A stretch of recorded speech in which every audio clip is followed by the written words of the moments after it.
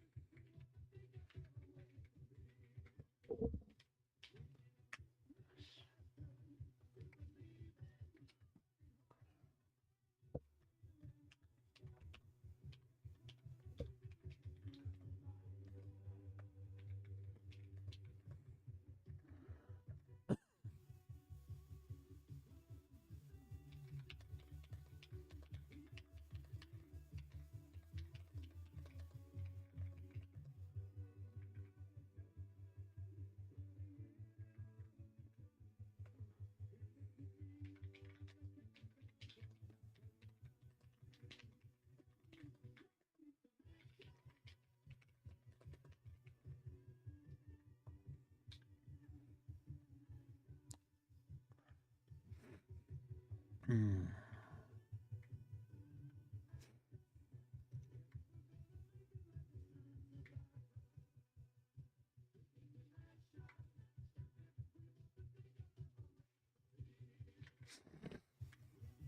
Hmm.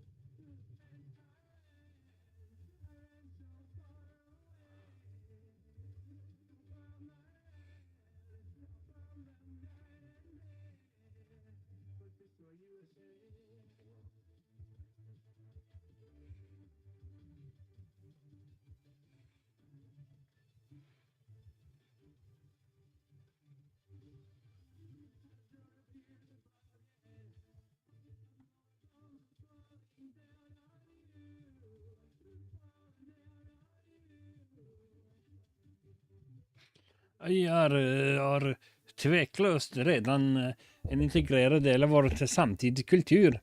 Stängt därifrån till att bli en del av samma konst. Årlag och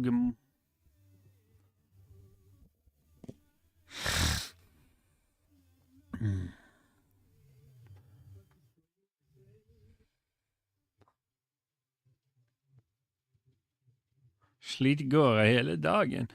Så at man cirka kommer hjem og scroller gjennom side efter side av islapp. Diskuterer med botter som man tror er mennesker. Mm.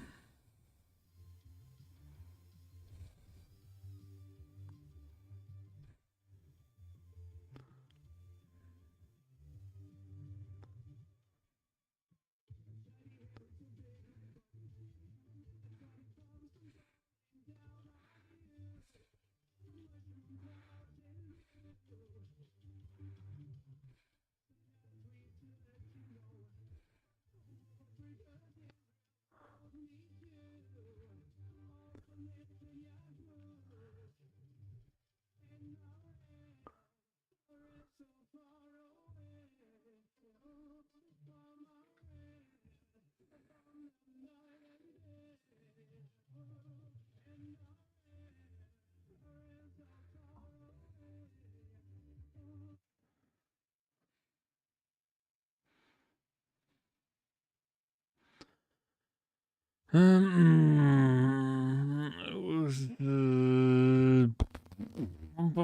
var det hen? Smith Colt single action.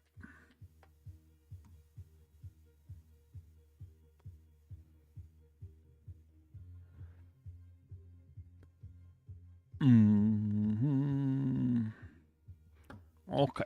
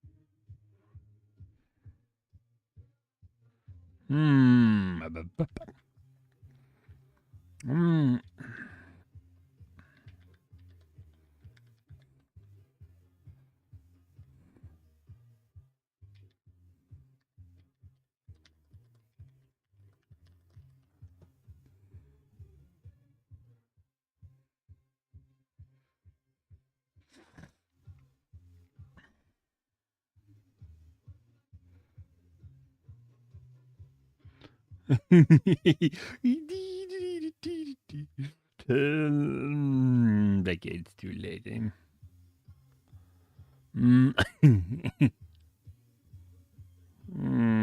we go. Let's just do something super silly here.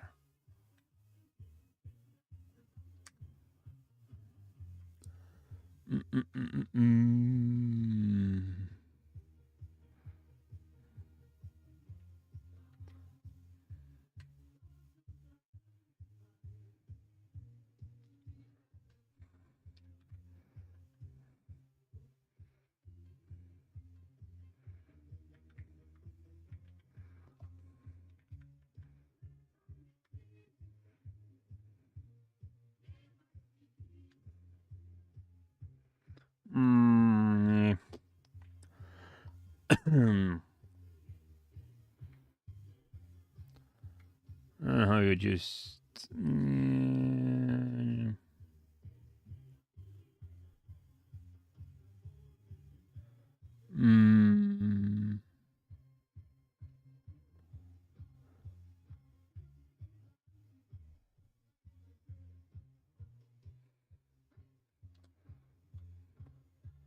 Ja, men for faen, det var ikke det jeg sa, din gnomkuk.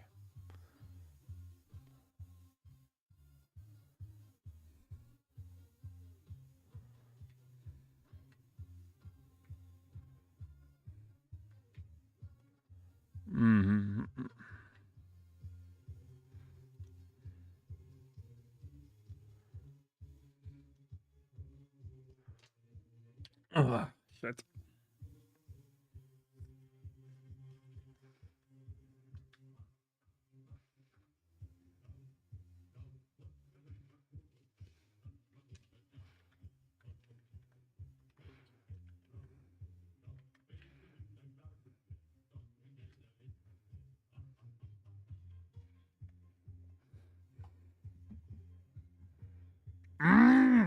God dang it.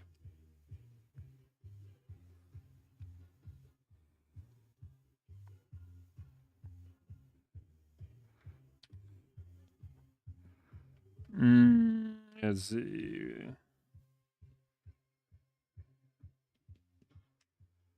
Anyways, we're gonna take this.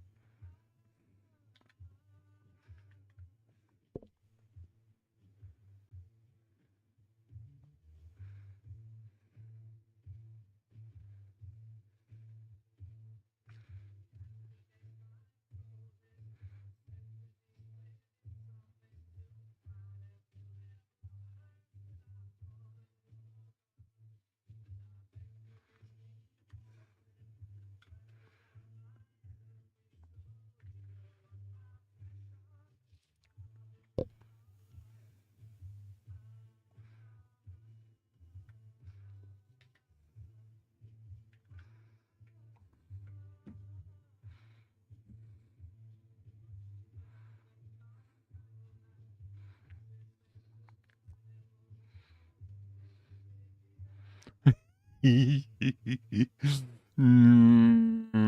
see. Can we get a good angle of his face? Yeah.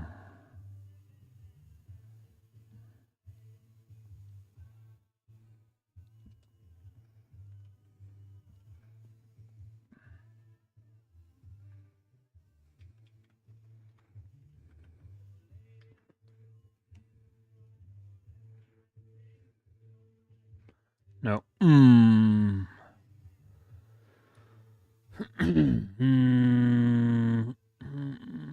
Let's see.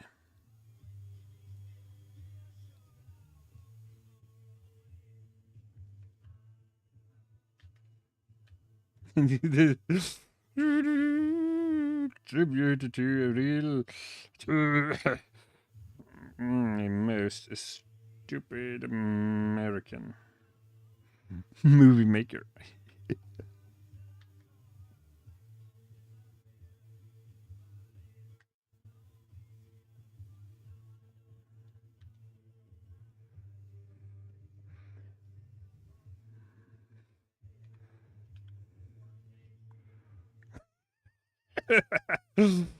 Oh God, this is so bad.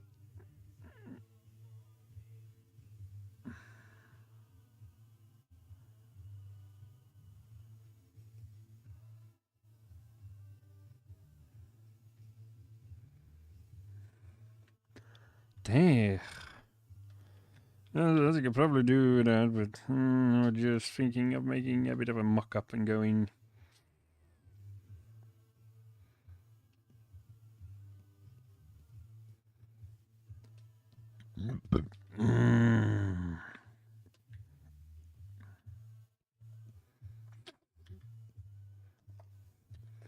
Mm, not firing on all linders.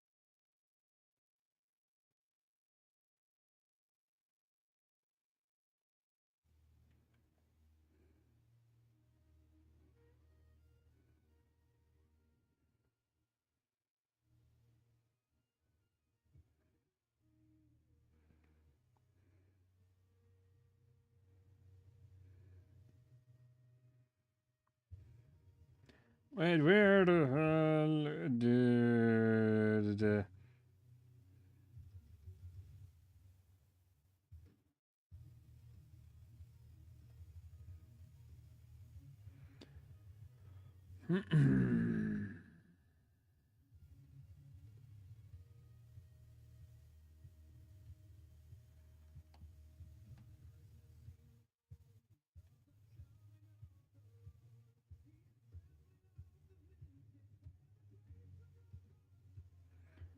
Textless alliance and text deduction?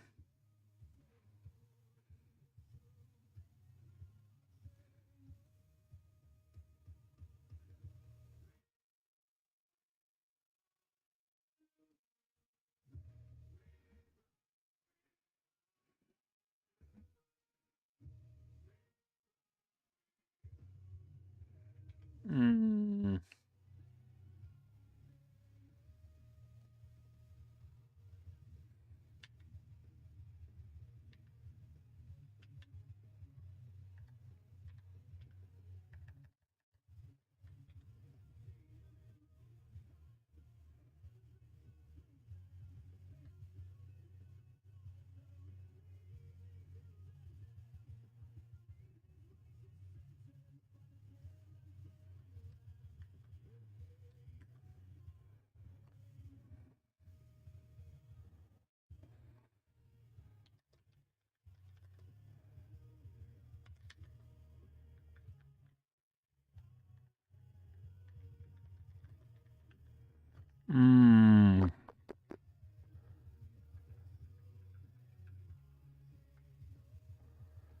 Mm.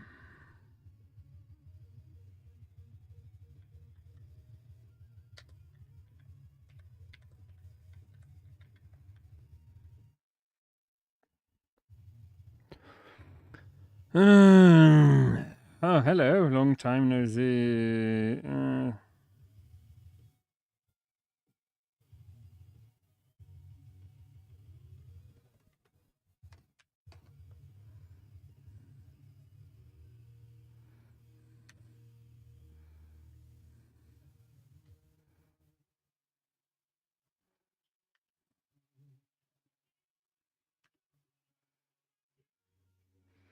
Let's see. Oh,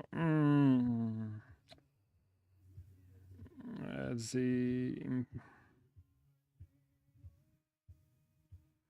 I'm just making terrible poster mock-up.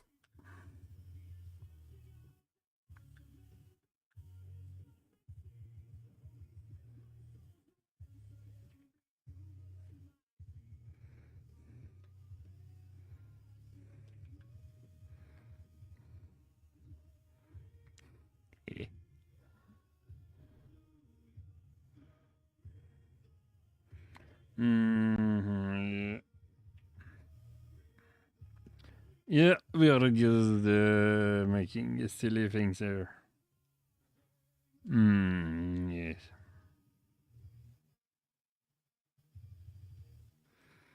I'm just making silly.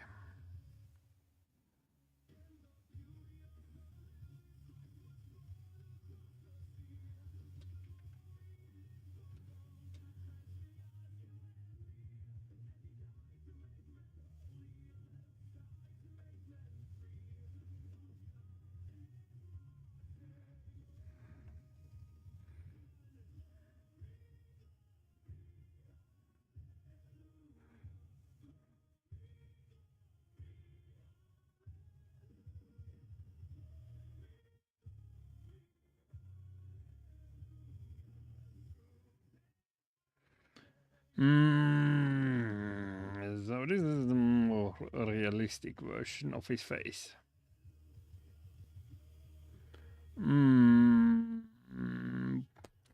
That's a bit too trace.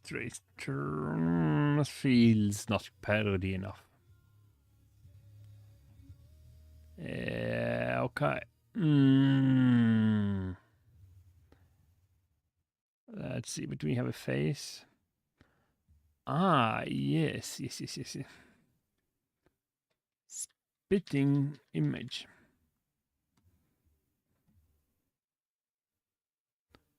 Mm.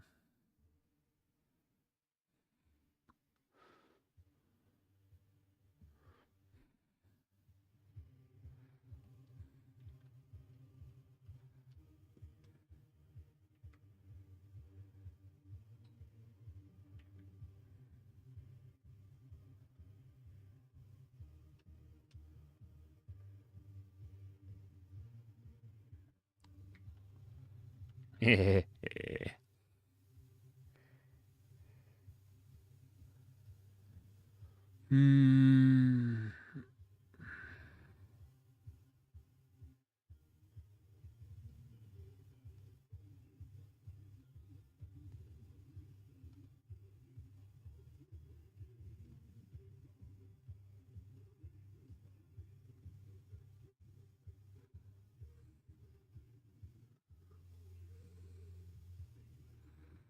Mm.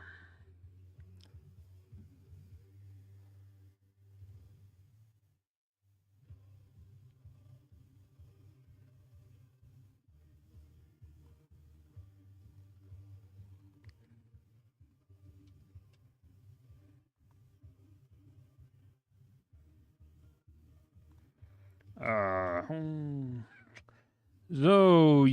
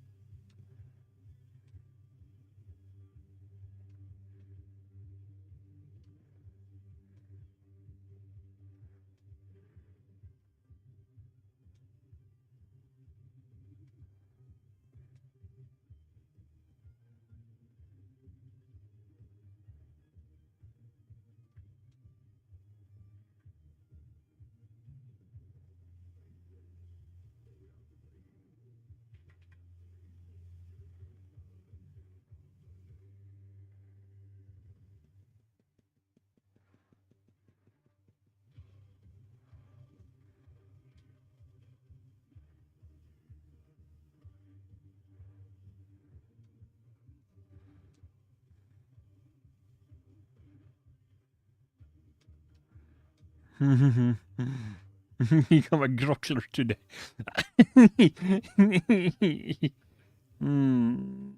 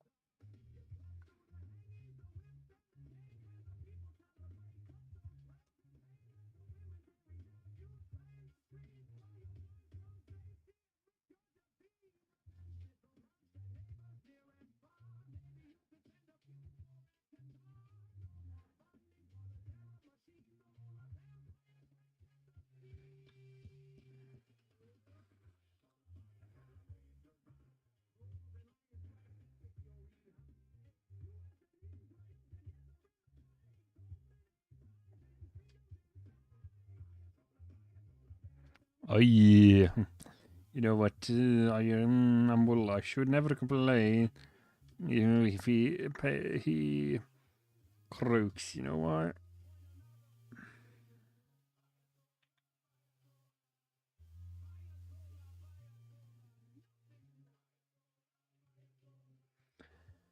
Yes, if he does, he has achieved greatest honor according to his fate.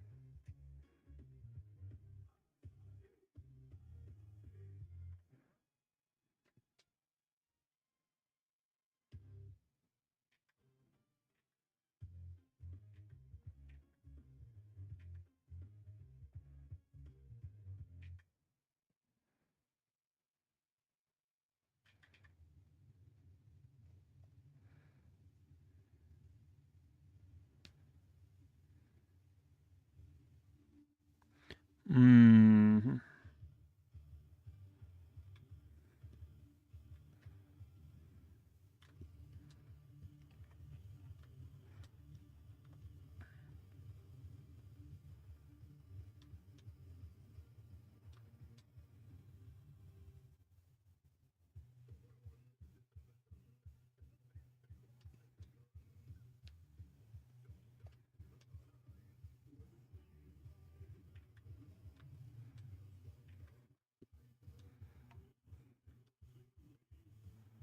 Right. Surefire.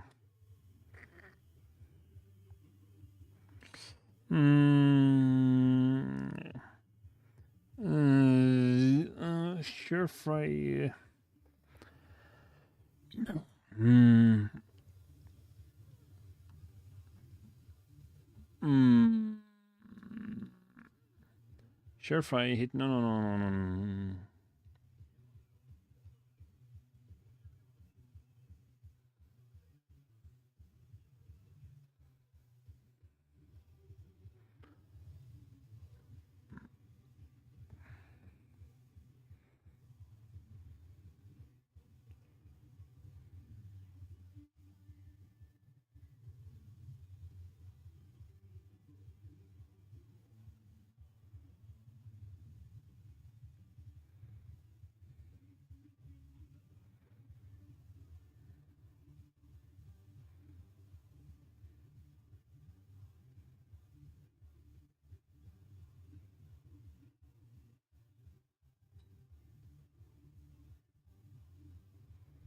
Mm, surefire. Mm,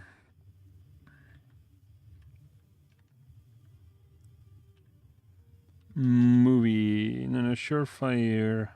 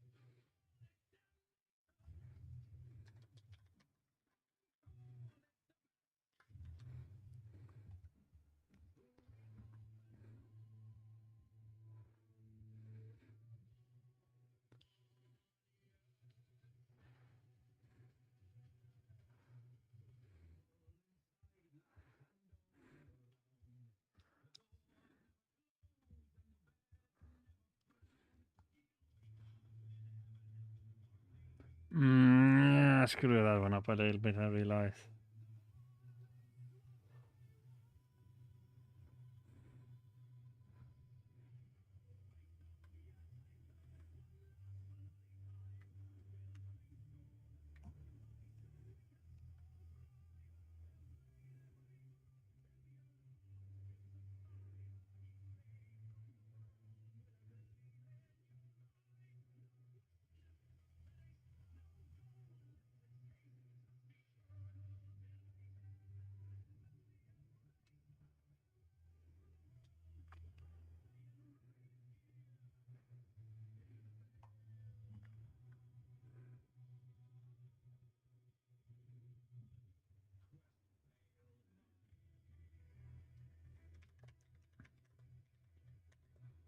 Mm.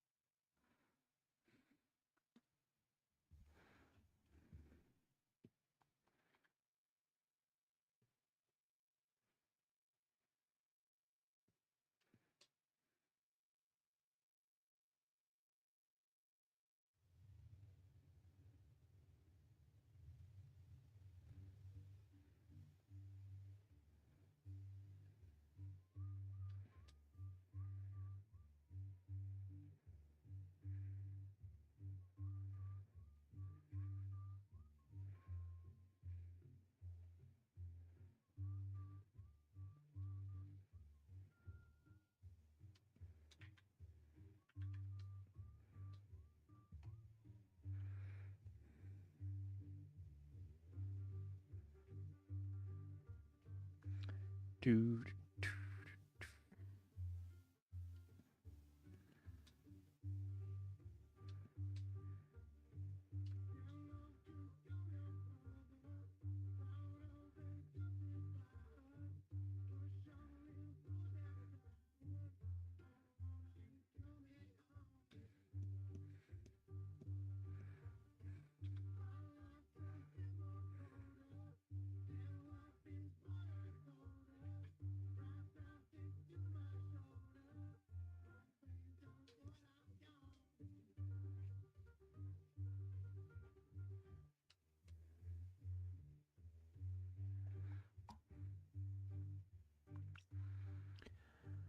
Hmm.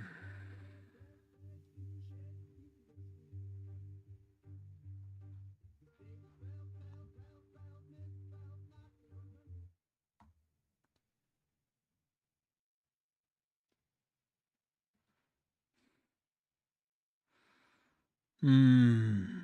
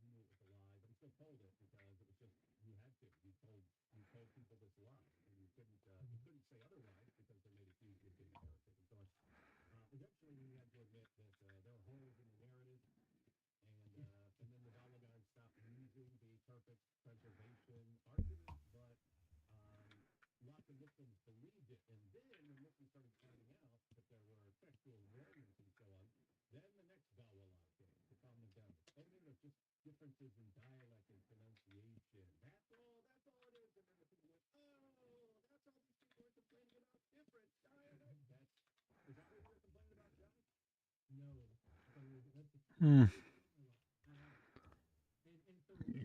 Mm.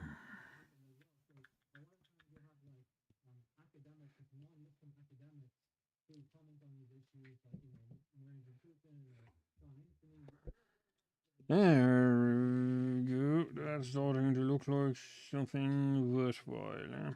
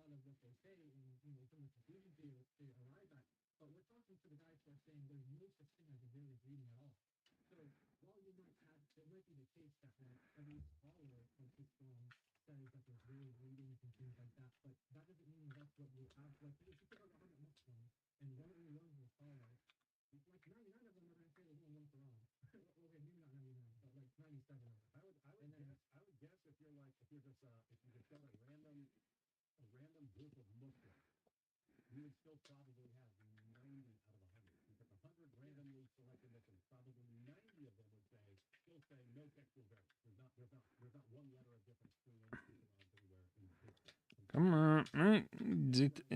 Keep hating. Hating to select the wrong tool.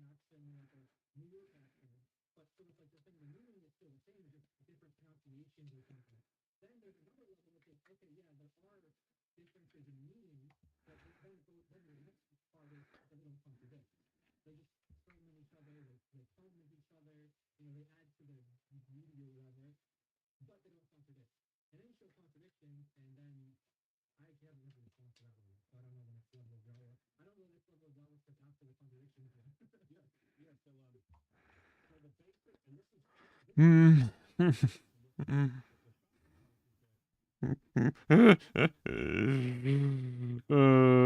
Yeah.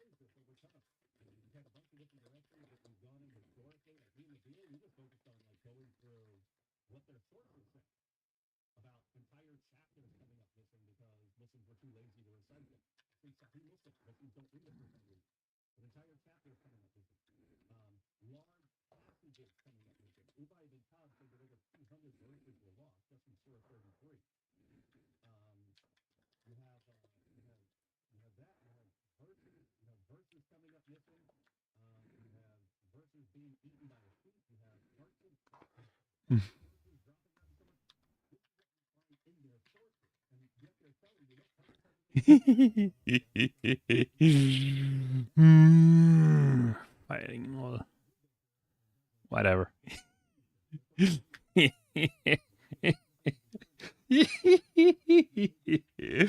Oh, it's so bad. So bad. No, no, it isn't. It's perfect.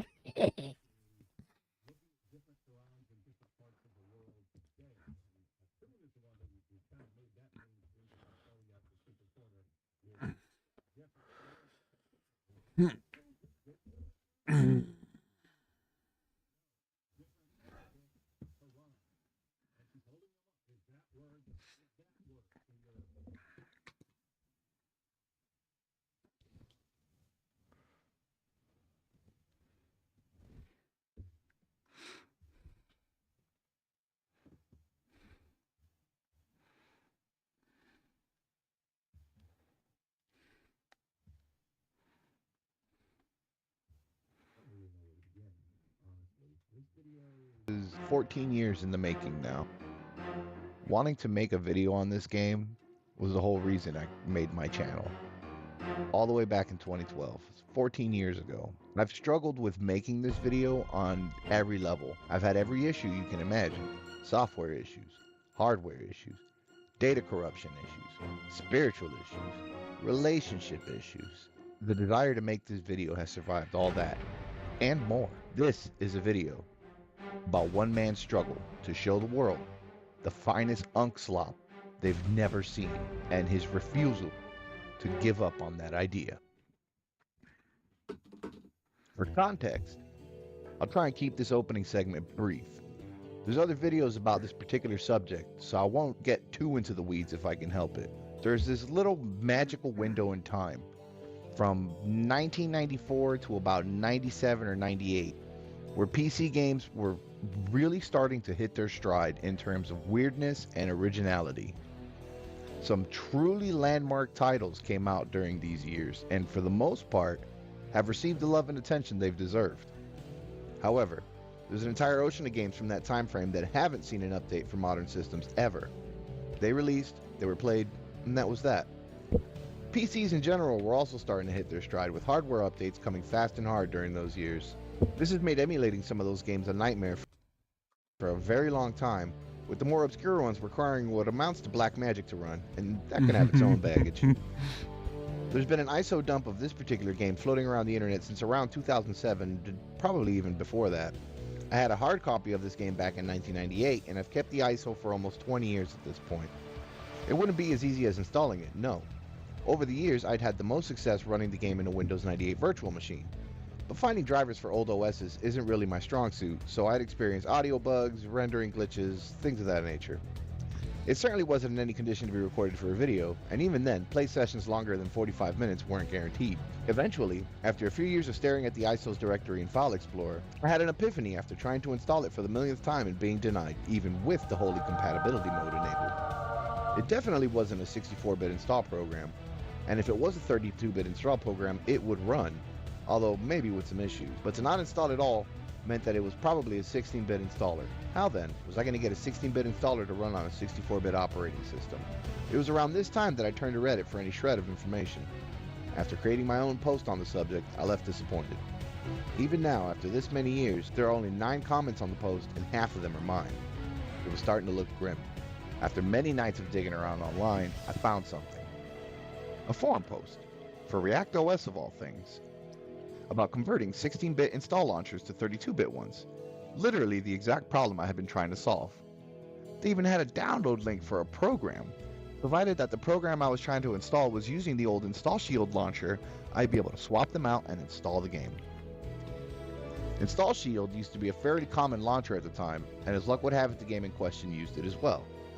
Quick swap later, and there I was, installing it to the C drive on a modern system, and this was around 2017 or so. If everything had gone well, I'd have made this video 8 years ago instead of now. Turns out that just installing a game originally made to run on less than a Pentium into your super ultra modern PC with absolutely no setup isn't exactly a recipe for a successful gaming sesh. Audio that was originally supposed to stream off the CD will skip, and after 2 or 3 times looping, will crash the game. And no, turning off the music doesn't actually stop the music, it just lowers the volume.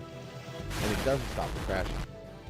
Since you didn't and can't alter the clock speed the game is now being forced to operate at, all the animations are now moving at ludicrous speed. Also, I hope you like audio cutting out 3/4 of the way through the sample, because that's clock speed affects that too. Like I said, no condition to be recorded and barely what I call playable, and quite frankly, this game deserves better. So this project more or less stayed on the shelf until the day I could iron all the kinks out. I've been keeping an eye on the ExoWin project, in particular because I'd hoped they'd solve the problems I'd been having. After finally getting my hands on ExoWin and with no small amount of anticipation, installed the copy of the game that came with the bundle I received.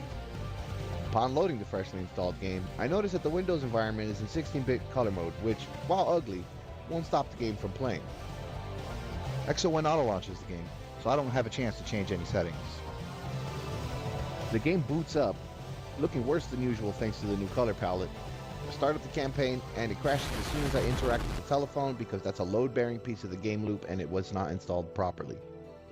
Exit to Windows, fix some of the color settings, reinstall, crashes again. Adjust some things, try it again, crashes. Now, it's been 14 years and more, so I wasn't about to let that stop me. Start digging around, find out that ExoWin failed to install the sprite folder properly, which may just be a corrupt data issue. So I just swapped the bundled ISO and ExoWin with my own copy of the ISO, reinstall it, and bada bing, now it's working like a charm. Time to finally play the game again. What game am I even talking about? I'm talking about an old game, older than Half-Life even. This is vintage Unk Slop. This game is actually obscure, and nowadays, that's not an easy feat. In an age where every quote-unquote unknown game has a slew of video essays done about them, it's been frustrating to sit on this for so long. I've seen a lot of creators with way more talent than myself covering titles adjacent to this one, and yet never touched this one, like a century egg. However, Much like a century egg, its time has come to be consumed. This is the game that got young Axelord into not only squad level strategy games, but also management sims as well. Before I ever played XCOM, I was clicking away at this game's maps, trying my best to understand why I was losing so bad. The game I'm talking about is the 1996 PC release from Random Games and New World Computing, Wages of War, The Business of Battle. A scrappy little game made by a scrappy little team, hoping to contend with its big brothers like Jagged Alliance and XCOM, two games which are still going strong and are widely loved by their fan bases. Meanwhile, Wages of War has sat off in the corner waiting for either mommy or daddy to remember its birthday, but that birthday gift never comes. I'm not going to sugarcoat it. Its legacy isn't as revered as those other two mentions for some good reason. All in all, it's not a perfect game. The interface is most definitely from 1996, which, depending on your preferences, can be a good or bad thing, I suppose. The game's soundtrack consists of a handful of appropriate-ish MIDI tunes that are less than 2 minutes long, and when each mission can last up to an hour and change, it quickly becomes a Noriega's Compound situation. So go ahead and try the music out for a little while and then turn it off. It's a shame, really, because the MIDI compositions are actually quite good. Some of them are downright bops. Doesn't change the fact that any fruit gets rotten after a while. Big shout out to the composer, Christopher Gregler, who I'll touch on more later near the end of the video. The mechanics and systems are poorly explained in the game, as in, not at all, and making heads or tails of it the first time can feel like trying to uncrack an egg. The combat can be extremely unforgiving, with your merc's weapons jamming or even breaking the first time you pull the trigger, sending stalker players into an uncontrollable frenzy. Even still, your merc can sprain an ankle completing the Herculean task of scooching to the left a little, giving the DayZ players that warm, fuzzy feeling they get when they drag their broken legs into an abandoned house to find a can of beans. By the way, you will be charged for that merc's broken ankle. You agreed to pay their medical expenses when you signed the contract. Beyond all that, however, lies something more. Like the leprechaun captain of a submarine, it's charming, engaging, a little deep, and wholly unique. Beyond all that lies the business of battle.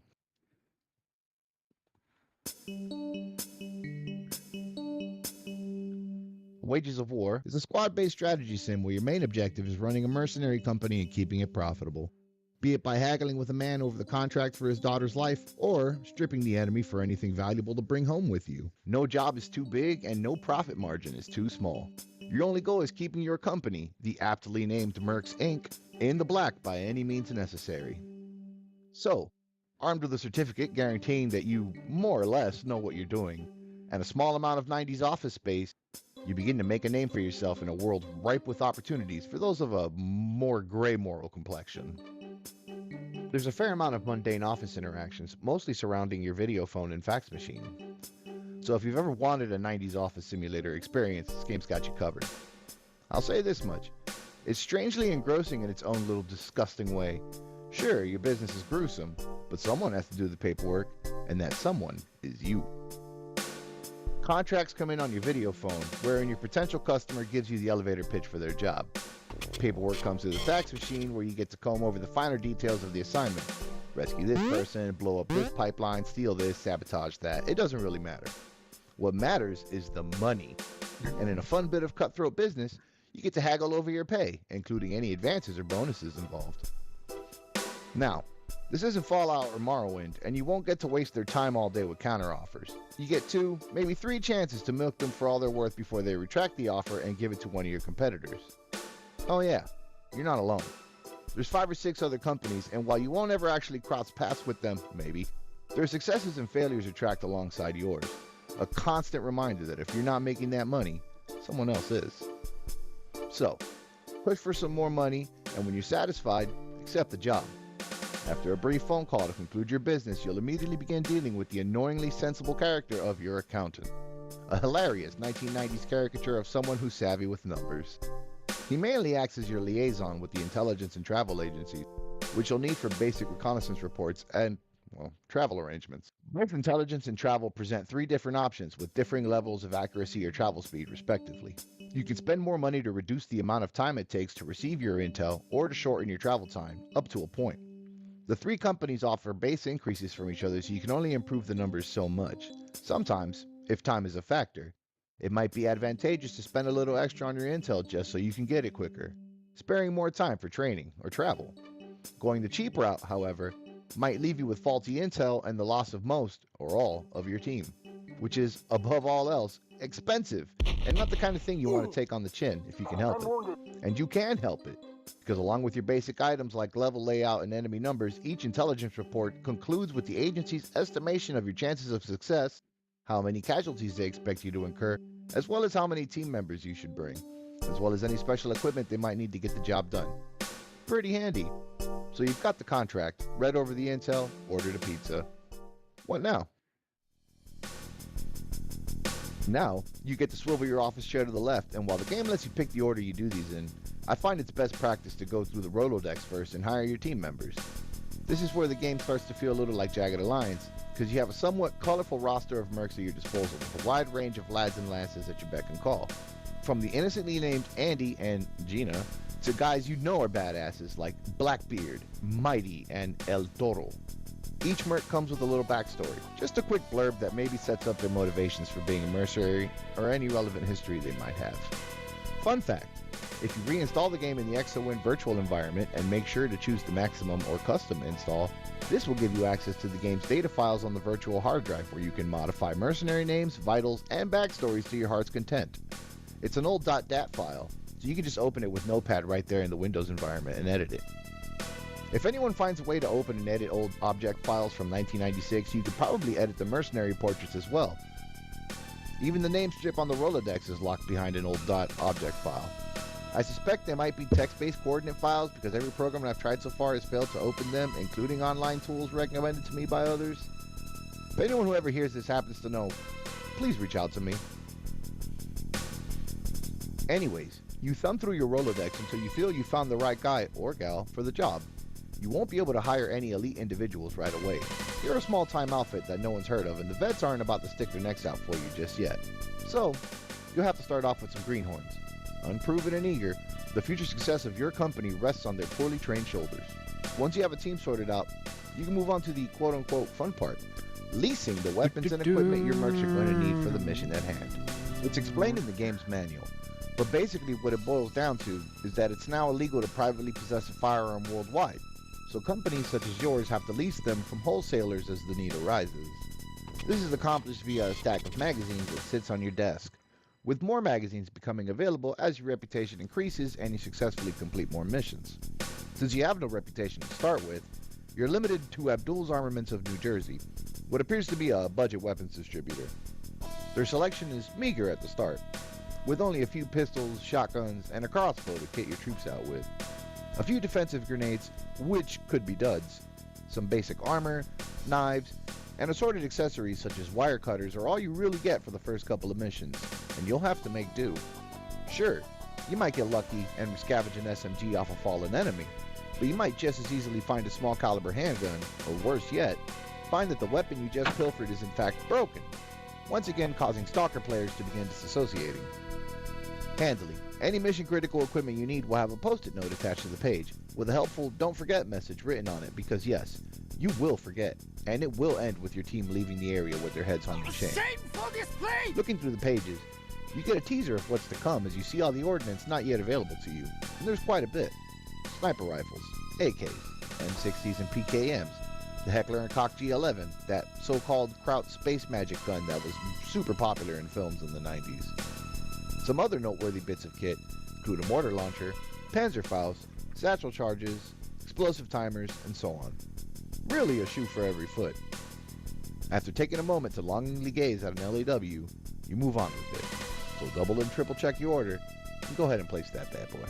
Time will pass, as it does, and eventually the silhouette of 8 beefy individuals will appear outside your office door. Perhaps it has something to do with that large rectangular crate suspiciously labeled armaments. Once you click on that crate, you're whisked over to the equipment screen. Once you've fully observed the zesty pose the paper doll is striking, you can begin to distribute your equipment amongst the team. Each merc has their own encumbrance stat, and this will affect their movement during the mission. So it's crucial to find the balance between having everything you need and staying mobile enough to keep your team more or less intact. Alternatively, You could load each merc down to the last available pound and watch as they slowly make their way up the battlefield like a squadron of battle turtles. Either way, it's your call how you choose to get them out. Once everyone is equipped with crossbows and pea shooters, you get the option to squeeze in some last-minute training for your team. Once again, you have 3 options: mission skills, technical skills, and weapon skills. You allocate how much time you'd like your team to train, and they go off and do it. What's neat is that they keep any skill improvements they make, meaning you can keep your Greenhorn squad and watch them evolve into elite badasses themselves, giving it that satisfying feeling of progression that comes with organic skill increases. Once they've finished up, there's really nothing left to do. Call your mother if you haven't already, and get ready to go off on your first mission.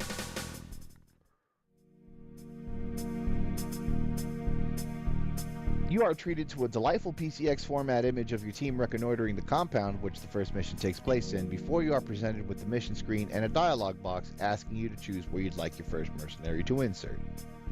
There are some pretty strict rules regarding where your team can deploy onto the map, and they vary from mission to mission.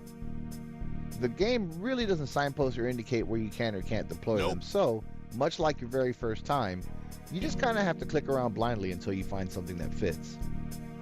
Once you discover where your team can actually insert, you can go ahead and figure out how to best approach the compound. It's got a fence all the way around it, and you'll need to get a merc up to the fence in order to cut your way through. So it'd probably be best to pick a spot that has ample cover and is hopefully out of the way of any wandering patrols. Pick a spot, remember not to bunch up your units, and proceed to start the mission proper. Immediately, you're hit with the sheer amount of information at the bottom of the screen. The UI is cumbersome. Kind of ugly. There's 100 buttons, and when you click, there's another bunch of buttons behind the submenu. Some that are grayed out, and some that aren't. Thankfully, they all seem to have icons on them, although some of the symbols are a little more esoteric than others. You have a window that displays the current merc statistics. Clicking that same window switches it to weather information, strangely enough. There's a little EKG, ECG representation of their current health, a drop-down window to change what weapon they have ready at the moment, a visual indicator of their weapon's available ammunition, a portrait of their face, and another drop-down menu that lets you switch between your available mercenaries. Upon clicking the portrait, it switches over to a silhouette, which allows you to see where any injuries they've sustained are located. All in all, a fair level of information and complexity. I've always personally loved seeing the little silhouette get bandaged up after being healed. It's such a little thing, but where they get injured matters. Some injuries are more severe than others, and the game reflects that accordingly. Sometimes a merc, after having their wound treated, will collapse or become incapacitated anyways, and you only realize it when it dawns on you that they haven't popped up in the turn rotation for a while. That's because they're in a coma behind that low stone wall, and it'd probably be best if someone got them out of there and evac them from the mission area. Just remember to turn around and come back after medevacing your wounded comrade.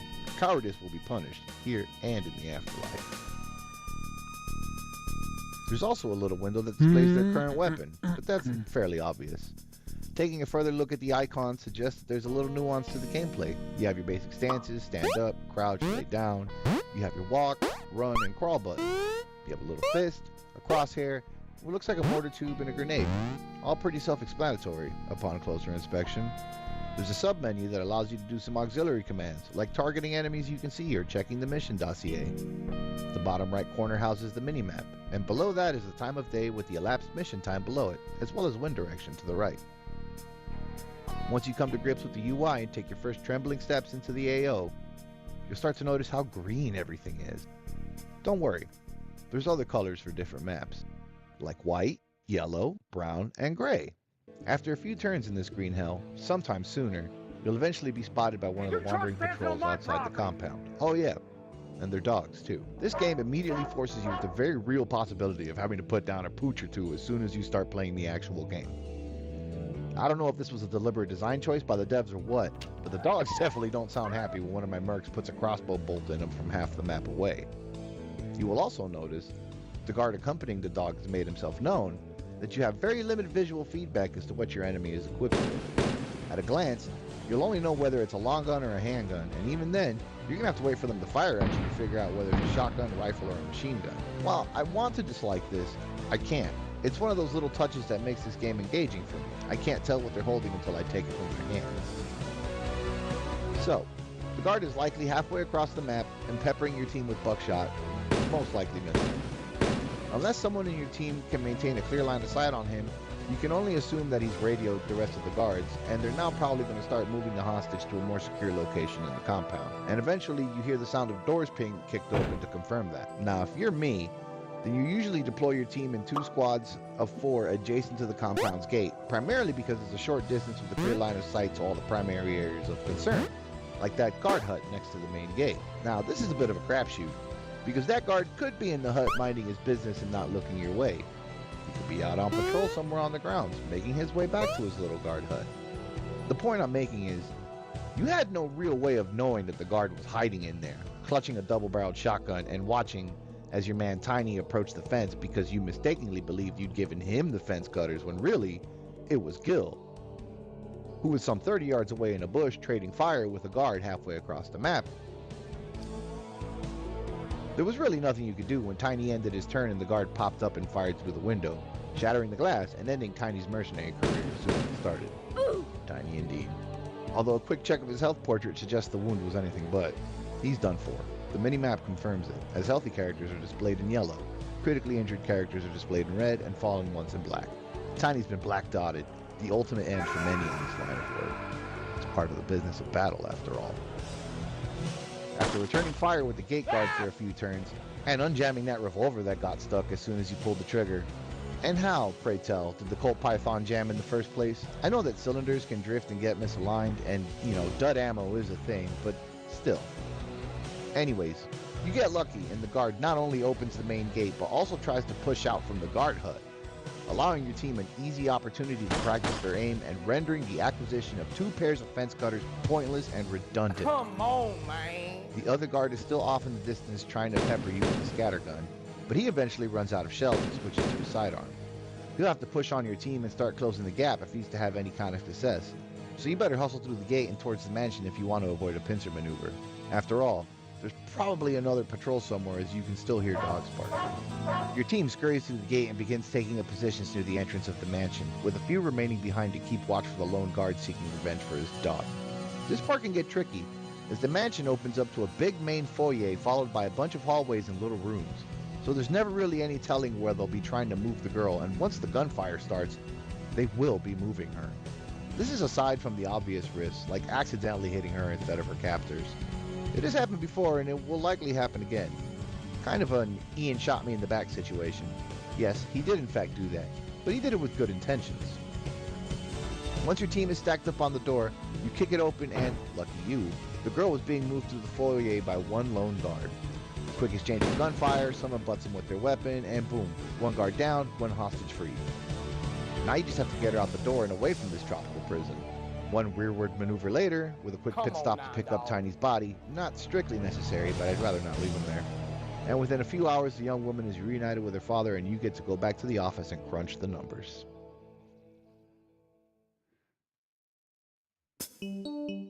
Once you're comfortably seated back in your office, you'll soon get a phone call from your accountant either congratulating you on your fiscal responsibility or condemning you for your reckless spending. Either way, they'll fax you his analysis and breakdown of the current monetary situation.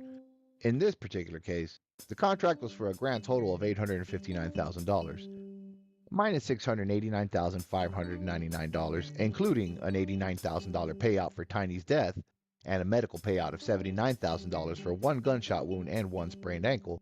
That makes your total profit a staggering $169,401. Wow. Well, not a momentous amount of money. Between our total net worth and our newly gained reputation, we're now ranked 2nd amongst the private military companies, so that's worth something. And, most importantly, our accountant didn't complain. I'd call that a success. This represents the core game loop of Wages of War. Accept contract, set up contract, execute contract, count up the pennies afterwards. The missions vary somewhat, with the very next mission being a search and destroy mission for a weapon stockpile, and the one after that a time-sensitive insertion into a radiated desert in search of a plane wreckage for a briefcase. But, at the end of it all, you're back at the office poring over an expense account that your unamused accountant faxed over to you in a rage. There's a strange and wonderful dichotomy on display here between the gritty and nasty world of executing these contracts and the logistical work that goes into making them happen. I think it's quaint that the game forces you to spend half your time in a 90s office simulator, watching as the fax machine slowly spits out your travel arrangements. The point-and-click interface of the office serves it well, and the lack of obvious menus keeps the actions taken therein nice and immersive, allowing that diegetic feeling of being an office drone in charge of a cadre of camouflage killers to really set in. Granted, it looks and plays like a 90s Windows game, but that has now come full circle to being representative of and strengthening that 90s aesthetic that so many games are desperately trying to recapture these days. This game simply just has it as a result of being what it is. Staying on the topic of the office and the point-and-click interfaces, I want to take a moment to discuss what I've learned about how the game works based off the available information in the game's folders. Interestingly, the entire office and most of its environs operate in the same exact manner as point-and-clicks of the era. There are the basic images of the office, phone, etc., which serve as the scene itself. Then, most likely underneath that image is a colored mask of the interacted areas of said image, which is what allows the mouse cursor's location to trigger the different names of the hotspots, as well as the relevant mouse clicks. I know this because this is exactly how this works in Adventure Game Studio, a program I've spent almost 15 years toying with. In AGS, you can use different colored masks to represent different areas of interaction in any given scene. I just think it's neat that they essentially had to develop two different game systems in parallel, albeit one is slightly more complex than the other. It's part of this game's scrappy charm for me. Back to the game loop. I quite enjoy the process. Some contracts are a little more demanding than others, having very specific weight requirements or weapons restrictions, providing a challenge and demanding flexibility in response to the constraints. Other contracts are more of a free-for-all, giving the player target-rich environments and occasionally even providing some weapons and equipment on the house, sometimes even good ones. I won't turn down a free MP5, and it's great for the budget. One pair of missions has you defending your HQ from an enemy attack, with the very next mission being your team counterattacking in response. Another still has your team paradropping in, leaving you with the task of regrouping your scattered and under-equipped team while getting them to their equipment canister, which has parachuted in alongside them. There are genuinely tense moments that arise organically, like your main bomb guy is down and now someone has to go collect the satchel charges and timer off his body while still taking fire and running low on ammo. These kinds of moments seem standard now, but in 1996 they really weren't. This game does a lot of things right, and when it all comes together, it's like a gelatinous cube. It will absorb you. However, there are some negatives I do want to briefly go over. I want to preface this by stating that I truly love the game, and these criticisms simply come from having played the game in its current state for as long as I have. That being said, let's get on with it. The game, in my estimation, gets away with a lot by being charming. I personally think the mission interface is dreadful, with the edge scrolling being particularly egregious. Good luck scrolling the map. I think the devs must have realized it was bad and didn't really have time to fix it. But thankfully there's a button that centers your view on the current merc, as well as a button to cycle through visible enemies. In addition, you can also left-click the minimap to position the camera accordingly. The UI is a little awkward. A right-click context menu, even an era-appropriate drop-down menu, would have alleviated some of the click fatigue that will eventually set in with the casual player. A lack of hotkeys exacerbates this even further. You must use the mouse to navigate the UI, and this invariably makes missions take longer than they need to. As a kid, I didn't know any better and had no qualms about playing games like this, Diablo, StarCraft, or Fallout with just a mouse. But now, as an adult, I got shit to do. I need this to move along just a little quicker than it currently does. A touch of customization would have gone a long way as well. Something that Jagged Alliance ended up getting right with its IMP system. The ability to customize all, or even one, of your mercs would have helped hook the player further, allowing for more personal stakes to be set.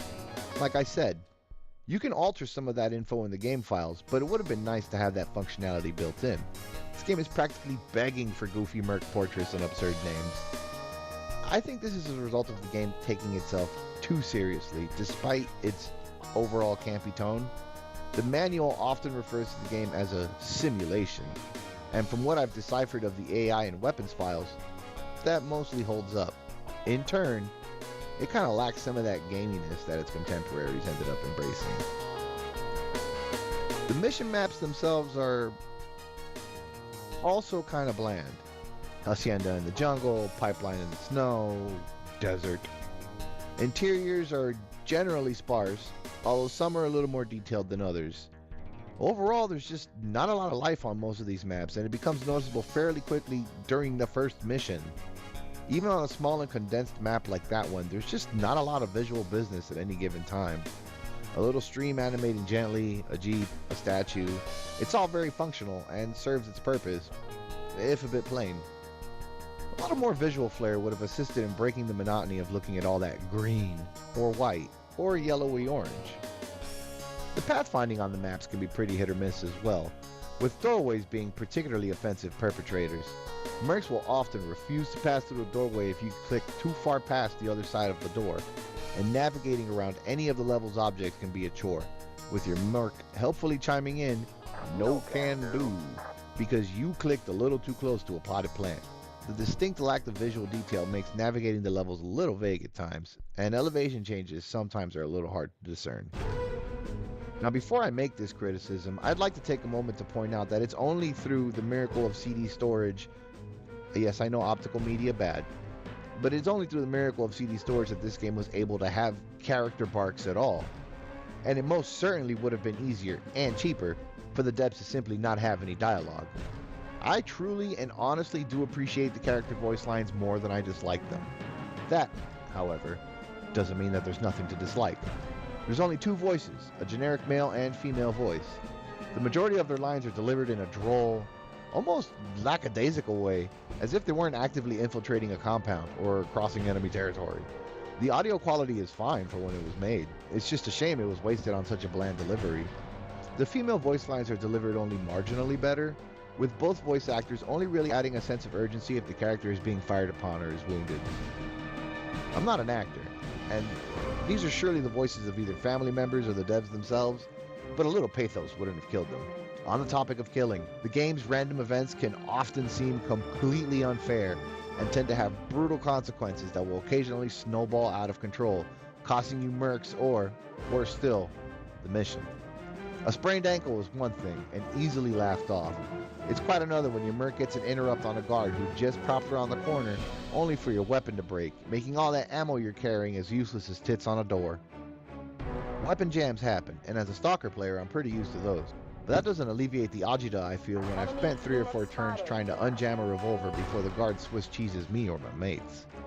Also, that sprained ankle needs immediate medical attention, otherwise it, spreads? This is part of the esoteric black magic that is the game's injury system.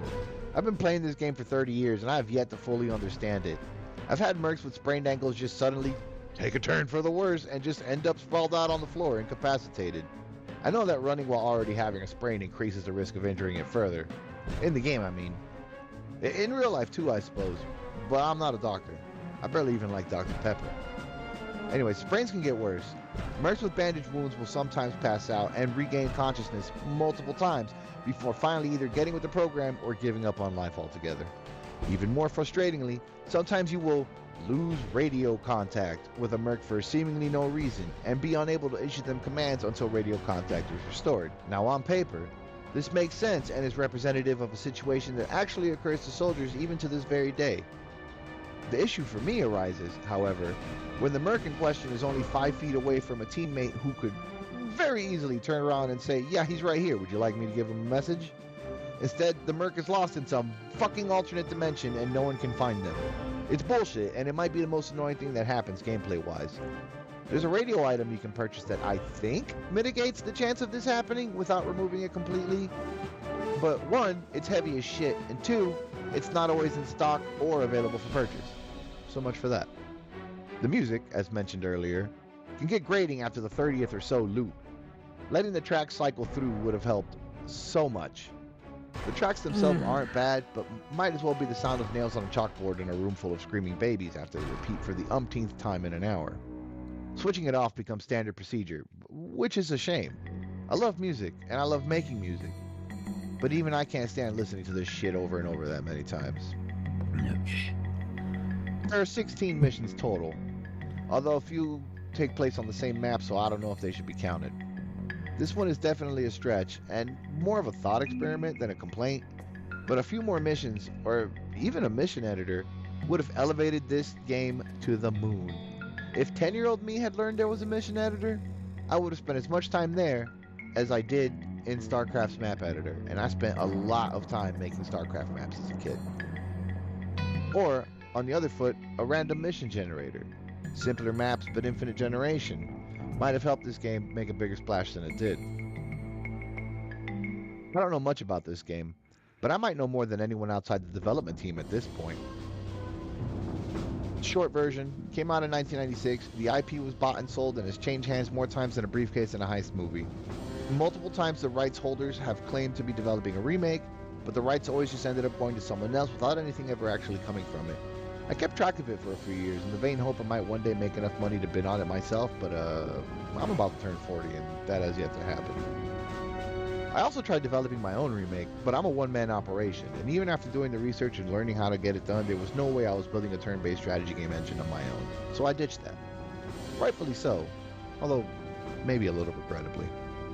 I think there's some genuinely compelling meat on these bones, and a medium-scale remake would serve this game wonderfully.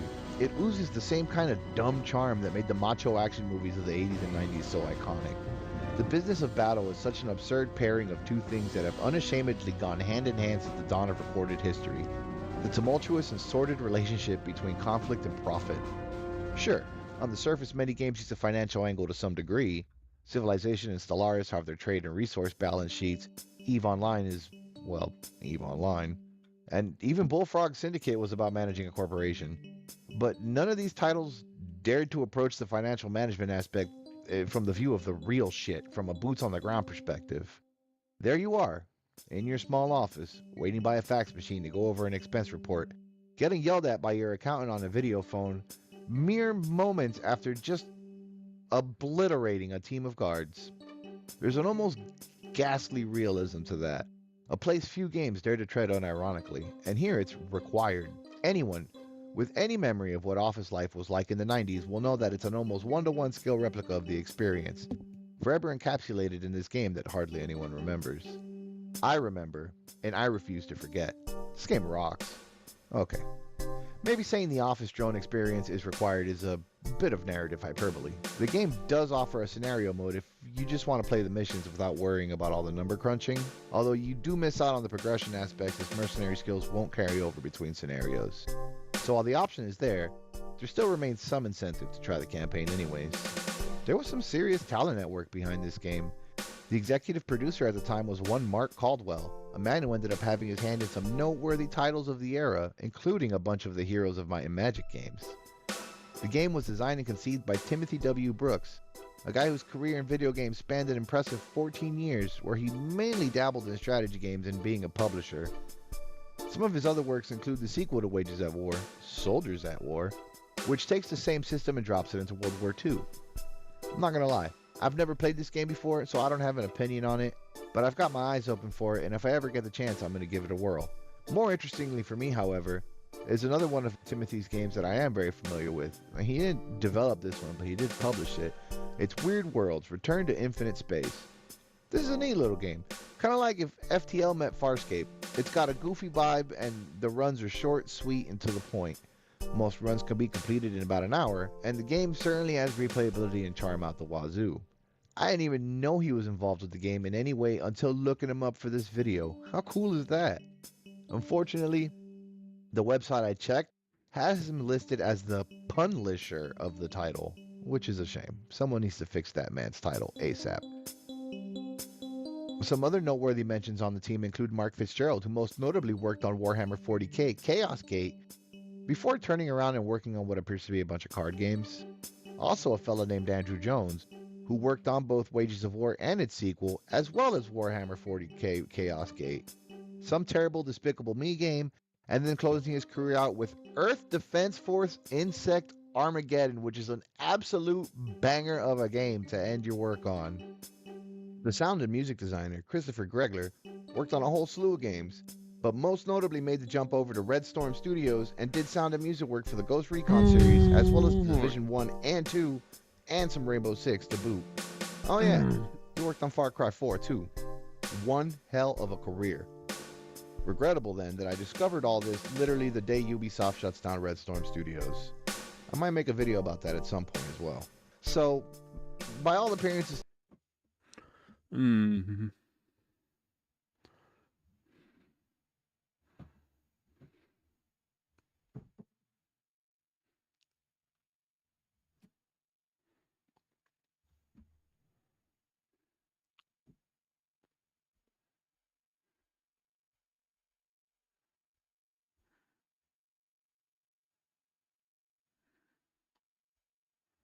I dropped my viewers into an open TTD world designed to fight them at every turn. There was oceans everywhere and mountains where you wanted the flat land. But there was one group of settings I didn't tell them about, and it turns every build decision into a bit of a problem. Hello there, Master Hellish here, and welcome to the Open TTD Viewers Game number 37. This is the Crossings and Cliffs game, and the goal is quite simple. Build a working network on this treacherous terrain.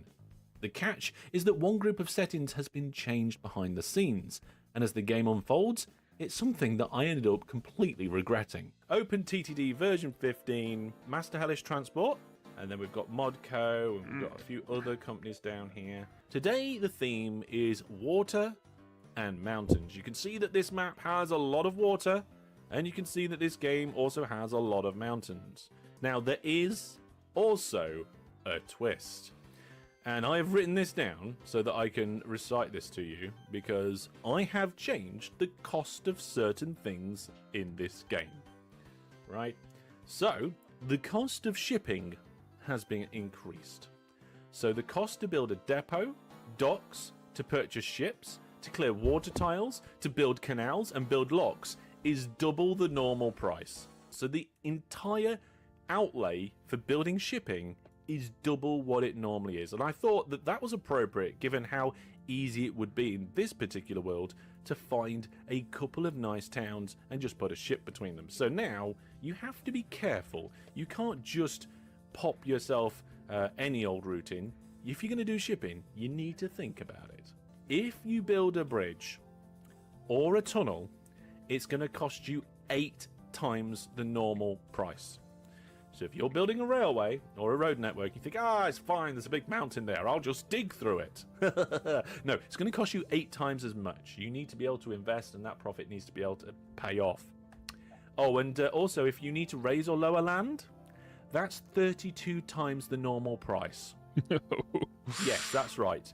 You can raise and lower land in this game, but it's probably a good idea not to, because it's going to cost you an absolute fortune. I'm just looking around the world for a relatively flat area to start with. I'm like, no landscaping, I guess. there is absolute. Oh yeah, How landscaping. much is a bridge? Oh, Yeah, how much is the bridge? it's not that bad actually for a bad Ooh. bridge. Yeah, no, but not yeah, right it's now. a terrible bridge. It's going to be difficult for starting money, isn't it?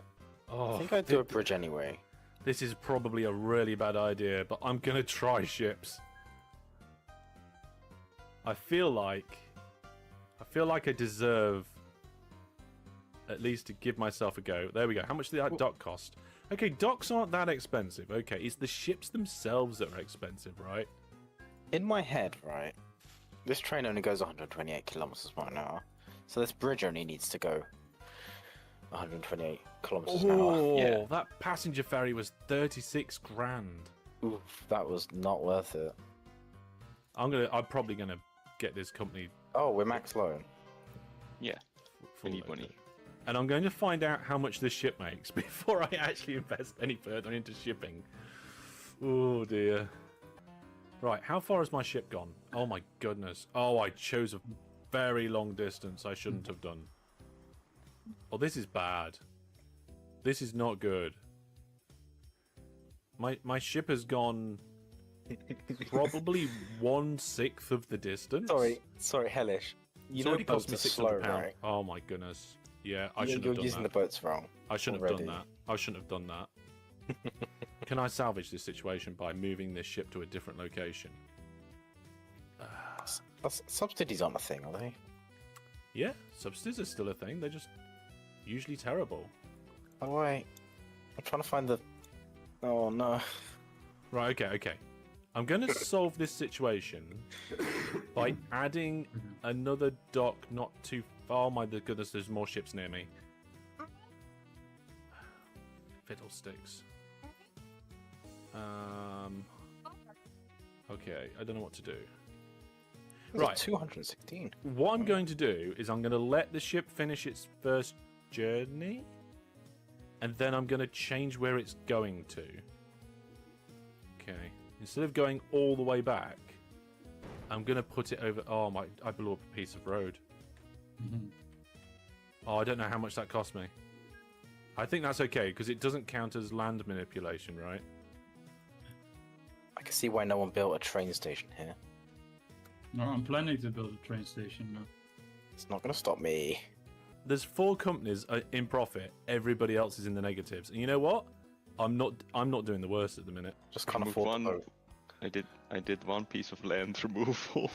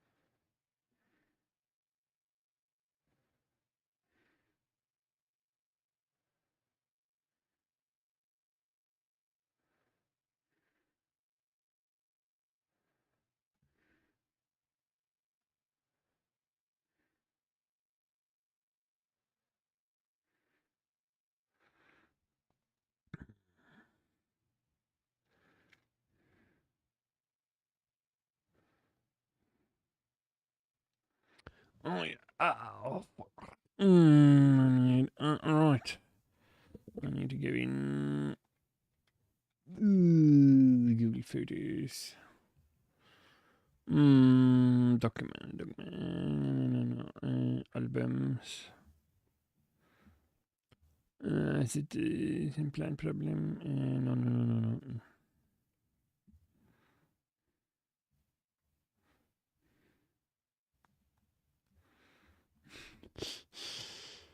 Yeah.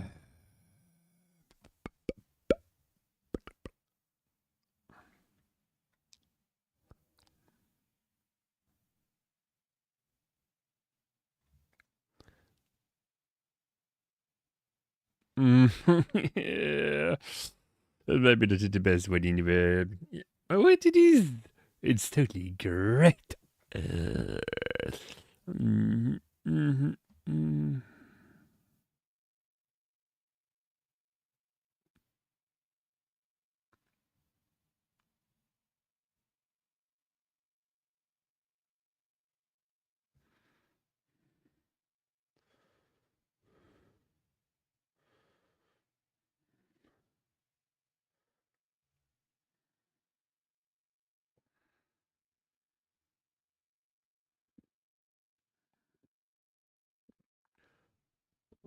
Oh.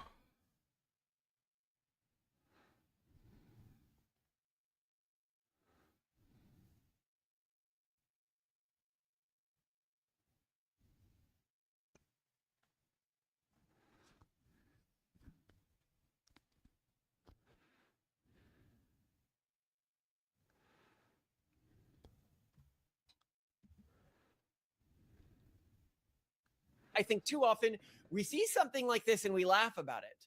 And what we don't see are just so cringe, they're a little painful to watch, I'm going to be honest. Hi, Akua from Pong, pronouns she, her, Whippy, Ontario. I would like to echo the sentiments of my friend Robert here.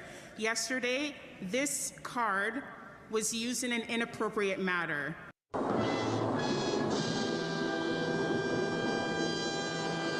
And while I understand in Ontario we note this as equity, even if that, this was also used inappropriately in terms of gender. I want everyone to be mindful that these cards for individuals like myself who identify as a Black woman have no value outside of this space. Hey, look at that! Look at that! No shit! Many of us are living in the most oppressive conservative governments across this country. I am from Ontario. A lot of you are dealing with this in places like Alberta as well as Saskatchewan. To abuse the privilege of this card means that we don't allow individuals like myself with intersections that have been used for unpaid labor to build this party. That means that they go unnoticed and that they are disrespected. I want people to be mindful of what this card means as we continue convention. It's not enough to say that we believe in gender equity, and it's not enough to say that we are intersexual and value social justice if we do not model that behavior inside and outside of this space. Thank you. But putting up these various colored cards that represent specific social grievances, whether it's, being Black or trans and Black, or, Native, or et cetera, et cetera, et cetera. And basically getting upset that people with other cards are getting to speak before them, or their card isn't being given enough import. There's a point. Let's hear the point on microphone 1. I'm sorry, just real quick, point of personal privilege. I understand there's very little time and for delegates to speak, but early on the mic, it's hard as a racialized and transgender delegate to sometimes use this card and speak up, speak to somebody in front of me in line and ask, hey, this pertains to multiple intersecting parts of my lived experience. I'd like to speak. I was rejected when I talked, and it's frustrating when these are my rights being directly under attack right now in Alberta, and that a cisgender woman had spoken over me. And I understand her rights are important too. This pertains to her too, but I don't know. I hope that in the future the federal NDP will also have a broader interpretation of the equity cards for speakers. That's all. Thank you. I will invite delegates to assist me in better using the card by forming a straight line behind the microphone with a prominently displayed equity card. If I see speakers ahead of you who are not holding a card prominently, it would be wrong of me to guess about their gender identity, and I will come to you. This applies so far, according to your rules, for gender identities other than a dude. And so I saw this, and a bunch of people were making fun of it on the surface level, and I was like, well, okay, I agree that it's funny, but what's actually going on here? Like, how is this system developed? How is it actually supposed to work? What was the intended hierarchy of the cards? Who decided this hierarchy? Did any of them storm out of the room yelling at people? Well, and I would say it wasn't just the cards and the points of privilege. There was also an issue with they wanted to give plenty of airtime, or at least a pathway for people to express grievances or request for adjustments based on their disabilities. For example, people being like, I have a sensory issue, or the translation device doesn't work very well for me. And so because they decided to, I guess, formalize a means of complaining that into public space, and allowing for like their disabilities to be heard, they kind of demonstrated why maybe it's better to not care. To not allow these people anywhere near positions of power? Yeah. Yes, they did. Because you can't get anything done. If you have to hear every single stupid complaint, if you have to accommodate everyone's sensitivities, nothing gets done. Hilariously, by the way, this was about electing somebody, and they ended up electing a white guy. They did not. No, are you serious? They did. Yeah. Oh. They elected a white guy. With over 50% of the vote, too. 53%. Really? Point of privilege. Point of privilege, right? So, but I also then wanted to go into, so we're going to go over it for this event. Then what we're going to do is look at the recent history of this stuff. Like, have other events done stuff like this? Have any of them done it worse? Have any of them done it better? Did any of them have clearer delineations between the various discriminated groups for which ones are at the top and which ones are at the bottom? So dystopian. Like, I'm so glad I'm a Delta. I'm so glad I'm an Alpha. Like, I go to my little place and I have my square piece of paper that indicates my status. And like, is this not some kind of sci-fi dystopia? Well, what was even worse about it is the vast majority of the time, it just seemed like people excited to show off whatever their quote unquote point of privilege was, and then make a complaint like this device isn't perfect for my sensory issues, instead of actually say something that contributed to whatever was going on at the event, right? Like, it sounds terrifyingly bad to be around. But okay, so what happened? I'm going to start with the big strokes for people who just want to, because anyway, if you watch our videos and you're like, your videos are too long, right? Our videos are structured so that you can get most of the takeaway of the video in the first 10 to 15 minutes. And then after that, we're just sort of exploring the topic deeper, riffing, talking about family stuff. But I want to try to get the core ideas out there at the beginning to not waste your time so that you can easily hop off if you want to. But what happened is going into this conference, it had been established that there would be a points of privilege card, but only for women. Okay? This was only supposed to be a system for women. It was yellow cards that were officially there for women. And the way it worked is it wasn't like women or people who presented enough like women were given a card as they walked in or something like that. There were just piles of cards that any woman could take whenever she felt like taking one and pick up and use to move ahead in the line for speaker positions or to draw particular attention to themselves during a conversation. Okay. Now, what happened is other people at the event saw women using these and they thought it looked really cool, right? Like the moment they're like, oh, that's so neat. So you can just take one of these cards and then complain about how you're discriminated against. You could just skip lines. Why doesn't my group get to skip lines, right? And so the other cards that you saw were actually made up by other people at the event, and they began to make their own Wait, card. did they like go run to some kind of printer paper store and purchase colored stock paper and just Yes, that is no, exactly what are you they did. serious? No, that cannot. Oh my And god. then they started putting out their special stock paper. Can you imagine the confusion of like the Kinkos or the Office Depot or whatever that was like apparently right next to the convention center? All these weirdly dressed people start showing up and buying bright colored paper with great excitement and what? I get to go be more impressed. So why are people suddenly buying all of our colored paper? And then what made it even worse is at the Ontario voting thing, which was like a sub-voting thing of this, and we don't have a lot of information on what went on in the Ontario one. Okay. There had been points of privilege cards for ethnicities, LGBT, Indigenous, etc. So they, as soon as they saw other people doing this, they're like, oh, this is just like what we did like back at our convention, right? So they immediately were like, oh, let's get into this. Like, let's make it happen. Let's force this to happen. And of course, it graded on every, well, now trans man when they saw a woman holding up one of these cards. It graded on Black people that they couldn't also have a Black card. It graded on, so used to everything being about whatever their particular disability or privilege is the moment they saw. And this is important for us to note and remember on the right, because on the right, I think too often we see something like this and we laugh about it. And what we don't see is, oh, that's a trap that we can lay out in the future. All you need to do to create the cascade is to allow for one subgroup. And this is the key. And we'll talk about how you make this work and how you don't make this trap work.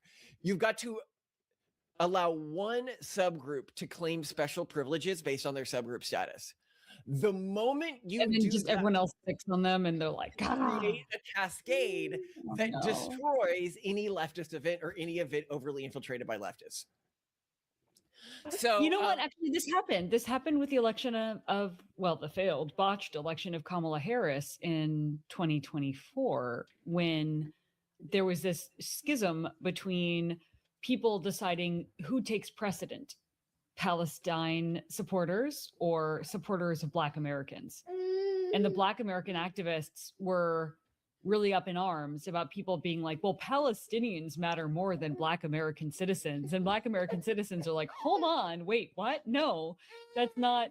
Well, we'll that's not actually right. get to this because when I tried to find, are there any like times when they have established an official ranking of who is the most discriminated to the least discriminated? Oh, like a leaderboard. There needs to be a website for this, like where you can see the rankings change. Well, no. This is another key to getting progressives is getting them to establish these, because typically what they do. So first, I guess I'll give away part of the reveal here. One of the ways that progressives avoid exactly this, what happened at this event, from happening, and this happened at like the Wall Street protests or Occupy Wall Street, stuff like that, right? Is they did something called a progressive pitch system or something like that.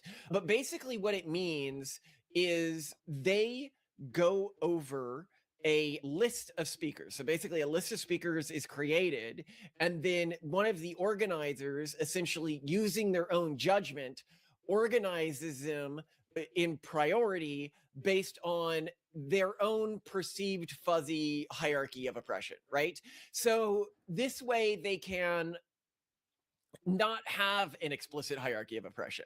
Like a big game in progressive spaces is avoiding creating an explicit hierarchy of oppression, because as soon as you create the hierarchy of oppression, groups that thought that they were on the top before, like what happened with the Palestinians versus the Blacks, end up realizing that for most of the rest of the movement, they're not actually on the top, and they try to exit.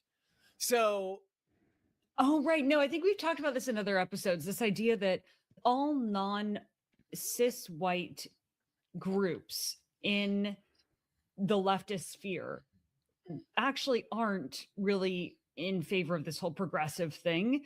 They're really minority interest groups who believe that they're at the top of the hierarchy of privilege. Yes. So as soon as they have reason to believe that they actually aren't given precedent in, like priority treatment in this world, that they're not at the very top, well then, because they're an ethnic or identity supremacist group, they will leave that collective. And yes. And this is the key to winning as a conservative, is you have to, people have seen that we do this with like our videos, like the viral, Telemundo interview about like, do genes make Black people Black? Like that you have to trick them into destroying themselves. Going after them is not the best strategy, right? It makes it look like you use their momentum against you. Yeah, where they take an insane perspective, but one that is, with enough shiblets to hide that it's an insane perspective, right? One of the keys is to shiblets, Malcolm. Shiblets. What did I call them? Shitlets or something? Shibboleths. Whatever you want to call it, sweetheart. I don't speak Jew. I don't speak your Jew tongue knows words that mine cannot pronounce. I'm an American. I'm not even gonna just carry on. Shiblets. Go on. Okay. You're so sweet. I really like you. Anyway, so the trick here that this will reveal as we go through this is trick them into agreeing to create an official hierarchy of oppression, which can be done by giving a right to one group that other groups don't have. And then you create a free-for-all where all the groups want to have this right. And what the organization ended up doing, like at the end of the day, is every one of the points of oppression that you could have mattered equally, right? And you couldn't like double up points of oppression to get transsectional identities, right? Because then people would just carry around like 5. I mean, I'm sure many did, right? But they all can bump you up one space in the talking order, right? Okay, so people thought that maybe they could layer them, but you can't layer them. As far as I understand, no, you couldn't. So this basically just meant that white straight men were at a disadvantage and everyone else had the equal advantage, right? But nobody else wanted that, right? Like they don't actually want a system where, because as soon as you do that, it becomes really clear. It's like, oh, so this is just a system that disproportionately targets white straight men, right? Like that's the point of the system, to disadvantage one fairly narrow group, right? Within a community like that, especially, right? So that's how you win. Okay. But I want to get back to, and what's really cool is actually the system that the points of the progressive pitch system is what it's called, to hide this, which is to have one person or a small committee do it behind closed doors, order people. So people don't really know how the ordering was done. So it's like college admissions where you submit your application, it sort of falls behind this curtain. Decisions are made. You are told that they're made properly, and then you have to accept the authorities' response. Yes. And in these, they often take into account transactional things where it's like, oh, you're like gay and black and Muslim, go to the front of the line, sir. Anyway, it's like that 30 Rock where he sees his competitor in a black guy in a wheelchair, and he's just like, even back then they knew what was up. But when one group, and we'll go into the group that did this at a bit later, did delineate the hierarchy of oppression, they only did it ethnically, and it already has a lot of problems, which was they put blacks at the top, then indigenous, which, I mean, if I was indigenous, I'd have a bone to pick with that particular framing. Yeah, how are the indigenous people doing right now? Yeah, the ones that are indigenous people have been significantly more screwed by history than black. I'm just sorry, like Some base campers have argued actually that they're functionally extinct, just sort of given like if we define that's them. how they got screwed. Yeah. Are they screwed if they exist anymore? If you happen to be indigenous in any sort of authentic sense, which most people, I mean, I think one of the arguments he made was that none even dream in their native languages anymore, and so that's kind of like. But there are at least some people who are genetically thoroughly indigenous still. Not many, but some. They, because they are functionally extinct at this point, have the greatest oppression card out there, right? And not just that, but their communities are, where they do exist, usually incredibly poor because of intergenerational handouts. Now, it is their privilege that caused their poverty. As we said, there's nothing you could do that would permanently destroy black communities more than giving out reparations. Look at any of the large studies like the Sam Altman study on government handouts. Just go watch our video on universal basic income. Yeah, UBI. It destroys communities. We have 2 videos where we talk about it in that context, and the one where we talk about it in the context of Native American settlements and what it does if you leave it intergenerationally, and it leads to things like 25-30% unemployment, like 45% opioid addiction rates. People need struggle in their life, right? And capitalism actually works towards preserving mental health. And if you disagree with this, look at the rates of drunkenness in Soviet Union states, right? Like they were way worse than in capitalist states, right? Any drug that they could get their hands on in the Soviet Union, they were over consuming. So yeah, no, everywhere we have tried communism, it has led to these sorts of problems. Well, it's even just like look at Nepo babies who've grown up in excess too.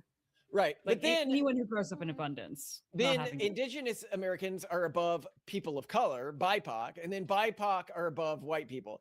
But even there, like I think some Wait, when do you cease to become black and become a person of color though, too? Because like what if you're mixed race? Or what if you're like a Latino, people and black? of color means white people who claim to be people of color. I think everybody who's got a drop that could claim to be black in this system is going to claim to be black, and then people of color is white European Latinos. You know it, I know it, come on. But let's get into this, right? There was an article that covered the event that I think did a pretty good job of it in the National Post, how the NDP's equity cards turned the convention into a circus. Canada's new Democratic Party, NPD, held a convention and elected their new leader, Avi Lewis, over 3 days last weekend. The convention made the NDP famous, perhaps infamous is more like it, and drew attention from across the world.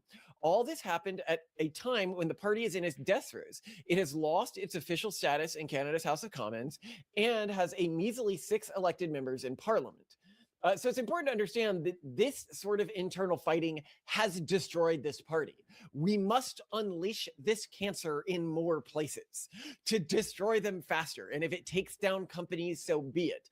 The more we can spread the inevitable result of this particular disease, the better.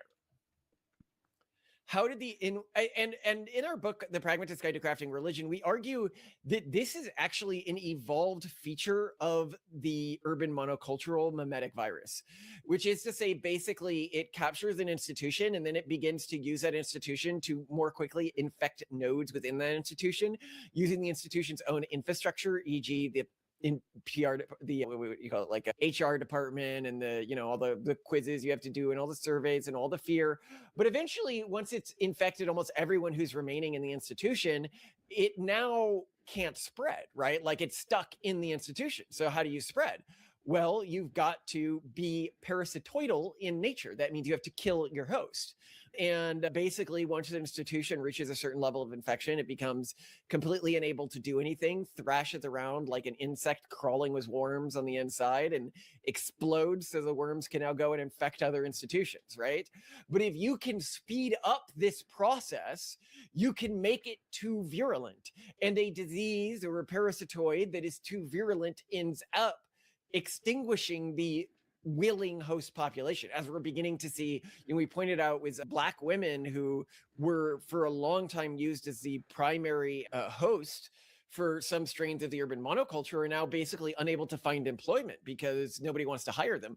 There was a 50% increase in Black female unemployment this last year, right? So you do eventually find a point where you become so virulent to groups. And no, I'm saying all Black women are carriers of the urban monocultural mimetic virus. I'm just saying that it used them disproportionately to the point where now people avoid hiring them. But to continue here, the party's equity card system initially allowed for conference delegates who self-identified as anything other than cis man, i.e. biologically a man, to jump to the head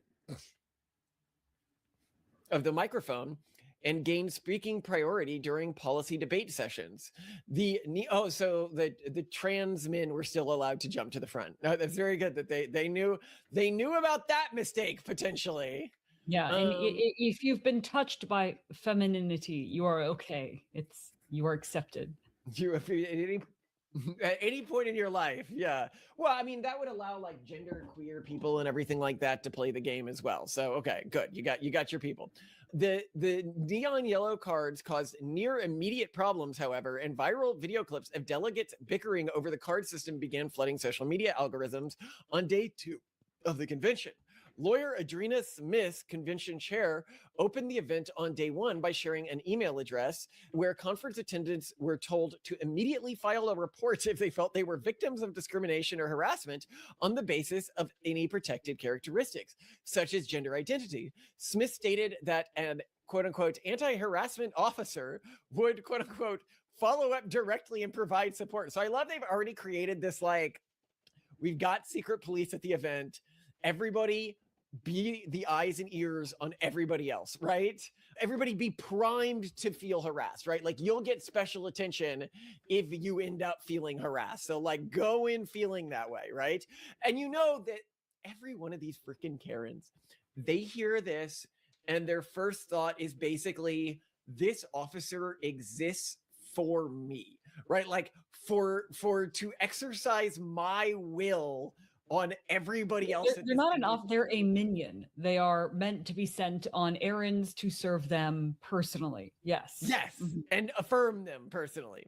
Well, yes, but not affirm them directly. Force other people to bow down to them. You must understand. Okay, that is the mechanism. By the way, thoughts, Simone. Everybody wants to hear you because you're the smart one. Before I go further. I'm just entranced by this. I think you're absolutely right that if you want to take down an enemy, you have to take them down by their own weaknesses, by basically allowing them to trip over themselves. And this is a very great illustration of how that can happen. It's not just a great illustration. It basically lays out how progressives avoid this in some scenarios and how to trigger this particular cascade. Did Octavian come up? Was he trying to annoy you? No, Easter egg hunt. I'm letting him know he can go out and do it with the rest of the kids. Oh, you're very, very sweet, Simone. He's been looking forward to it all day long. Oh, because he wants to hang out with Aaliyah. Yes, he does. Aaliyah.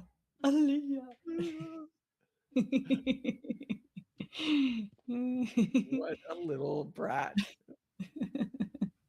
It's his first crush. What are you gonna do? You know. Well, it's his oldest friend, and so we gotta hang out, do princess. Okay, so continue here. But no, I think you he hits the nail on the head of the most important part of this. They are showing how you trigger the parasitoidal moment and how it can be how it can be triggered. What is it like? Before it's meant to naturally trigger in an infected organism or group. But what you're doing here is you're trying to force detonate a bomb. Yeah. This is the word is controlled detonation. That's what you want to do with a movement that's dangerous like this. So you get in a room with a bunch of people like this. You're a cis guy, right? So of course you are at the bottom of the totem pole, right? And so what do, right? How do you handle this? You say, well, as a cis man, I believe that trans women should always be able to speak first due to their oppression within our society. You just got to kick it off. Yeah, you're just throwing it in. Yep. Mm-hmm. And you walk out. You lit the fuse. Now it's just waking it. You just got to wait for it to snake its way over. Yeah. Oh my gosh. Yes, and then if somebody else says, well, hold on, Malcolm, but as a white man, you can't understand what it feels like to be black and to see a trans woman speak before me. And then I say, whoa, you are right. We need to create a table with a hierarchy of oppressed categories. If the entire point of something like a point of privilege system is to ensure that a more oppressed person is more centered, then all of you who have had an internal experience of oppression, shouldn't you be able to sort this out? And of course, I will recuse myself because I have no role in this conversation. No, your white man voice is not welcome. And they all just throw them to the wolves. It's like when the emperor would throw money at crowds to watch them fight over it. Well, of course, someone in this room is the most oppressed. Well, someone has to ask though, was this a matter of people going to the local printing store next door to this convention center and buying their own colored cardstock, or was this a troll handing out additional pieces of colored cardstock and saying, no, I know this people in their head so easy. They see some trans woman up there speaking, or some woman up there speaking, and they think that they should be in the most oppressed group in the room, and they are just moldering. Especially because, imagine you're one of the Quebeckies, and well, at the last conference, you had cards that you could use, right? Isn't it so why? Quebecois? I don't care them. Quebecers. They're not people. Come on. They're not going to be here in a few years anyway. They have a terrible birth rate. I think one of the lower fertility rates in France. I think so. Not France, in Canada, whatever. God. They never should have been allowed in this country in the first place. You will never give the French a chance. You're never going to give the French a chance. I know it is my culture to. It doesn't matter if they're in Canada. It doesn't matter if they're in France. It doesn't matter if they're in some African country. You're like, no, you're out. Cheese-eating surrender monkeys. Well, you love cheese. How dare you? I do like cheese, but I don't like cheese. We've talked about this in another episode, but genuinely, I only didn't like the French performatively at first because if you're from Texas, culturally you're supposed to pretend you hate French. It's just one of those things that everybody pretends performatively they hate the French in Texas. It's like a Texas thing, but hilariously, I have since been to France on a number of occasions, and they are easily, without any close competition, the most unpleasant people on earth. Parisian specifically. I've heard that there are pleasant French people outside of Paris. But, one of those survival crafting games, isn't it? Make fun of New York and stuff like this, and New York is falling apart, but people in American major cities like New York and San Francisco are predominantly pretty decent.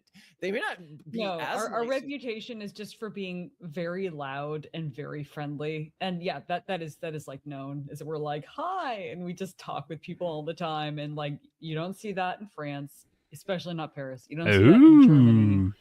For sure. You see it more in Germany than in any other European country that I've seen. No, You see it more- people are fairly, they're more friendly in the UK than they are in Germany. I think they're more friendly in Germany. Disagree. Well, our comments can argue about this. I don't see it as a big difference. I mean, I definitely think it's debatable UK versus Germany. You can't be like, oh, nice weather today. If you're like checking out at groceries in Germany, they look at you like you've committed a war crime. Really, like, don't even. The difference is that I guess you don't have the chance to in the UK because it's just some beleaguered immigrant running one of those like auto checkout lines, you know.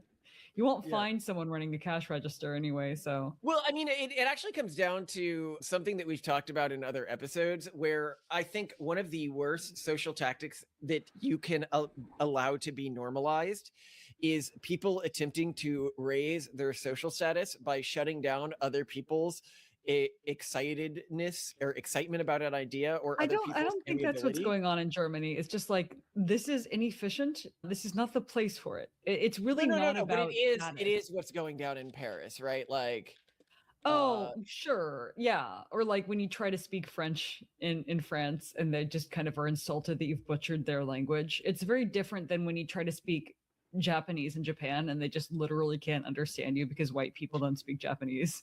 They're like, what? They're so funny because Simone speaks some very fluent Japanese in terms of accent and everything because she grew up there partially. And so when we had the Japanese news crew here and she answered the phone in Japanese and they freaked out. They were like, I'm calling for Simone. Can you put her on the phone? They actually did acknowledge that it's different when they're abroad. If you speak Japanese to someone who's Japanese and they're outside the country, they're like, wow. Whereas if you're in the country, they're like, I'm sorry, I don't speak English. It's great. Whereas, yeah, you're definitely insulting the French by even trying, which is great. I mean, I think that's why it's extra great that you just butcher their words because you're just feeding into the stereotype. It takes two to tango, right? You know, that they need men like you to demonstrate that Americans shouldn't be allowed to speak French at all, you know? Right. But I mean, actually, interesting point, by the way, if you're talking about a culture that has never fully integrated, like if we talk about, well, if you integrate into American or Canadian culture, then you're American or Canadian, the French never really have. Quebec is still culturally very different from the rest of Canada, linguistically different from the rest of Canada, and the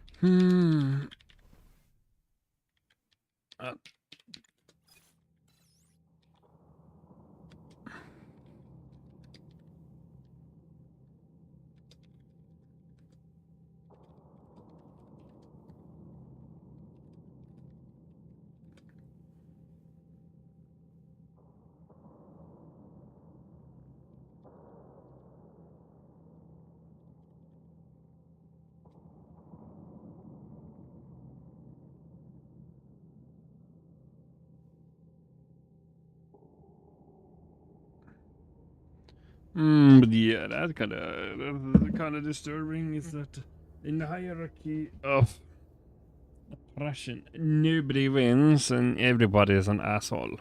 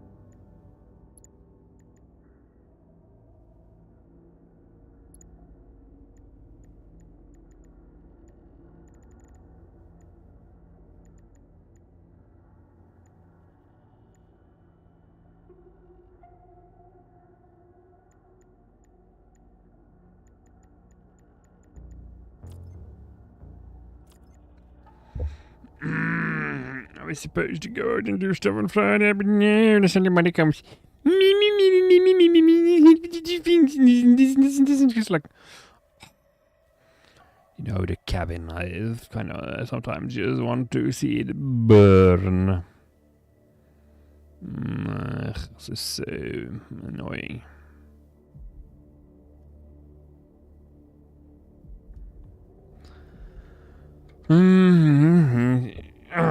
Got a B&B and what the hell not.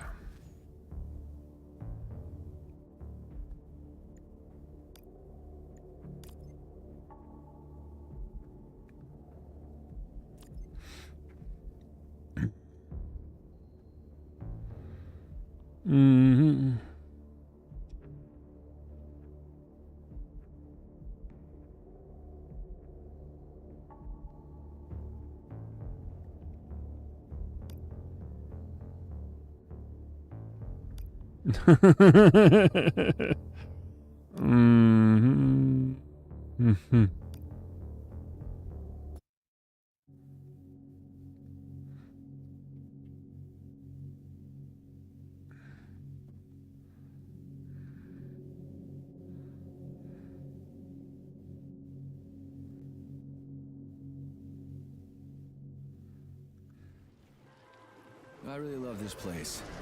Good vibes. The Chelome complex was built from the ground up to be the ideal, comfortable workplace. Will we make it for the speech? Oh, we've got plenty of time. We can even go on rides afterwards.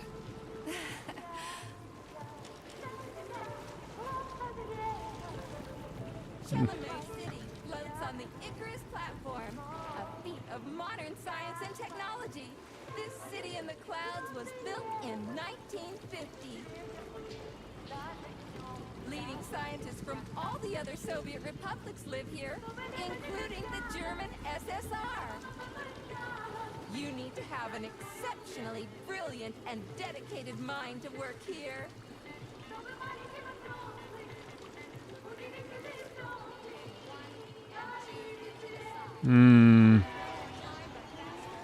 Would you care for some more soda, comrade?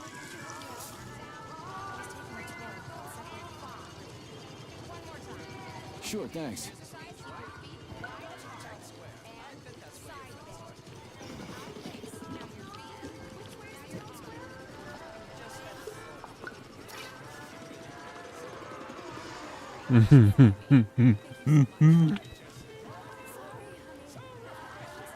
Looks like another bot got stuck in a tree.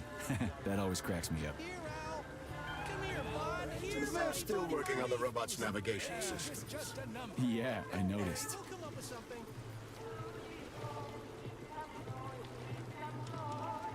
Wow, what a beautiful day. Oh, it's a shame that everything's gonna turn to shit.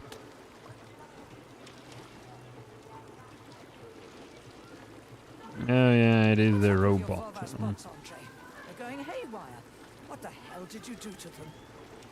They've been like that all day. Number 3 is booked. I need these houses painted, but look at what they're doing instead. Give me your control code. I'll set them straight. Hold Piggy, sweetie. Oh, thanks, Mum. The code's 0451. Okay then. Get to work, you bums. Move it! Move it! He's airing a hog. You did it! Oh, thanks a million. Enjoy the celebration.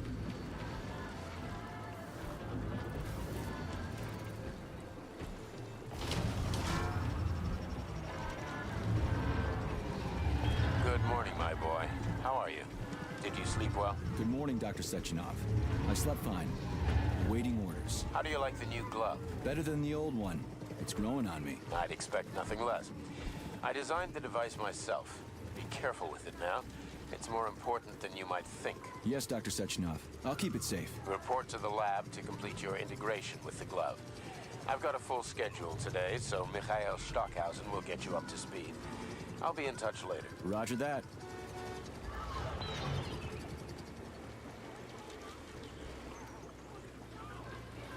We have played Half-Life back in the day. So no, we are doing the same thing Half-Life does. You've been ordered to the laboratory, Comrade Major. There's a turbine waiting for you at the airway. Are your orders clear? Crystal, get off my case already. I'm pleased to hear you don't have any questions, for once. You dickhead.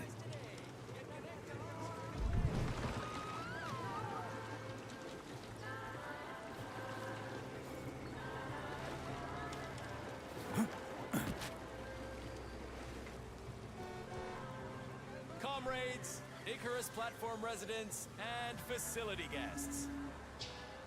The address by the Director General of Facility 3826, Dr. Sechenov, is about to begin. Gather in the town square to hear his address. Hey, that bot's actually pretty good. Nice coordination. Did you just praise a robot?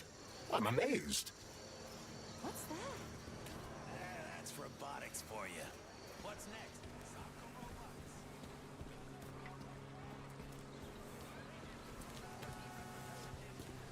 Get yourself The a pace of thought, technological or your progress life is will breathtaking. come to naught. No sky's the limit. Sorry, I Collective have ocean is there. too deep now. Citizens, collect your thoughts. What a wonderful day. Stay abreast of the facility's cutting-edge advancements in robotics, bioengineering, and much more. Buy a copy of the Facility Herald, comrade.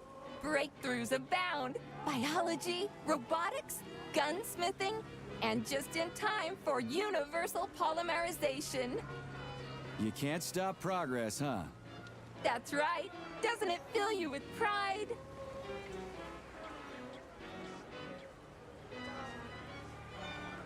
So?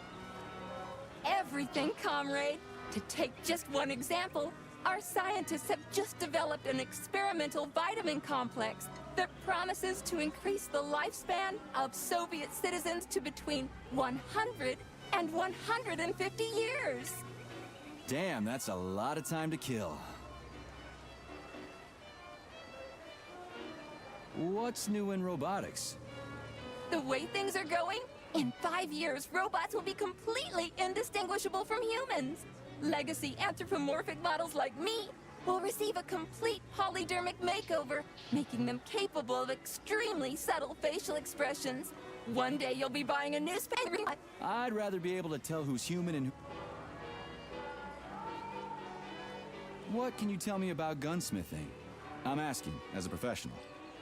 There's a brief piece on new weapon systems, something about Comrade Kalashnikov revisiting Gauss's work on magnetism to improve modern electromagnetic weaponry. They say he's expecting to increase power by a factor of 3 to 5. I wouldn't mind taking that for a spin. Well, I won't take up any more of your time. Take it easy. A newspaper. What the hell do I need that for? In case you're unaware, newspapers are a source of information. I've got a talking glove on my hand. Can't I just get the information from you? Comrade Major, may I remind you that I can display information about our surroundings on your retina? It won't make you any smarter, but it will make it easier to read. Use your glove's built-in menu. Lousy prick. Good day, comrade. Come closer. Nah, thanks. I'm just browsing. Why restrict yourself to browsing when you can... No thanks. It's I'm all rude set. to eavesdrop on other people's conversations, Comrade Major. You're one to talk.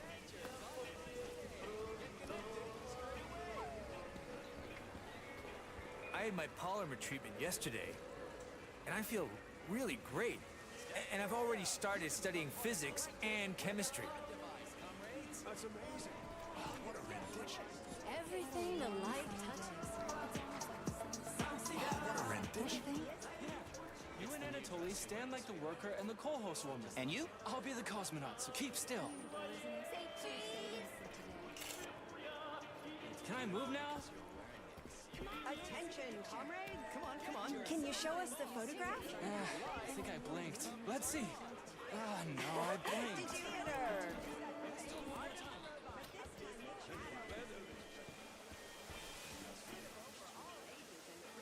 The robot is man's best friend, eh? Interesting.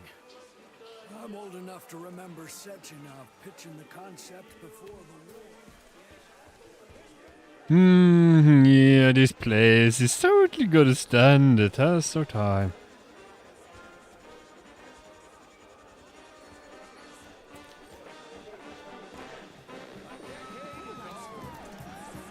Comrades, residents and visitors of the Icarus platform are supposed to make Dr. Sechenov's address will begin in 10 Assemble near the Brown Plate Memorial for a tour.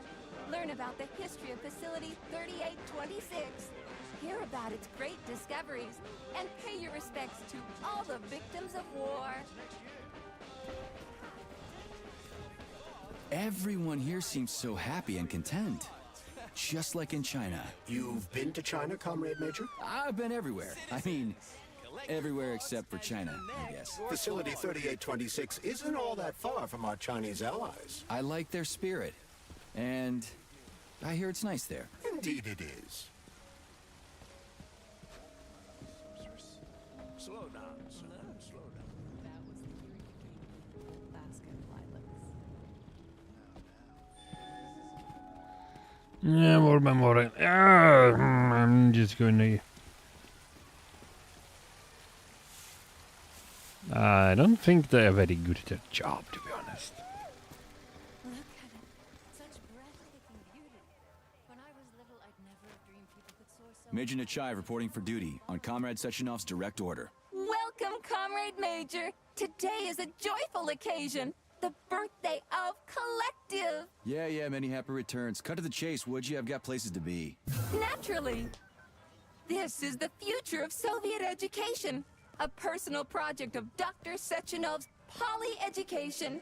Gone are the days when Soviet citizens had to spend years studying at educational institutions. From this moment on, just inject a special neuropolymer encoded with the education you want, a university-level natural sciences curriculum, for example, and you'll Yeah, been there, done that. Skip the foreplay. Excuse me, of course. Your particular case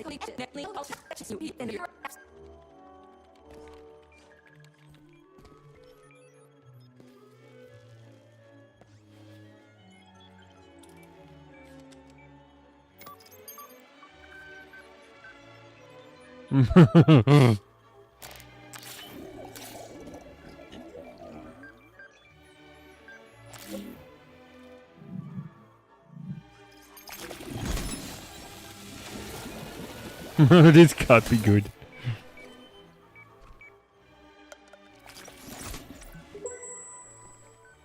You have just upgraded your glove with scanner functionality. To activate the scanner, just make a special contract. Holy shit, bot. Who designed this thing? The Spanish Inquisition?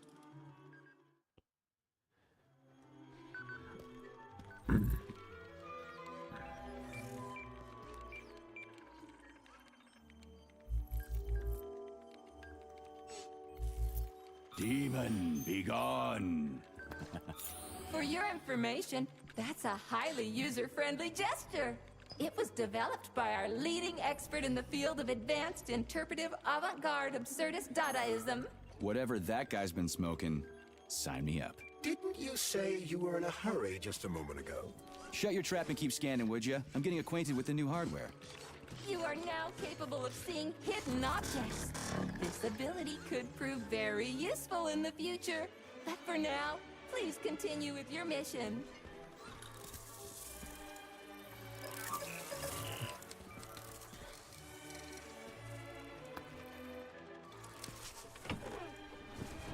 Comrades, the address by the Director General of Facility 3826, Dr. Sechenov, is about to begin.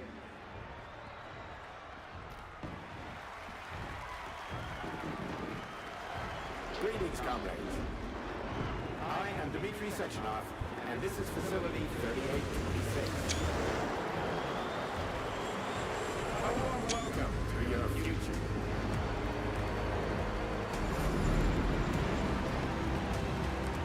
Today, we stand on the brink of the greatest event in the history of mankind.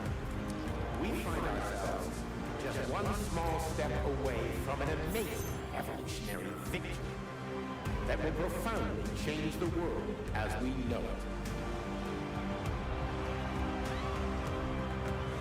No, I'm not exaggerating.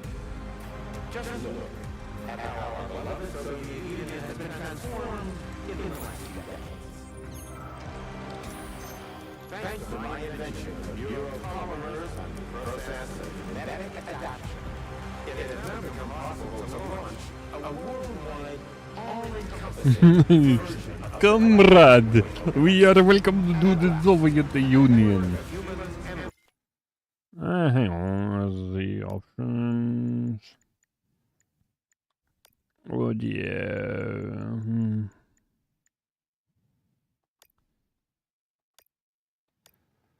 Black and white mode. Humans will be able to control machines with their thoughts alone, and finally, Report to we the will lobby be of free that to forget high-rise, the difficult, tedious drudgery of unskilled labor and dedicate ourselves to science.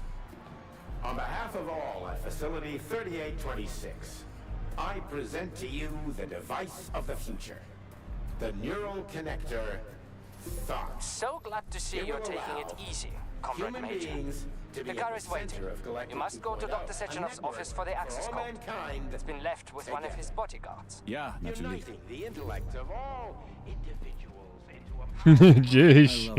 Communist hellscape. Where's always communist utopia? Equal share for everyone, Davrish. Yes, Zukabliat.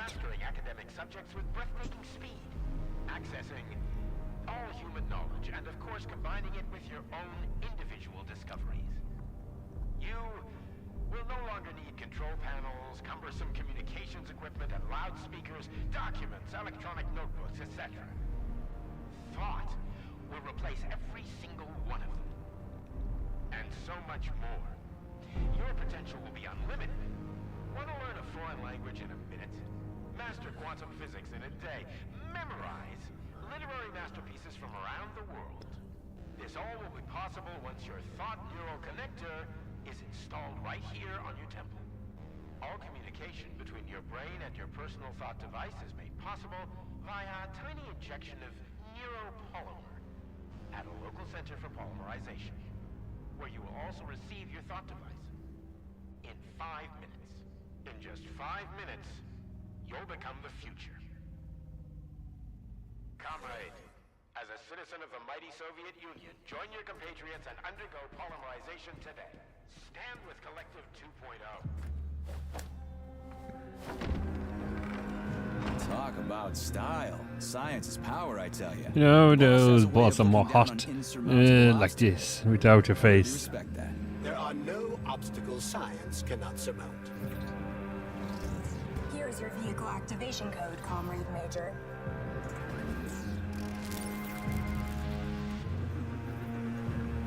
Got it. The vehicle is waiting downstairs. You should hurry. You don't have much time. We can take the same elevator we took to get up here.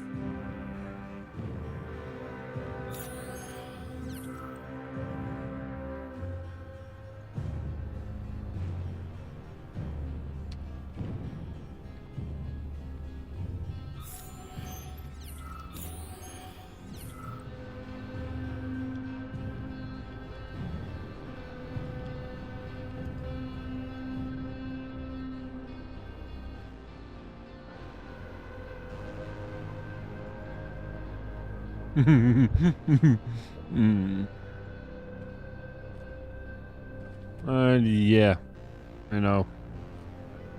Aside from the ballerina stand, it's very aesthetically pleasing.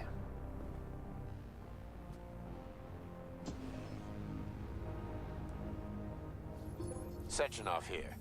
Sorry I can't meet with you in person, my boy. The reporters have been hounding me all day. So, what do you think of Chalamet? You've built yourself a city of the future, boss. There's nothing else like it in the whole USSR. I built it for all mankind, not for myself. Humanity is on the verge of great discoveries. One day we'll reach the stars. These castles in the sky will be the beginning of our journey to the farthest reaches of the universe. I'm merely helping humanity realize its own greatness. You're a dreamer, Dr. Sechenov. Fantasy and science go hand in hand. Most modern inventions were described long ago in science fiction. Flying machines, space travel, even robots. Are you telling me you got your ideas from sci-fi novels? I got them from the dreams of mankind, P3.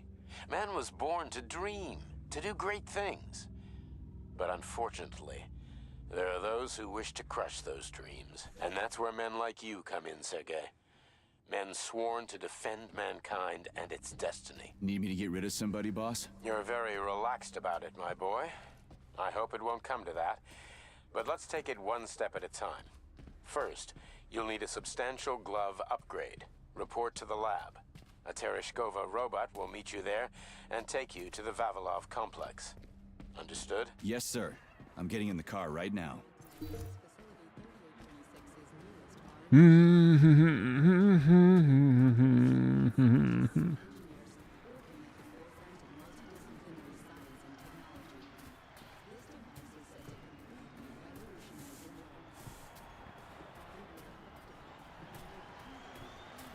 This one hell of a thing. But it's still an internal combustion engine, right? Sure, it's a solid machine. Can't see progress, though. They're turning out new models daily now. This one's a gas guzzler.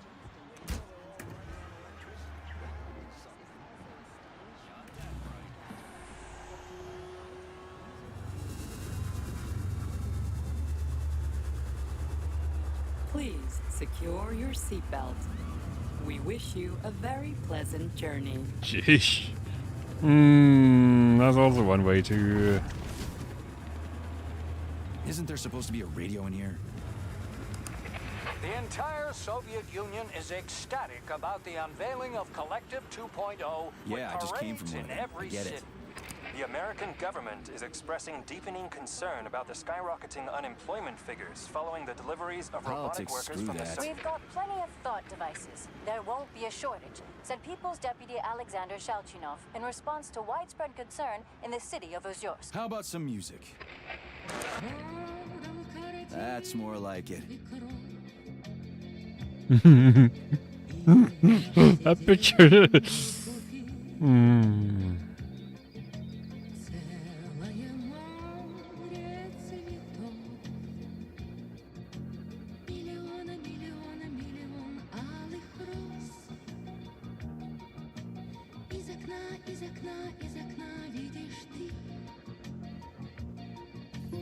I see you finally begun your assignment. And it's been less than an hour. Sehr gut. Jawohl, mein Führer. What did you just say? I said the signal's on the fritz, but thanks anyway, Herr Stockhausen. Dr. Sechenov already filled me in. Don't you think that may have been a bit too much? Nope. For some reason, your response didn't surprise me at all. Guess I don't have any respect for brown-nosers. Tell me, is there anyone you do have respect for? Sure, but respect is earned. Dr. Sechenov has mine because he saved my life on the operating table. Everybody else needs to earn it. Anyway, why the hell are we riding a jalopy strapped to a damn robot? Were all the jets taken or something? Shit. Riding turbines is an important tradition. It's a way to remember the days when Facility 3826 was brand new, as we used to ride these vehicles to our very first scientific complex. Fair enough, but why is it a tradition to have them pulled by bumblebees? And why do we call them bumblebees when they look more like flying pigs? Flying pigs? Have you seen flying pigs before? How about flying cows? Yeah, on the Condor. One time some genius like you forgot to put up a fence, but those cows only flew in one direction. Straight down. I have a suggestion, Comrade Major. Why don't you worry about your mission, and I'll do the thinking for both of us? Shut the hell up, Glove. I'm trying to listen. To what? Is there anything here you haven't seen yet? I've never been here before. Zip it. What? How come? I don't know, damn it. Now quit bugging me. My apologies.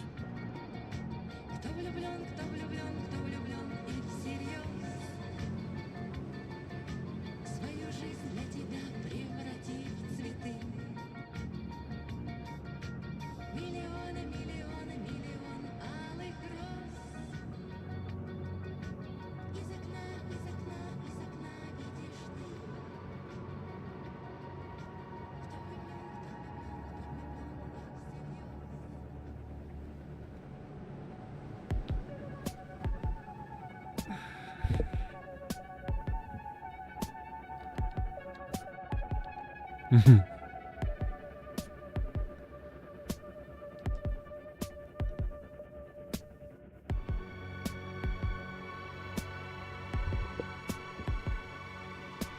is Facility 3826's audio guide.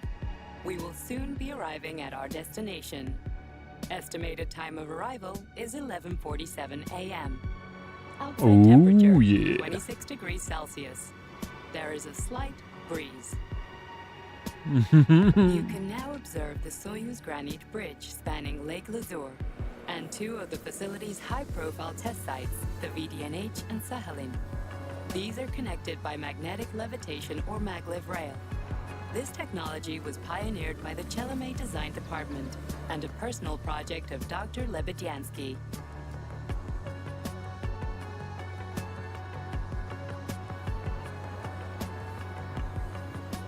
You can now observe the operations of an automated plant, performing robot assembly and distributing machine parts required by the facility's various complexes. Controlled remotely by a collective 1.0 node, a plant such as this is capable of autonomously managing and fulfilling up to 100 orders per hour.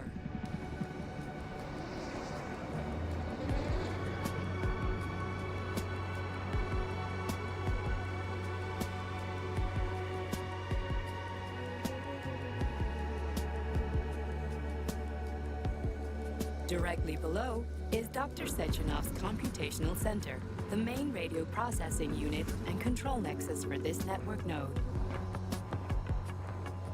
We are currently flying over sunflower solar farms, capable of supplying electricity to the entire VDNH, as well as the Friendship of People's Park, nearby settlements, and the maglev train lines.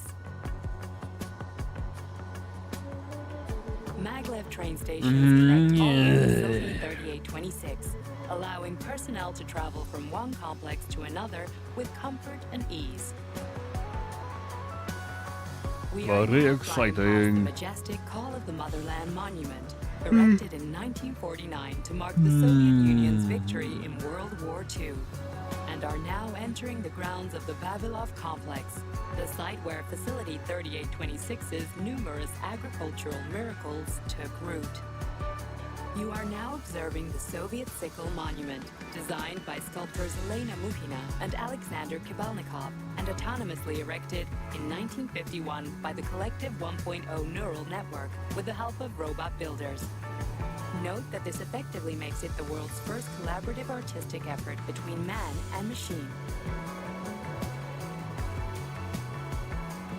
Our brief guided tour is coming to an end. Facility 3826 is always ready to welcome new specialists from anywhere in the Soviet Union. We are confident that you will be thrilled to live and work in this world of revolutionary breakthroughs and fantastic scientific achievements for the glory of the Communist Party and the Soviet people.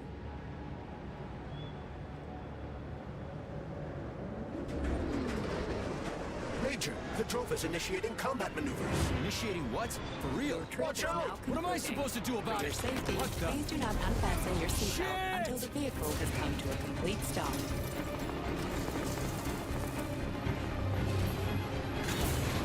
You have reached your destination. You are now at Laboratory 8 of the Vavilov Cosmoport facilities. Have a nice day. Take my hand, Comrade Major. I will escort you to the Vavilov complex. What in the sweaty hell is going on here? Unfortunately, I have no information on this subject. All the robots have been carrying out their normal operations until they suddenly became hostile. Oh! What the hell are you doing, you lousy bot? Get your rusty metal asses out of here! That was really very rude of them. The elevator is now operational. Fuck off, bitch!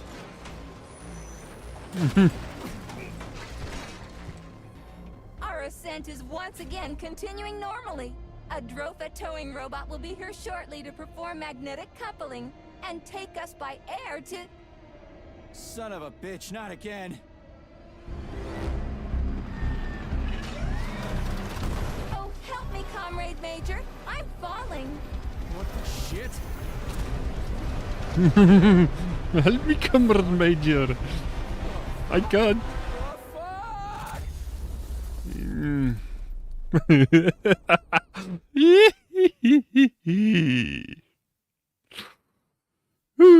hell of a start. It'll be slow, but then suddenly a blast.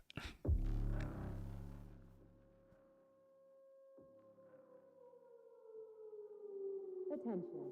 This is an emergency communication.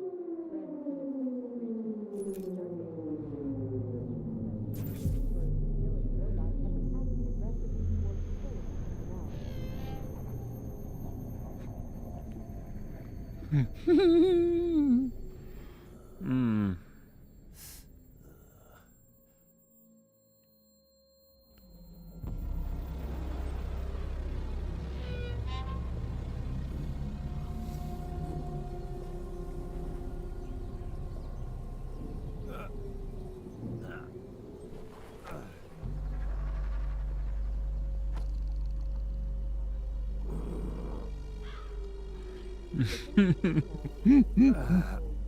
It was the American. Shit, my head's killing me. Ugh.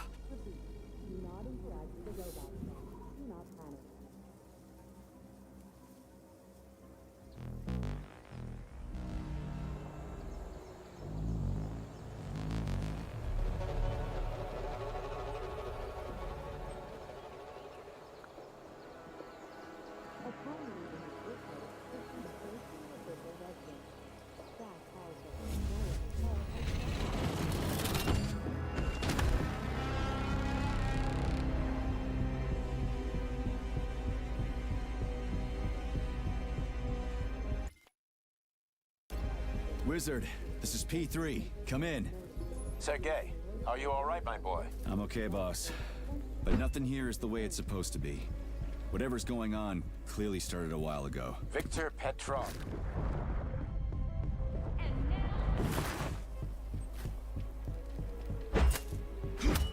Victor Petrov is the reason. He's a traitor who hacked into Collective's central hub and caused the civilian robots to attack facility employees.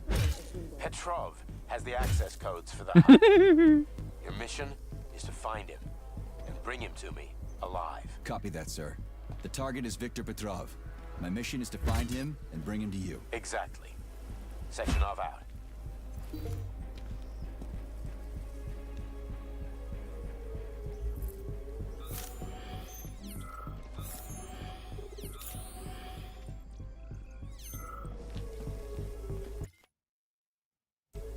Advanced contact with robots and security system surveillance center. We're going for startup. Stand down, Agent. You're out of line.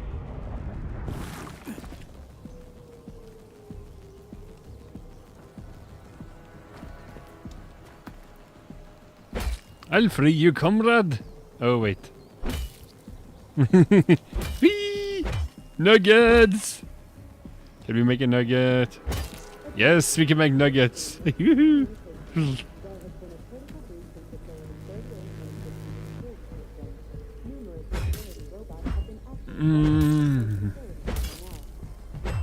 Oops.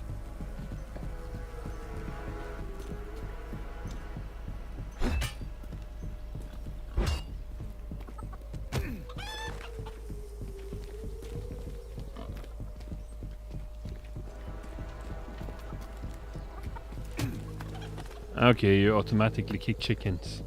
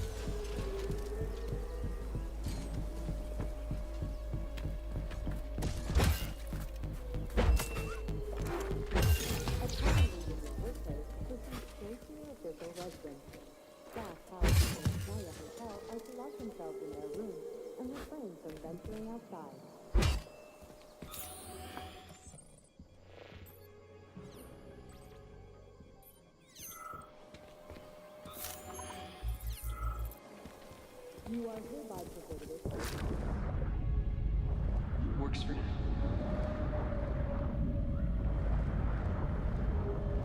I've swum through polymer plenty of times and I haven't drowned yet.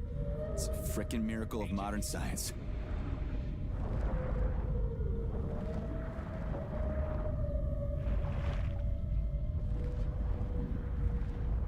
The model leads us.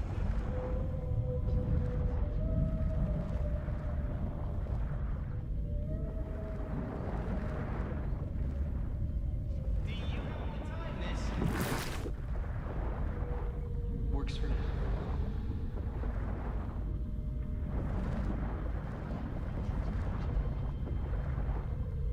And now for the weather report.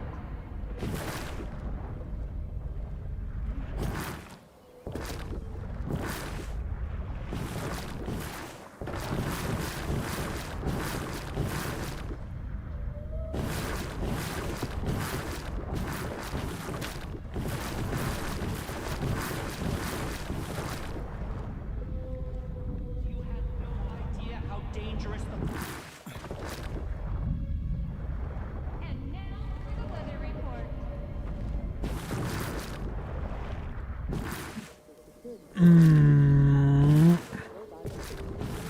Wait.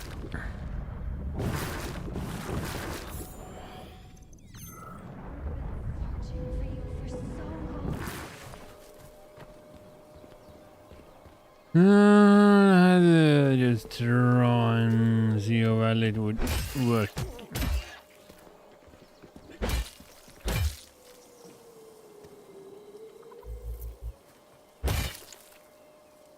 Can indeed hurt today. Yep. Damn.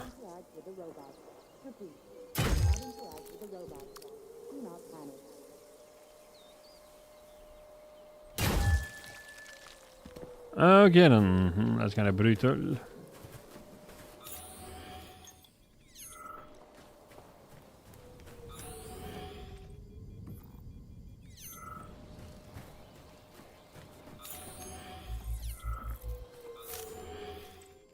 Upon leaving your workplace, proceed straight to your official residence. Staff housed at the Lesnaya Hotel are to lock themselves in their rooms and refrain from venturing outside. Holy shit! Hey, Glove. Yes, Major. Any details on the target? Victor Petrov is the lead engineer behind Collective 2.0. He was arrested for treason and sentenced to community service at the Vavilov complex. Got it. I can deal with that. Where should I start looking? Petrov is currently somewhere in the underground levels of the Vavilov complex. We'll have to find a way inside. Okay, let's do it. Help! Somebody help me! Hey, you! I'm coming. You alive in there?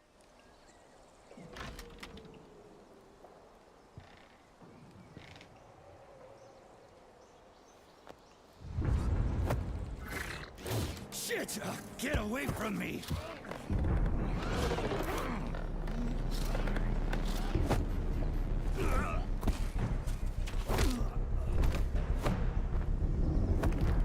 Go fuck yourself!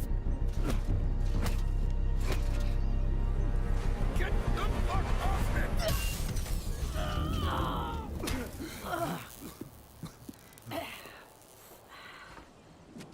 What are you gawking at? Almost choked to death there.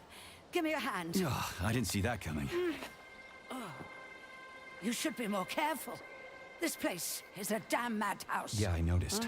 Thanks for the help, No ma'am. sweat, Sonny. What are you doing here, anyway? Oh, just passing through. Who are you? Me? Xena. Granny Xena. That's all you need to know. Fine, I get it. So what's going on here? Lots of casualties. I don't know if you noticed, but the robots are attacking people. Anyone who couldn't find a place to hide is dead meat. I could really use a weapon. You got anything? Of course. But I'm not giving you shit. Beneath us is a complex. If you need a weapon, go down there. The Vavilov complex? That's where I'm headed. Ah. Well, today's your lucky day. I'm heading that way too. It's basically safe. Shit! It's a chilla! Son of a bitch. We've got 30 seconds. Move your ass! 30 seconds until what? 30 seconds until we're fucked, sonny boy. Royally fucked. No good. Get over here, beefcake. Now, now. Take this key and turn it clockwise. I said clockwise, idiot. Yeah, like that. I'll hold them off for now. You got a hell of an arsenal there, lady. What are you planning? Here we go. You've been riding my ass for 2 days now. Take that. Eat shit and die.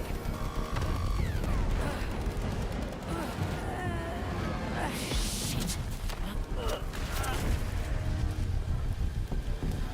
Come to Granny. Where'd you get that thing? No Give it to way. me. You hang on to that key. I got this.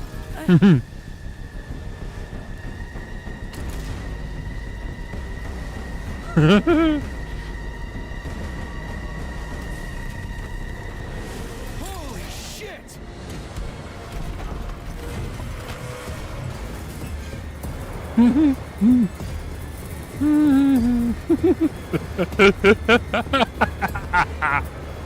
Oh, that's glorious.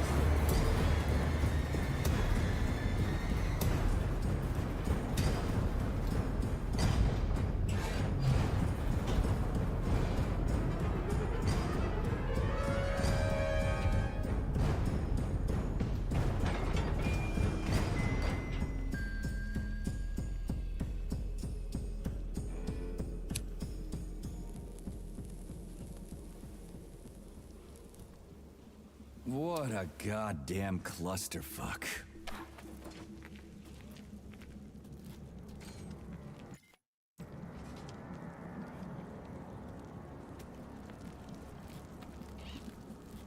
We need to find a way to open this armored door. Right. Is somebody there?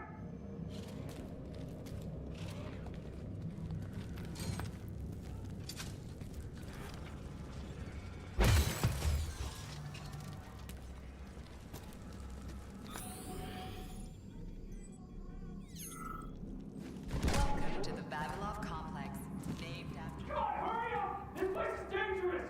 I could get killed!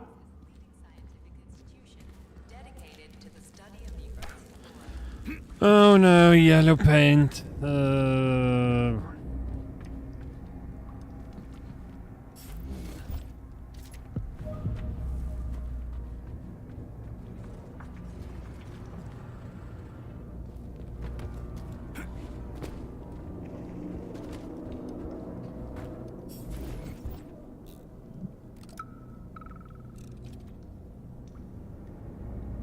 This is an emergency log entry. I'm a programmer named Katerina Vishnevskaya. There's been an incident in the Vavilov complex. Robots have started killing everyone in sight. Right now, I'm in... Hey, who's there? They found me. Stay away! I've got a grenade! Hey, lady, this is Sergeant Major Ibrahimov. I'm human. You need to come with us. It's dangerous here. Get away from me, you monster! No, listen to me! I can hear you walking around!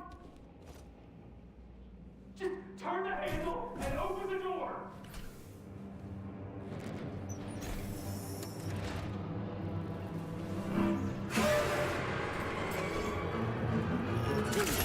Shit. Hang on, buddy. Hang on. Hang on.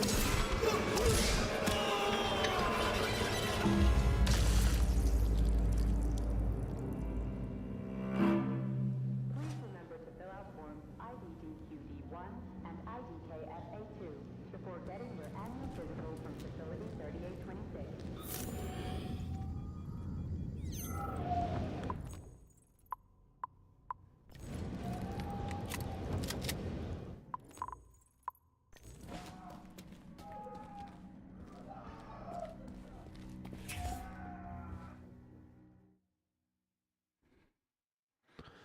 Manual save game machine, okay. Mhm.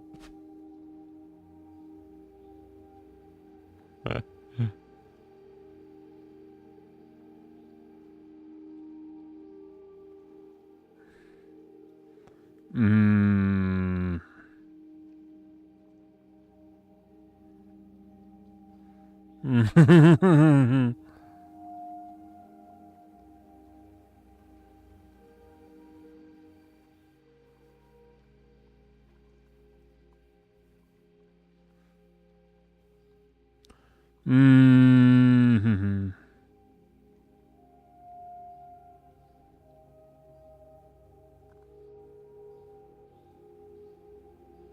Jeez. What is it?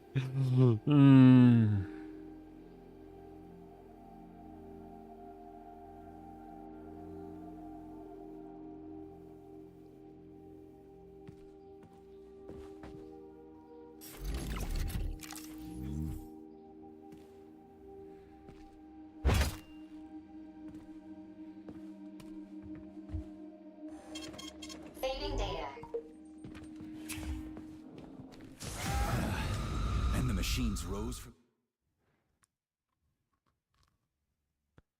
the ashes.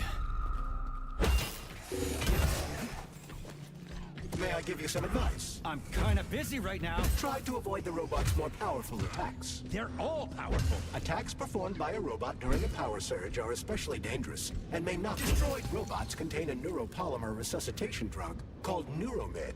Extract the Neuromed capsule and use it to heal yourself.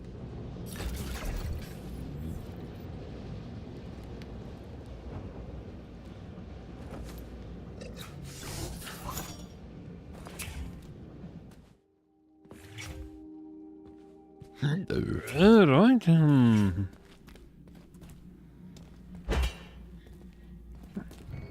It wouldn't hurt to collect other resources you find along the way, Major.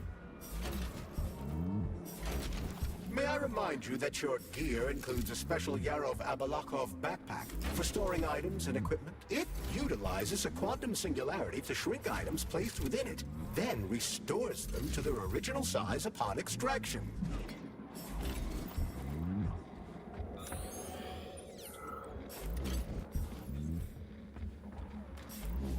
Right.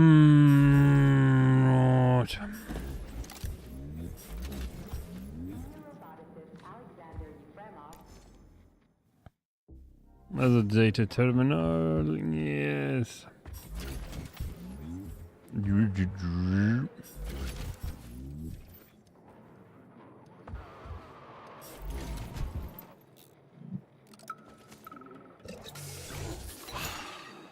Why'd you turn that thing on, huh? We were ordered to turn it on when you got here, Comrade Muravyova. My orders are to document everything and...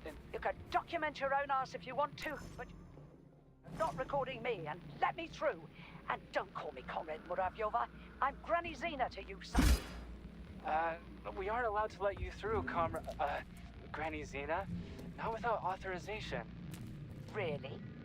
I was always allowed in here before, and now I'm not? Listen here. Either you let me through right this instant, or I'll come back later. And somebody else will be cooling his heels in here. What you say? Go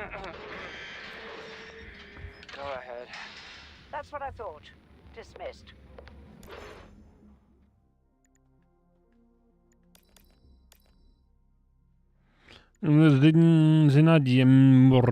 Muravyova.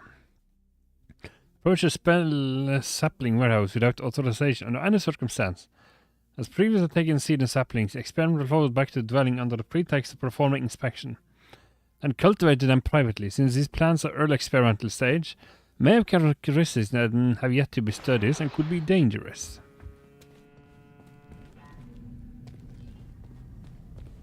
Sneak up on the robot and perform a stealth attack. I'll use the opportunity to permanently disable it.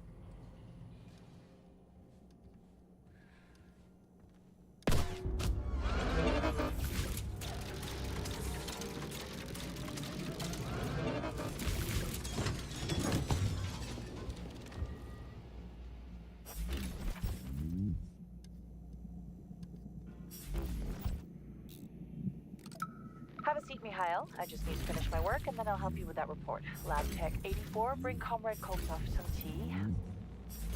I'll be with you in a second, okay?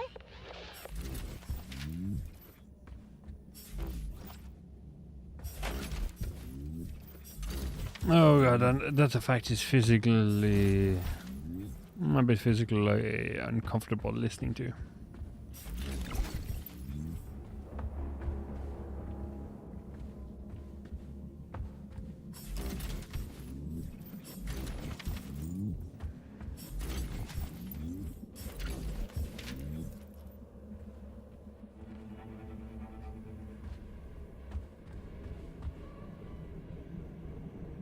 Hey, Glove. My name is Charles, Comrade Major.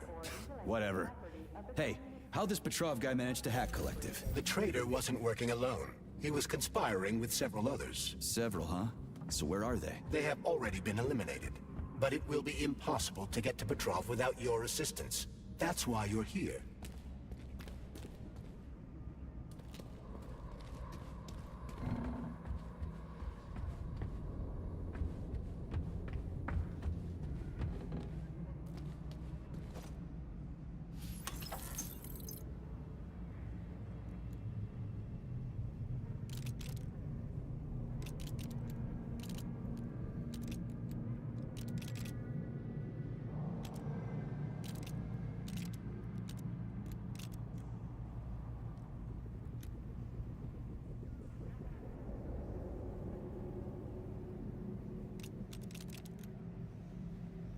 God damn it.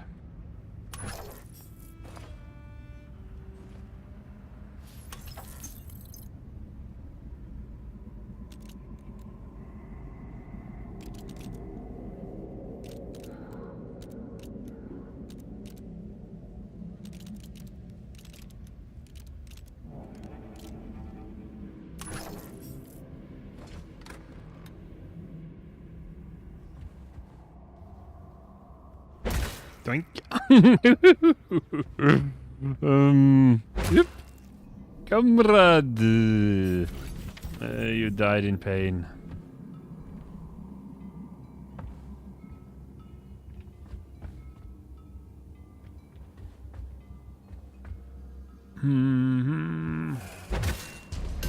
So you're telling me a handful of traitors somehow managed to hack into Collective, a network created by the best minds in the Soviet Union? The traitors introduced a false combat mode into one of Collective's algorithms that causes the central hub to see all humans as invading soldiers. And our scientists really can't fix it without Petrov. They can, but it will take some time, during which many more people will die, and information about the incident will make its way outside the facility.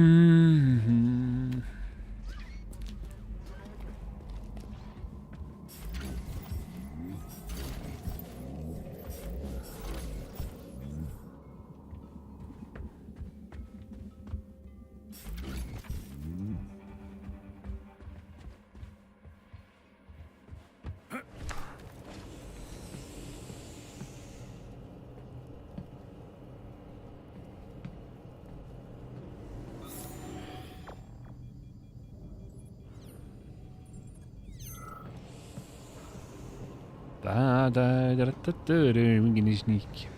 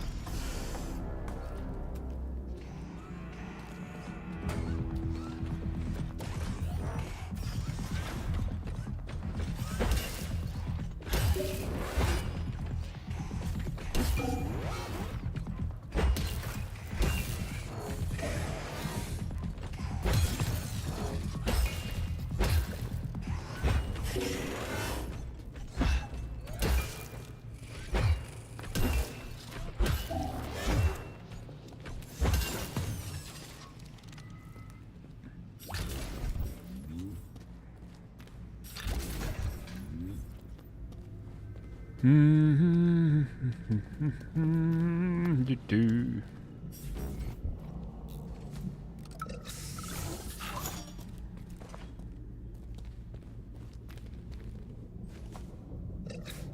As a Soviet scientist, I've always considered myself an atheist. But right now, there's only one thing I can say. May God have mercy on our souls. We've locked the magnetic door to the cable car tunnel, but I don't...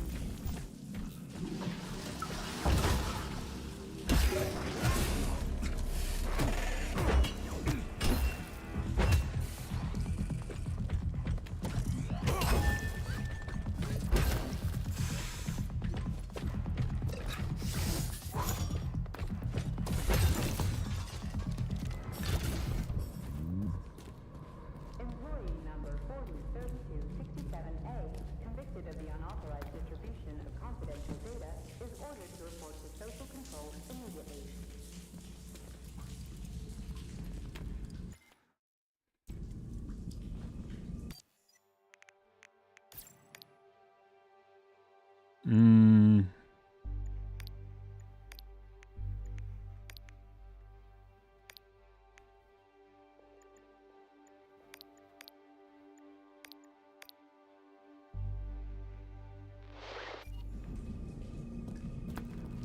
Damn it, why is everything locked here? Emergency mode was activated as soon as the robots began attacking humans. Facility 3826 is on lockdown. That includes the inner sector. So how am I supposed to open this door? It's locked with an electromagnetic lock. So I need to fry it with an electromagnetic pulse. How the hell am I gonna do that? Oops. Something's wrong. The roof. Shit!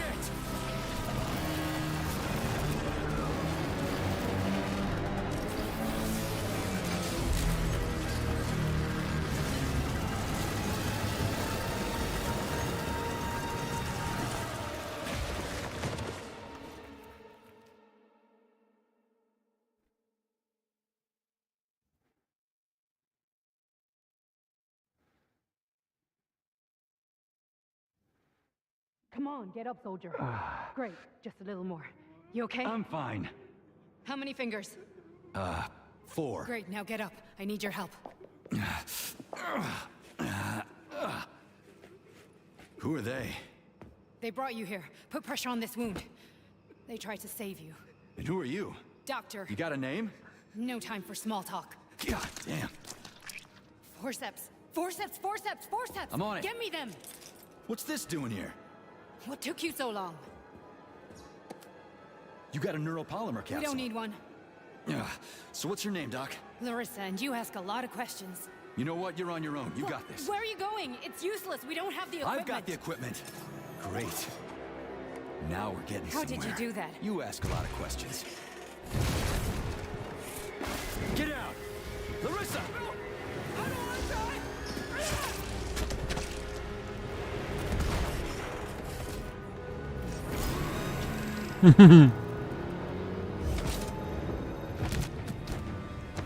Holy shit! Avoid the beam!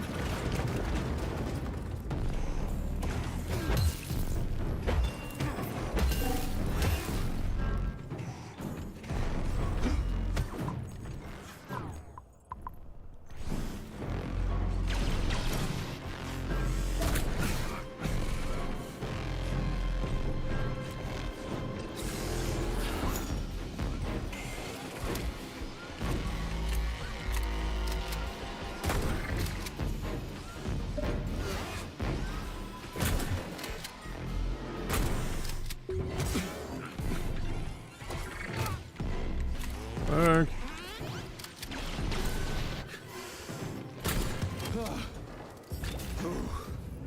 Terminated. Charles, where does the shaft Larissa crawled into go? It's hard to say. The ventilation system. It's a large number of branching ducts. Fine. I can deal with it later. What's that freaky thing on the door? A lock. Are you serious? Then open it already. Come on, we're in a hurry. I'm unable to assist you. I lack any kind of lock-picking functionality. You'll have to find your own method for picking locks. I'm sure you're smart enough. Yeah, right. In other words, you're basic. It worked!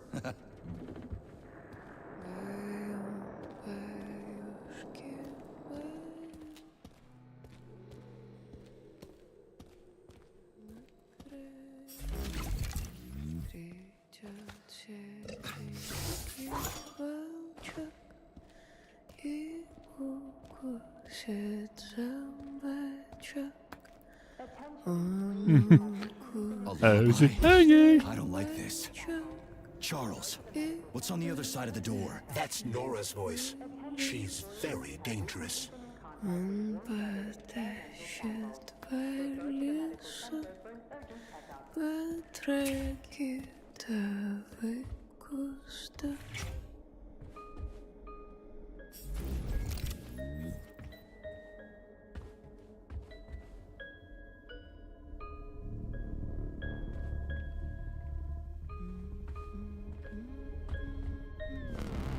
What the fuck? Fuck me! Oh, what a stud! I can't get enough. Jocks, let me tie you to the bed, baby.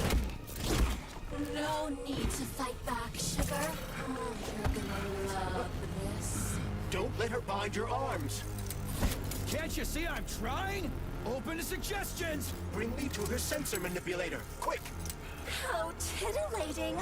Rebellious dominant men really turn me on. Oh, I'll turn you on, all right. Just let me at you. What a brute! Oh, I love tough guys. I'm on fire. Closer! I can't reach her! I'm trying. She's one strong-ass bitch. I'm at your service, sugar. Anything from my master? What can I do for you?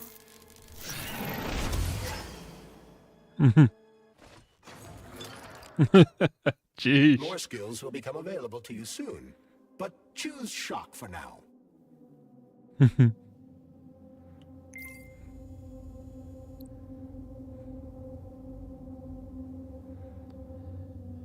Automatic discharge. Oh, how can I resist?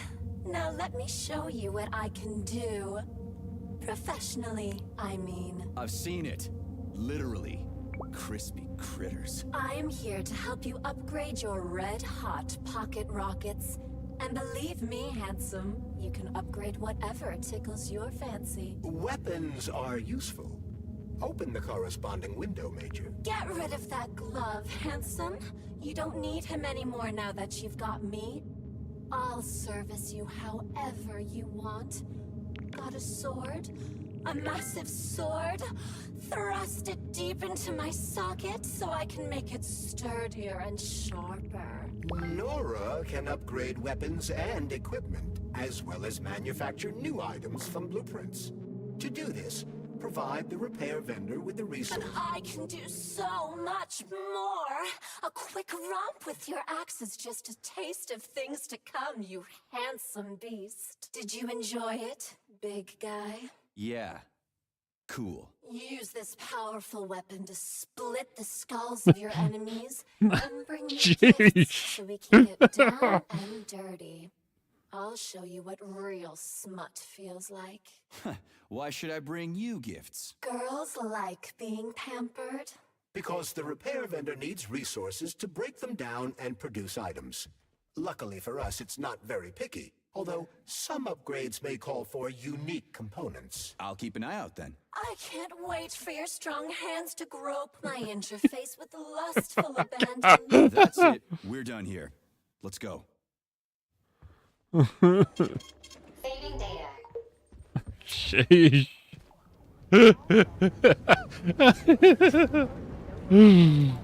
Riveting, skillfully written dialogue. I like it.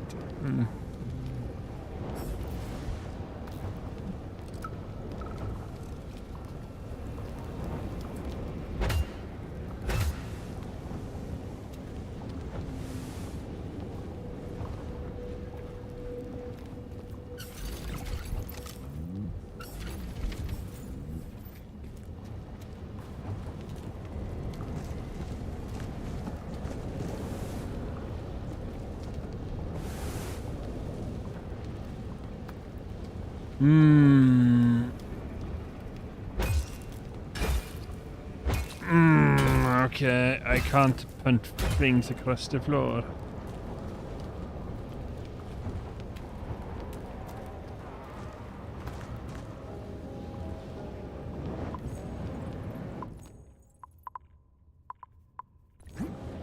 Great, the goddamn elevators are out. What am I supposed to do, jump down? They've no power. If you reconnect the power, they'll start working again. So it looks like I need to find a circuit breaker. But where the hell is it? I could follow the wires, but they're all hidden inside the walls. Electrical emissions can be detected via scanner. Ugh, supply room's locked. Well, that's just fucking great. I can't just snap my fingers here. I need a key. And let me guess, you can't open this lock, can you, Charles? Unfortunately not. But I can set a waypoint you can use to find the key. It should be in a nearby workspace. You're finally starting to come in handy.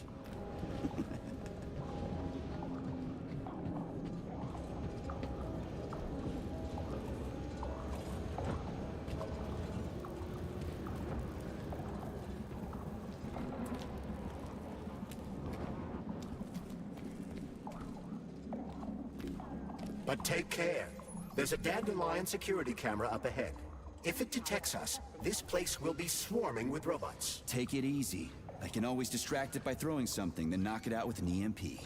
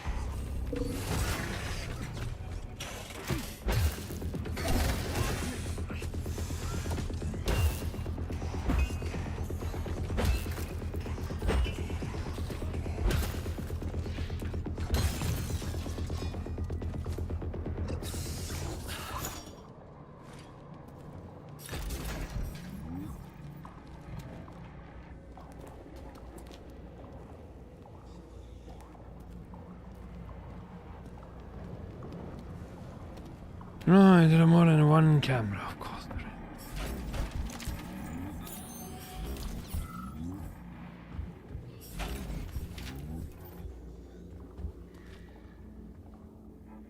Aha!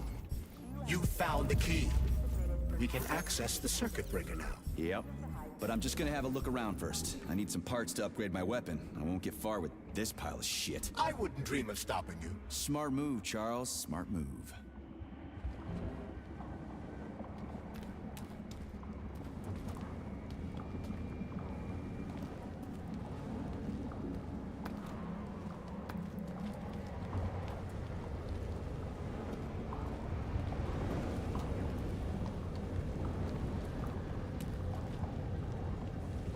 Hey, Chuck. Charles. Whatever. What'll happen if word gets out about this? The Soviet Union's reputation will suffer. Soviet robots are considered to be perfectly safe and reliable all over the world. They are? Of course they are. That's why Petrov's treason struck at the very heart of the motherland. He quite literally stabbed his own country in the back. He wants the entire world to stop using our robots.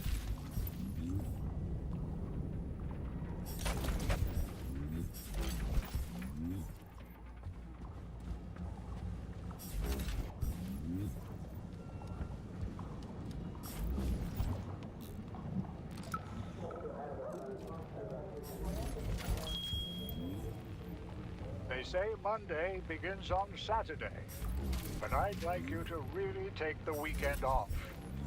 As you know, national polymerization is happening throughout the Soviet Union. on Monday the 13th. And our executive leaders want us to put together a team of volunteers for the upcoming celebrations. Hey, is that a pair? Is it working? All pairs at Facility 3826 are connected to emergency power and are never turned off. This allows employees to remain in constant contact. But I need, like, a password or an access level or something to get into a pair, right? I can provide you with access to any facility device. This also applies to the chirpers you will surely encounter while en route to your mission objective. Got it. Anybody who works on the 11th or the 12th will get a reprimand, not a bonus. Have a great weekend.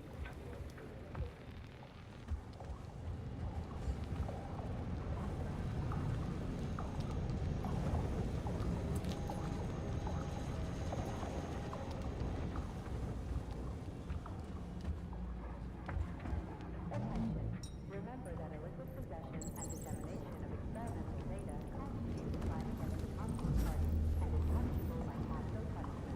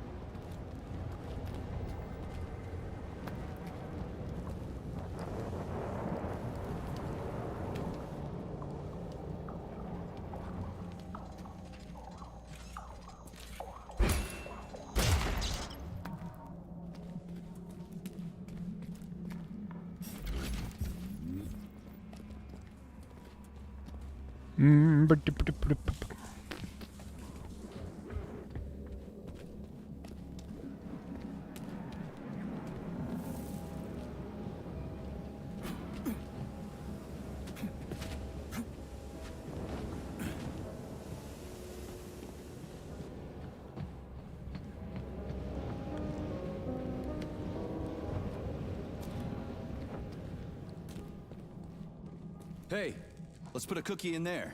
Yeah, even locks like cookies, right? Charles? Yes? Do you like cookies? Ahem.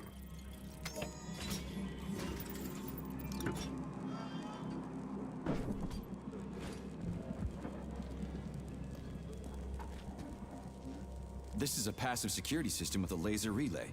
I've seen stuff like this plenty of times. You need a color code. Unfortunately, we don't have any codes. You'll have to try to decipher it using logic. Seriously? Like I was gonna stand here until it turns off on its own.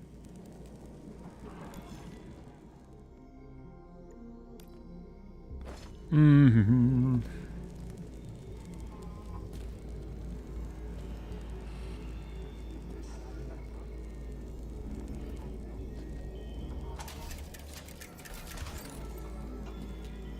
Try to match the colors of the laser beams with the colors of the lights. That should help.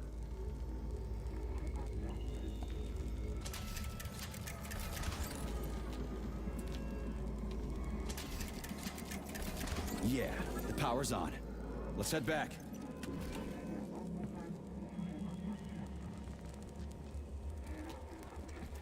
What could possibly go wrong? Which one? I suggest the one on the right. In other words, you don't actually know. In that case, I'm taking the one on the left.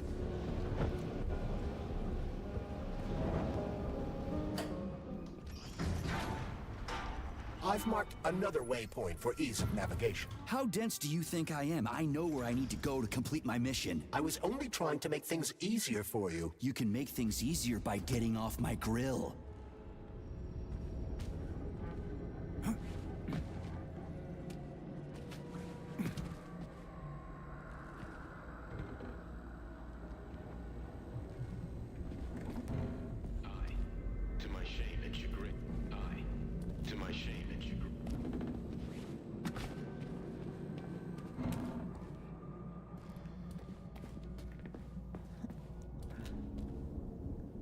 Hey, Chaz. Charles. Yeah.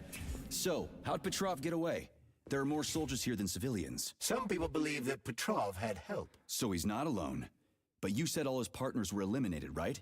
Who else is there? That information is not yet available. We only have speculation, not facts. Well, I'll cross that bridge when I get there.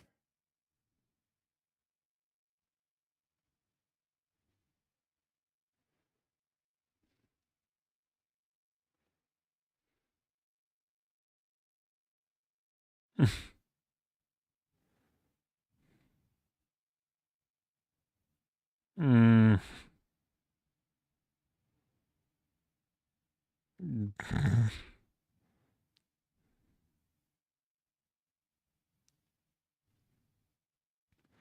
He really wants that rabbit.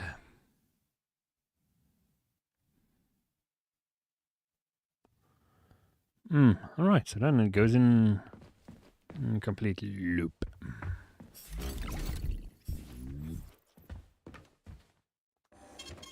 Saving data.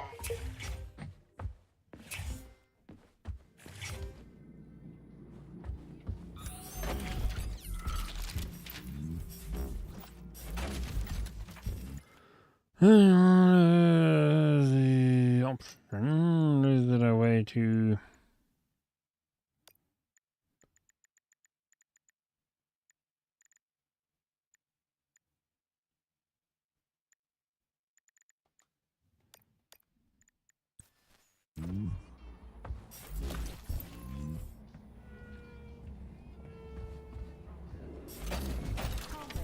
Experimental data kept secure at all times.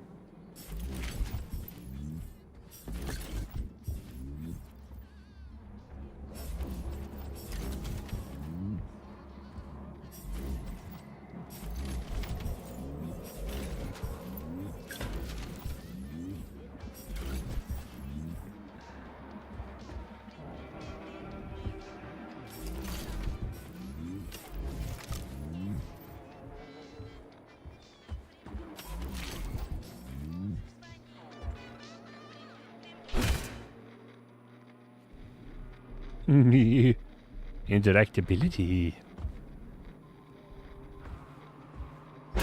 Comrade, I'll liberate your body from your torso, from your legs. And then we can replace them with the robotics.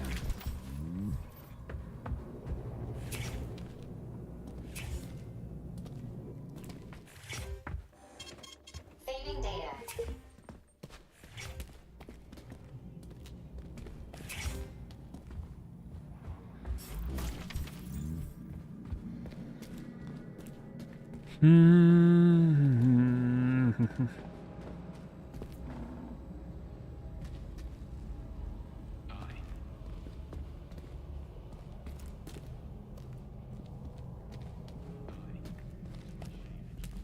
If you recall, the door is electromagnetically locked. Are you freaking deaf or something? Pardon me, please continue.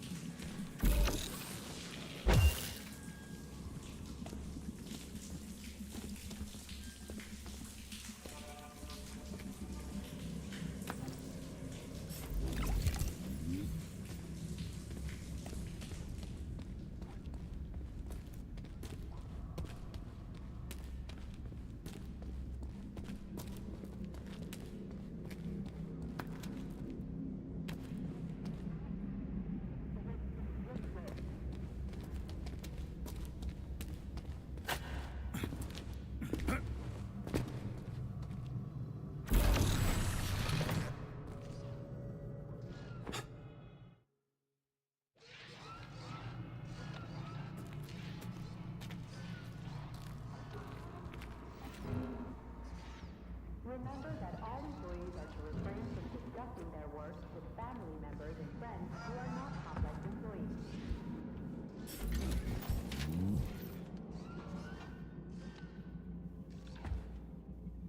employees. Boobs and a moustache. Sure.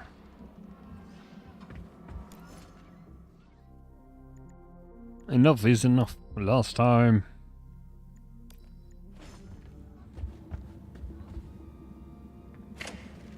Victor, honey, I missed you so much. Sweetie, you're here? I'm so happy, but how did you manage to get inside? I took someone else's papers and pretended to be one of the doctors. It doesn't matter. All that matters is that I'm here now, sweetheart. And I brought the equipment you asked for. I know that voice. Where have I heard it before? I'm sorry I dragged you into all this, sweetheart, but Sechenov's gone too far. I talked to Stockhausen. He's my friend after all. I thought he'd help me stop this madness, but the sneaky son of a bitch played me. So Sechenov threw me in here. It doesn't matter anymore. I'll get you out of here. Tell me what to do. You'll have to cause a tiny malfunction in Collective. Don't worry. It's just a couple of software glitches. I've got like-minded colleagues waiting for my signal in other complexes. We're going to sabotage the facilities all at once. Then the world will finally see what the Kremlin dictatorship is up to. Then what? Sechenov will never stop looking for us. We'll flee the country, defect to the US and live in luxury for the rest of our lives. Once we expose Sechenov, he'll no longer have the means to harm us. But first, I need to access the network. Okay, I'll connect your equipment to the main server. And then? A tiny malfunction, my ass. Look at all the damn corpses everywhere. That Petrov is one sick fuck. I'm gonna mutilate the prick the second I lay eyes on him.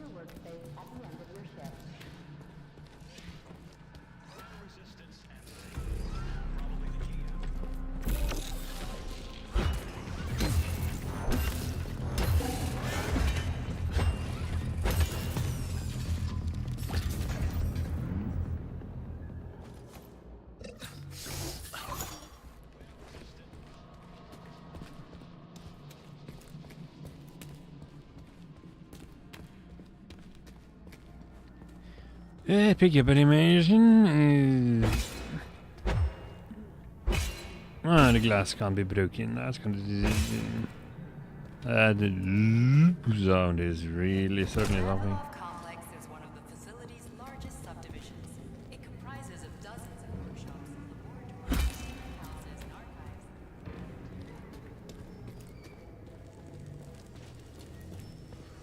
That sound is really reverberating in my system. And man, it doesn't feel great.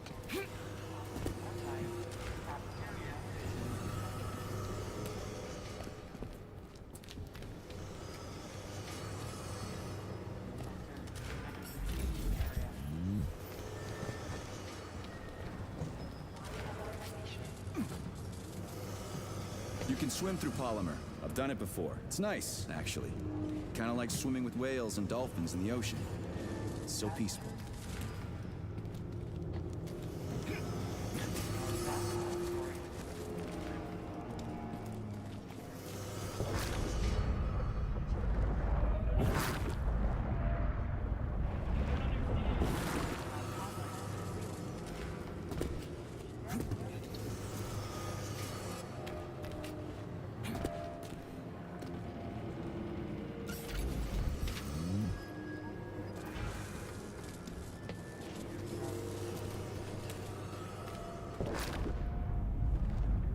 I mean, lots of books, but this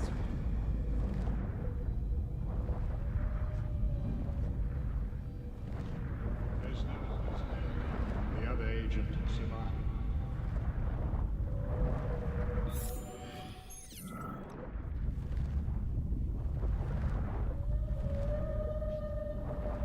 leads us.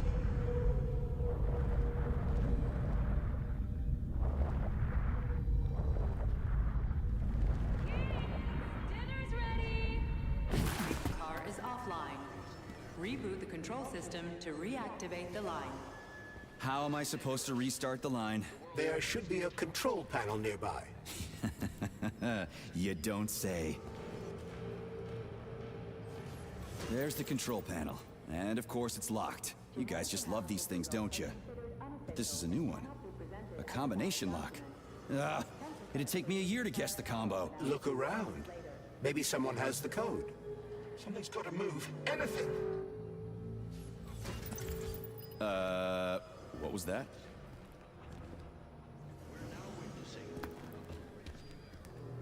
The schematic. Need to find the schematic. They won't go without a schematic.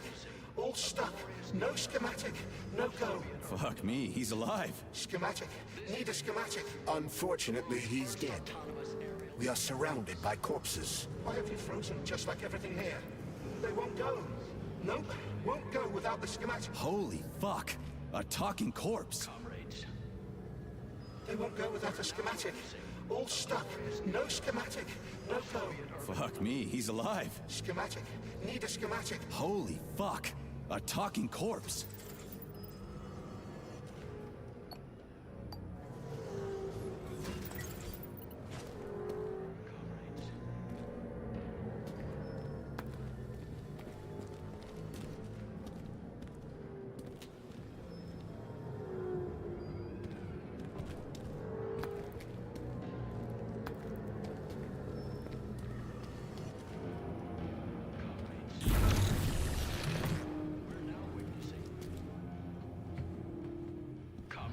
They won't go without a schematic.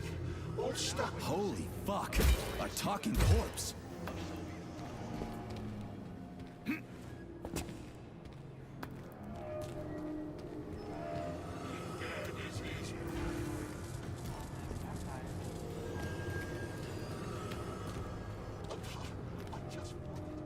Let's head to the station. There it is. Get the cable cars online and get out of here.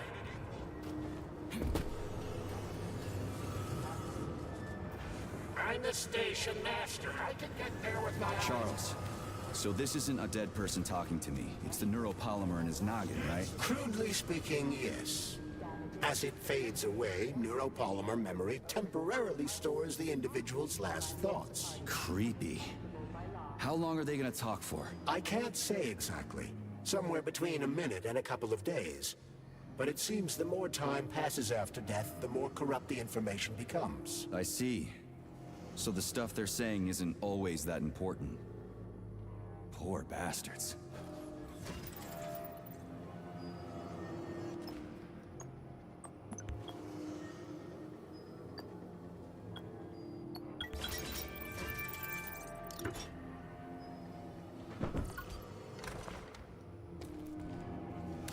I hope this works. The cable car line is activated. Welcome, passengers. Please take your seat according to your ticket. Sorry, no ticket.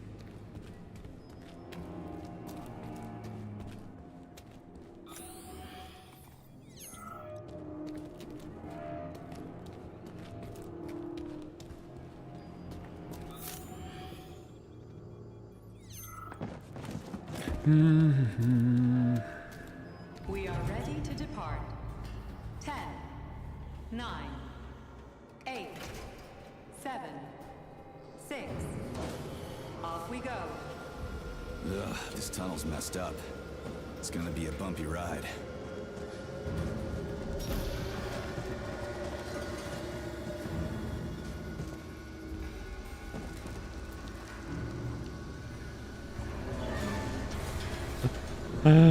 I don't like the sounds I hear. What the things I see.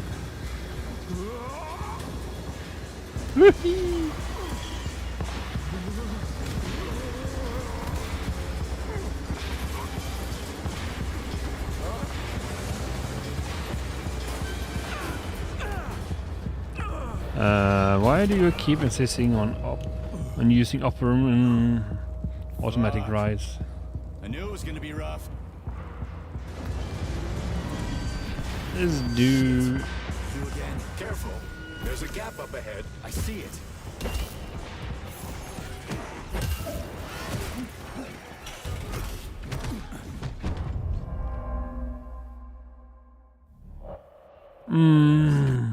Flatlined.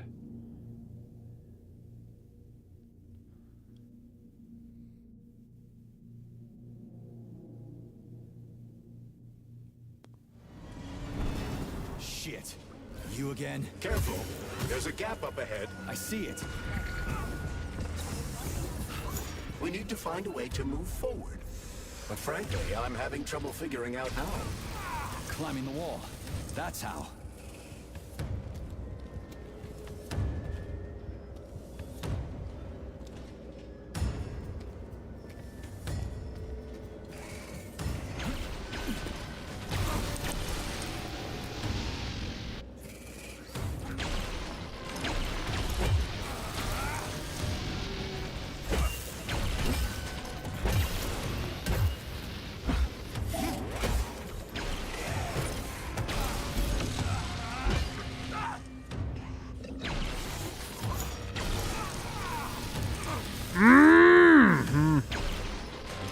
Okay.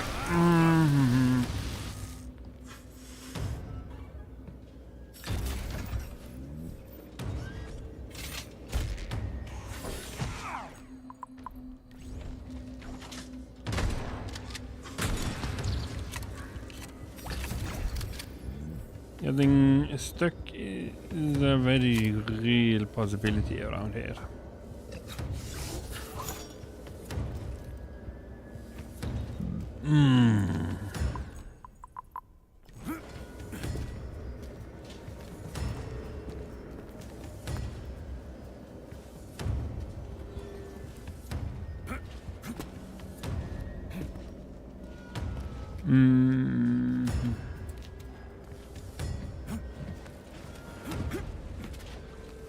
Why the hell does a service bot have a laser laser eyes in the first place, though?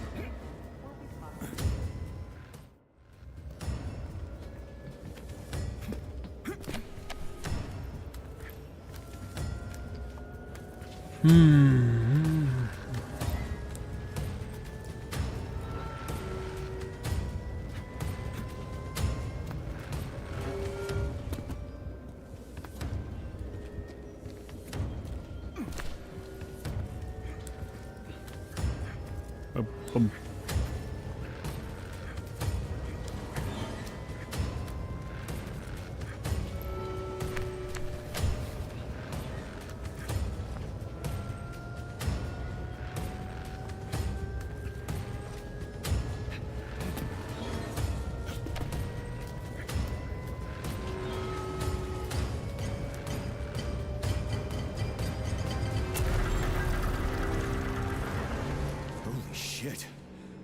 That was a surprise. I agree. You've got quick reflexes, Major. You bet. I wouldn't survive without him.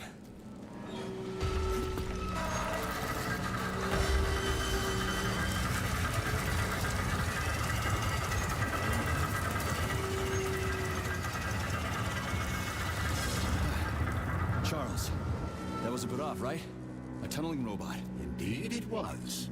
Barovs can drill through even the hardest minerals at incredible speed. Soviet science has high hopes for them in regard to our inevitable conquest of all the planets in the solar system.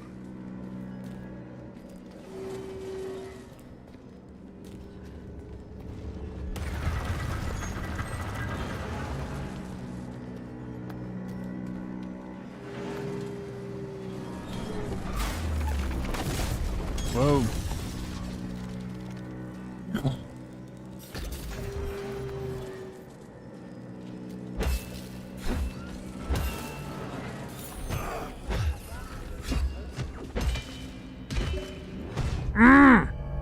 I hit button.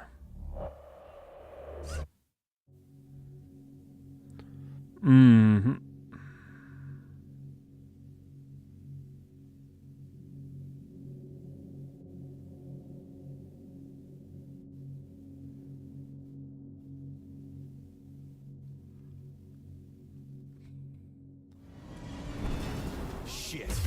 You again? Careful. There's a gap up ahead. I see it. Ja, men i helvete då!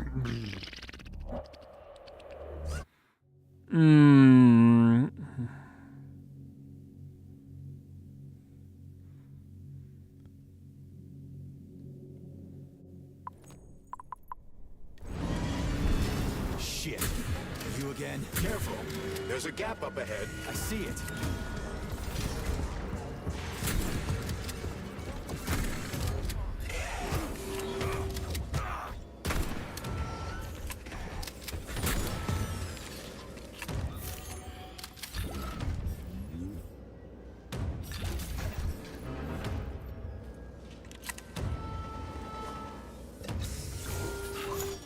We need to find a way to move forward. But frankly, I'm having trouble figuring out how. Climbing the wall. That's how.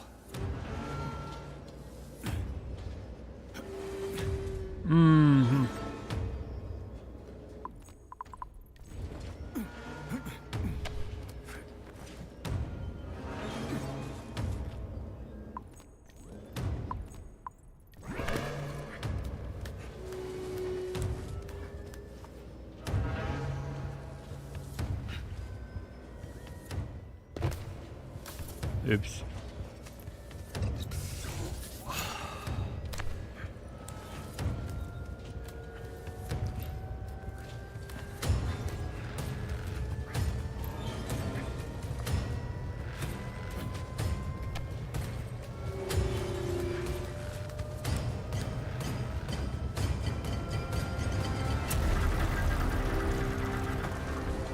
Shit.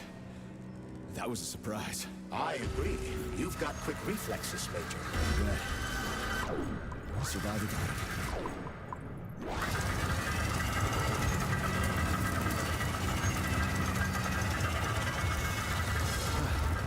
Charles, that was a bit off, right? A tunneling robot. Indeed it was. Barovs can drill through even the hardest minerals at incredible speed. Soviet science has high hopes for them in regard to our inevitable conquest of all the planets in the solar system.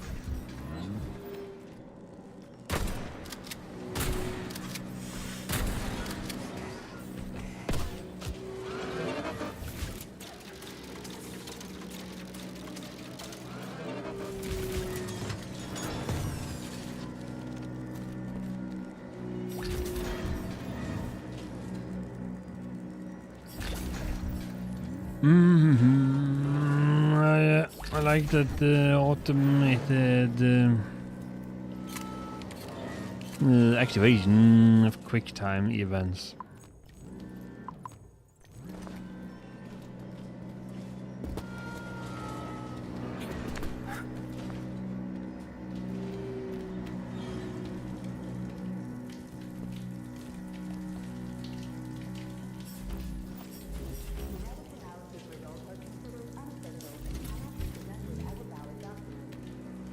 Irony, comrade.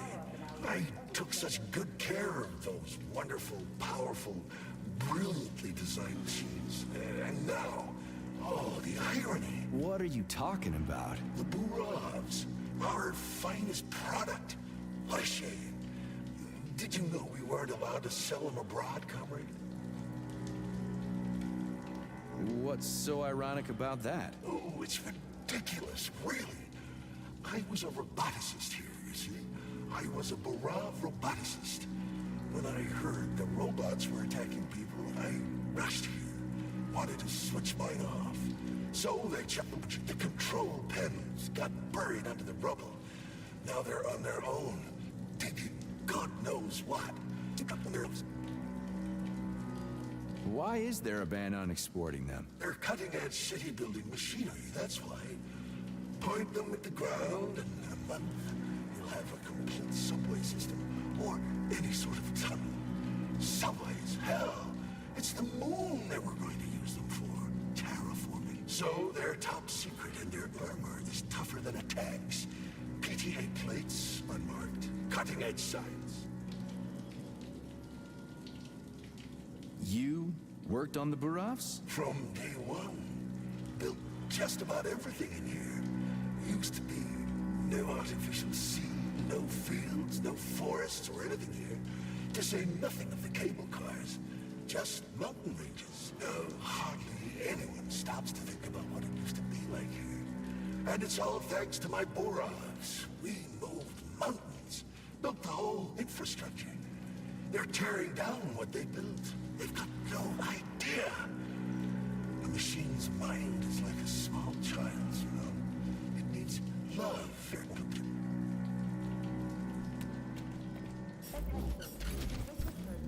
Number 704557A, number 907444K, and number 075332F. Your sentences have been altered following a case review. Please hand over all systems to your supervisor and proceed to social control.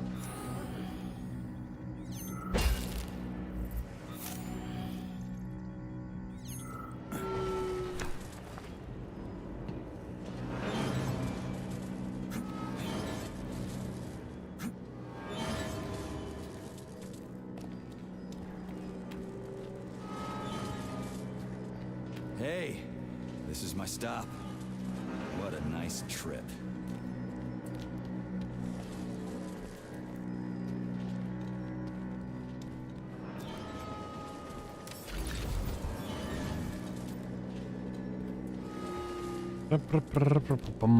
Pum.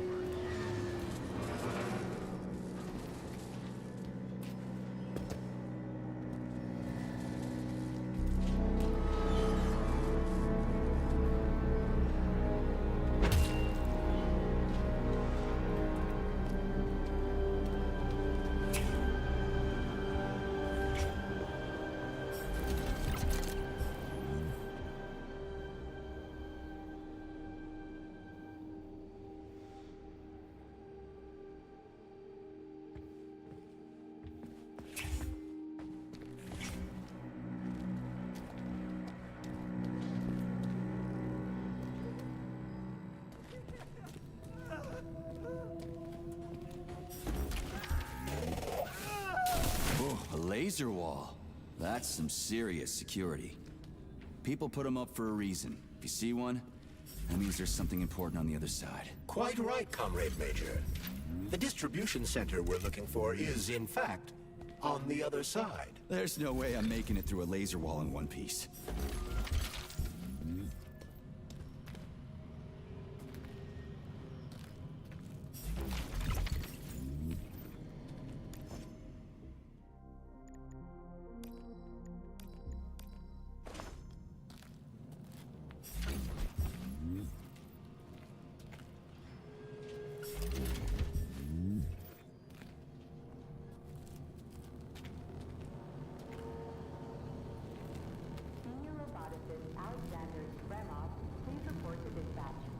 Honey, you're back.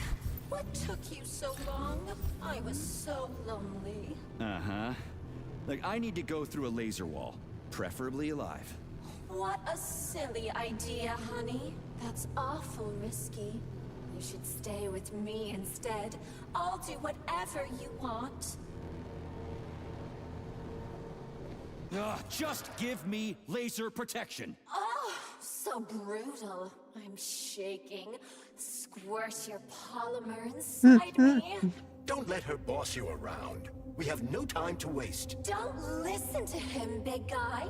He wants to drive us apart. Take off that stupid glove so we can stay together forever. I see. Do you want me to punch you or tear you apart? You'd really kill me over a stupid glove, sugar? How would you survive in this cruel, violent world without me? Easily. It's not like you're actually helping me or anything. But I can't make things for you out of thin air, sugar. I need polymer and other components to work. Put your polymer inside me so I can pleasure you. All right, I get it. You'll get your polymer and your precious components. Just install the laser protection already. Whatever you say, stud. Upgrade initiated. Relax and enjoy. Just promise you'll talk dirty to me again. I am so gonna punch you. Yes, yes! Punish me, master!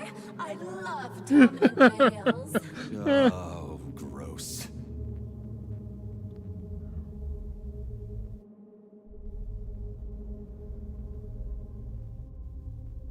your defense system is active. Try to run through the laser wall.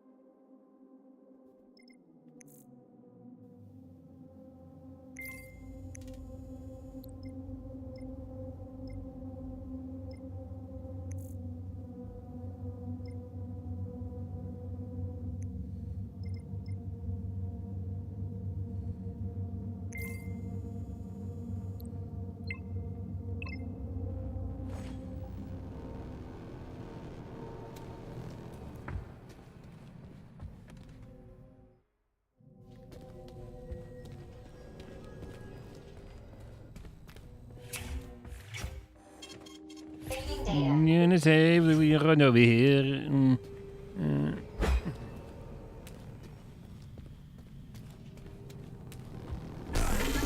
Crap! That hurt!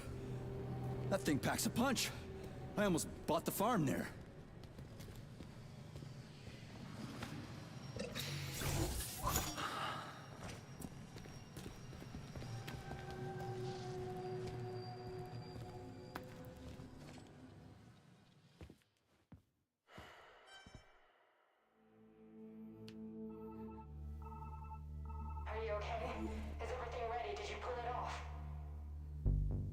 Don't worry, honey. I'm right as rain. The operation was totally painless. Good. You need to leave right now. There's a man coming for you. He's armed and wearing an experimental polymer glove. Must be Sechenov's guy. Larissa, did you talk to him? He was attacked by a Burav. We took him to the infirmary and then... I didn't know. I couldn't just let him bleed out. Well, you should have. It would have saved us a whole lot of trouble. It scares me when you talk like that. I'll meet you at the exit. I'm right behind you, honey. I just hope we're not too late. Hope can be dangerous. Hands up! Victor? What's going on? You deaf? Hands behind your head. Victor! The hell are you? Major Nechayev Special Operations, and that's the last question you get. You're going to Chelomey. Victor, save yourself! Chelomey. Of course, Comrade Major. Intrusion. Huh? Intrusion! Warning. Hey, freeze! Warning. Red alert. Lockdown in progress.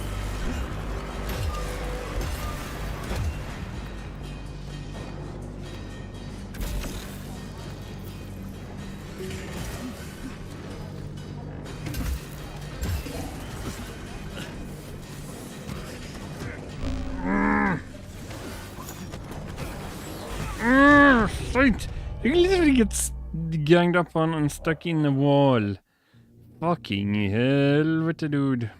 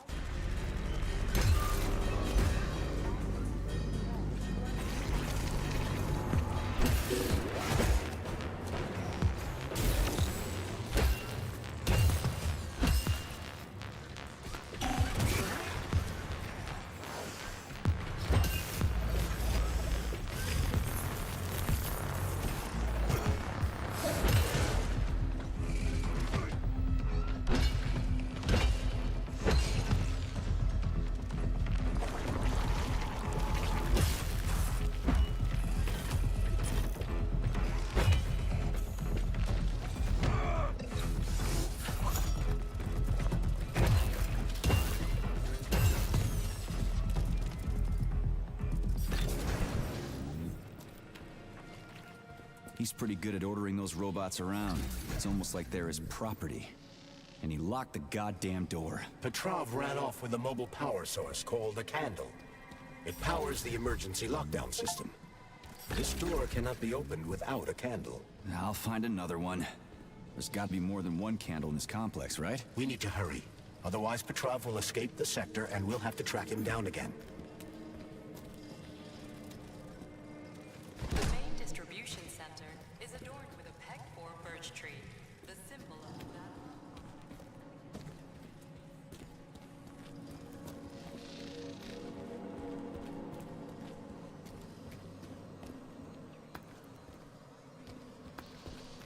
Charles, what's that birch tree encased in glass in the room down there?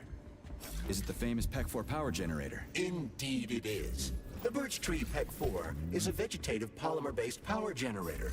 It's an experimental model. The first step of our program to conquer the distant planets of the solar system.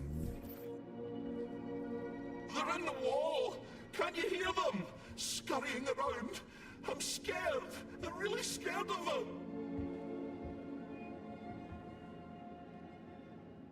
Scared of what? The robots? No! Robots killed quickly and simply.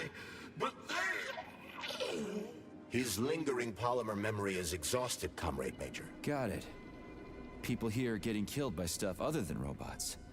But what? I cannot ascertain. Sorry, but I really don't want to hear this right now.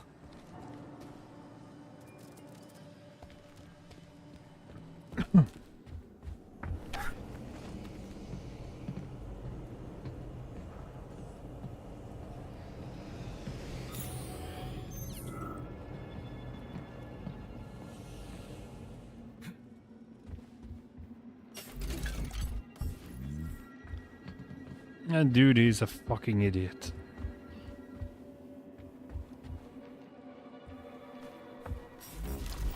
This is not how you do it. So, do I always have to carry it like this? The candle is a complex, unstable piece of equipment. It cannot be stowed in your backpack along with your other items. There is a high probability of mutual destructuralization. Like an explosion? Not necessarily, but the candle would be disabled. So I'll have to carry it like this. Got it. The candle is quite durable. You can drop it or even throw it intentionally. Nothing will happen to it. Mm-hmm.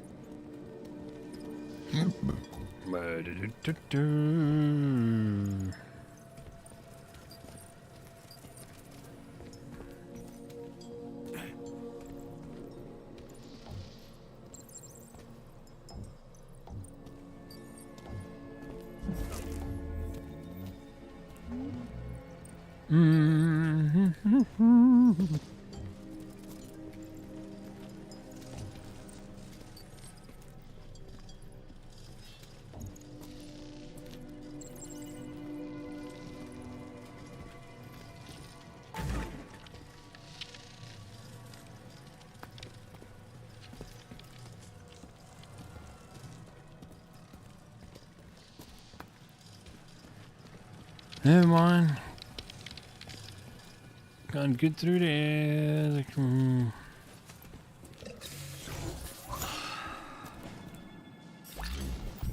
Gonna steal that one. Joink.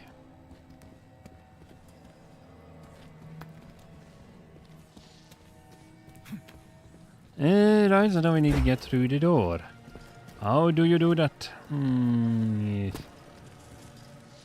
How you gonna do it?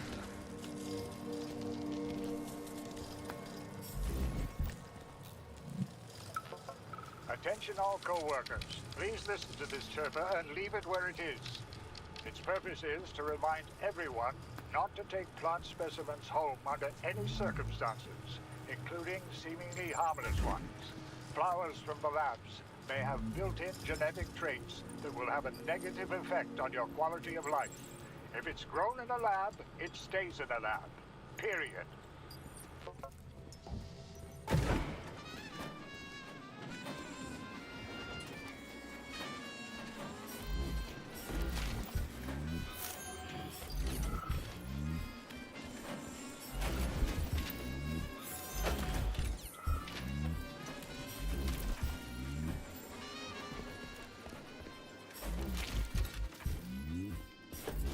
Grab.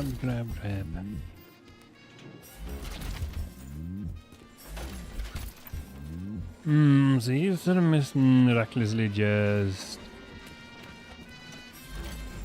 another hidden ball here, or is that just a...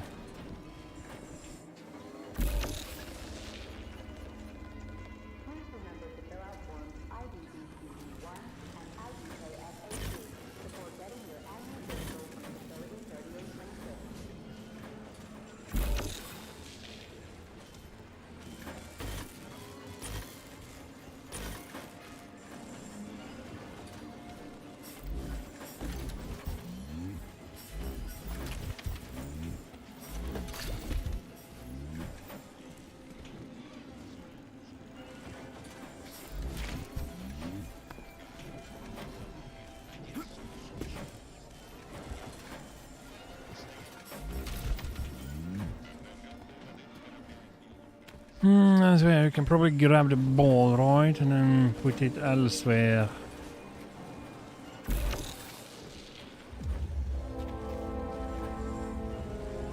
And put it into 2 slots. Yeah, that sounds like Petrov's voice. I hope that asshole's brains didn't get splattered all over the floor.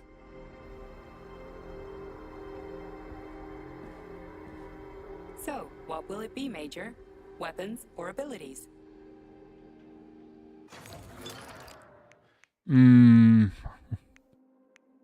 Box.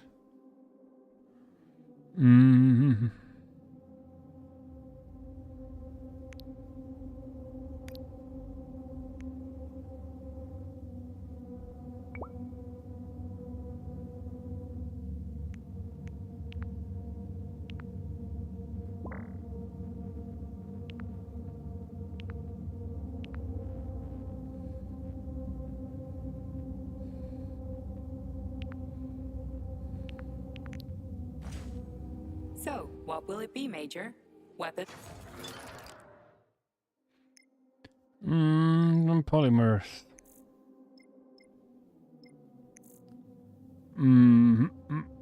Effective range.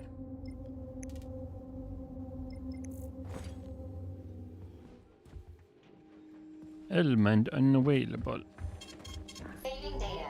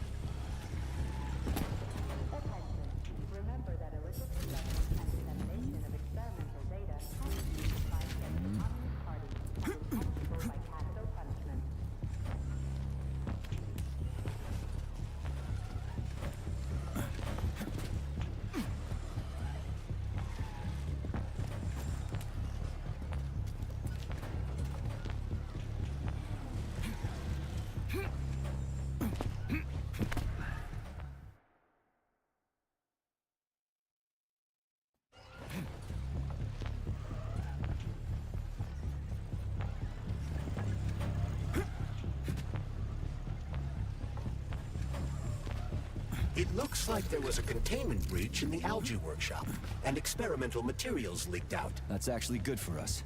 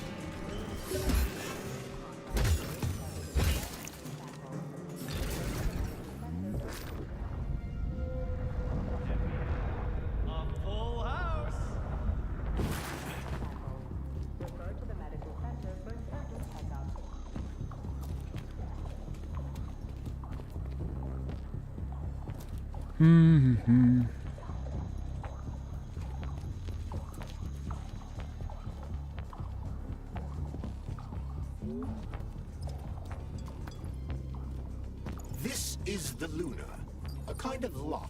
It'll open once all the holes have canisters of lunar soil in them. You eggheads sure love your fancy locks, don't you? Guess I'll go find some canisters.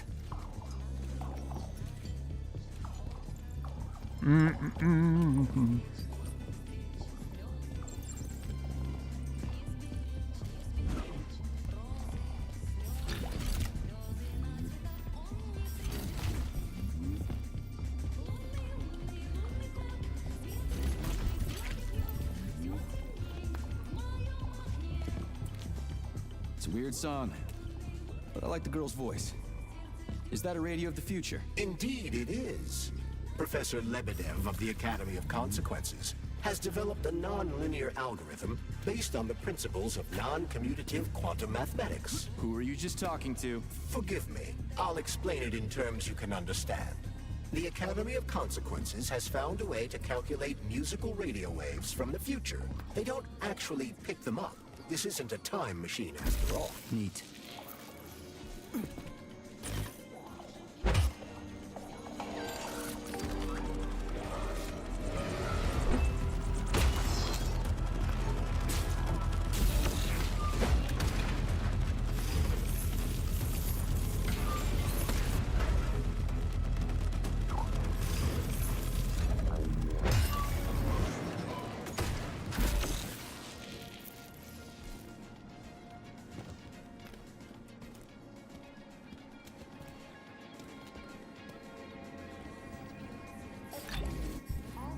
Music from the future. Okay then. That sounds sketchy as all that. Well, what do we have here?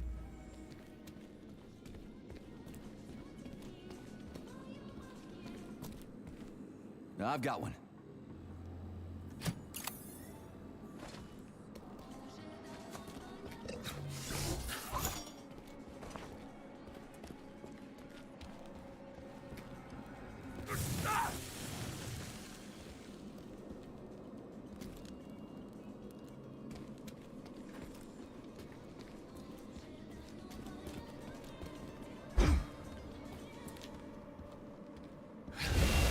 Okay. Hmm.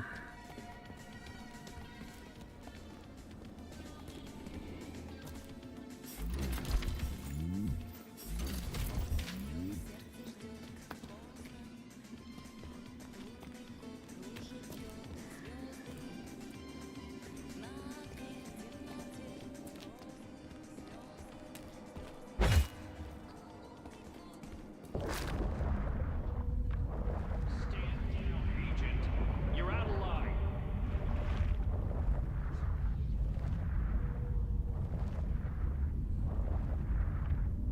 What's the school? Whose goal was that? Ours?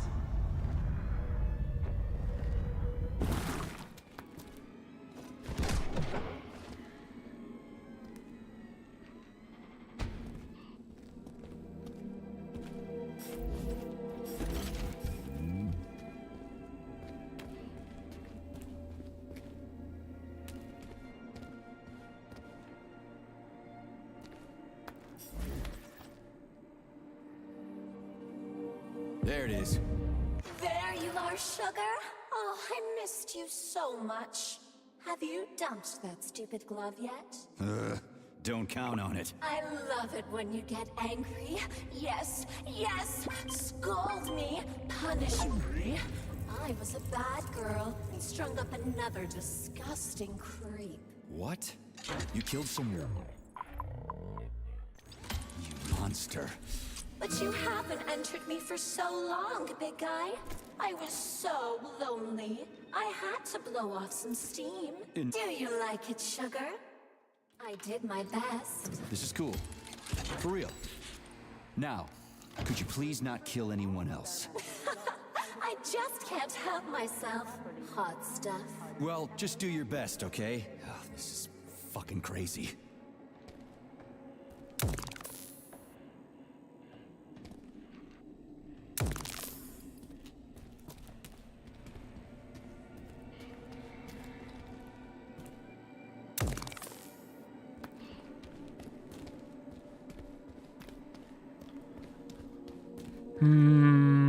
Alright.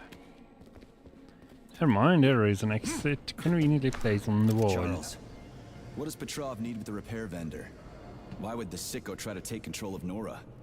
Why would he even need weapons? He's got robots fighting for him. The traitor realized that employees confronted with hostile robots will defend themselves. And the soldiers defending the facility will attempt to get more powerful weapons. He must have been scared someone would bump into him by accident and shoot him like the traitorous piece of dog shit he is. That very well may be. Regardless, Petrov was unable to get his hands on a repair vendor. However, Nora's algorithms were still corrupted in a most hideous manner.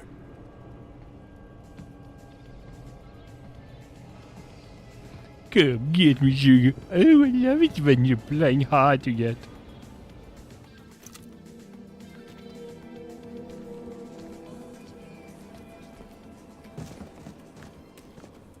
I've got another one.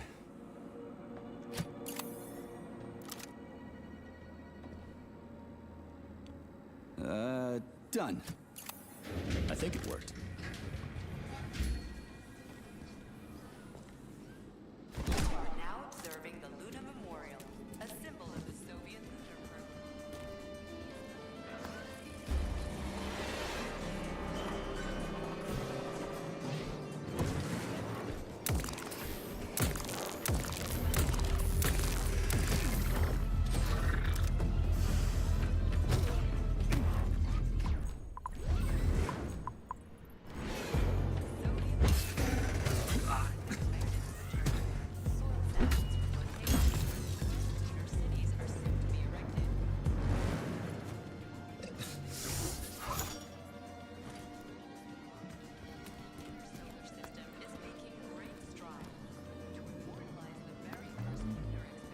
Whew, this place is huge.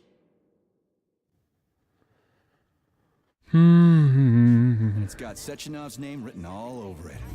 So, where are we? This is the seed bank, the heart of the Vavilov complex. Samples of seeds from all manner of plants are stored here so they can be cultivated to grow on the Moon and Mars.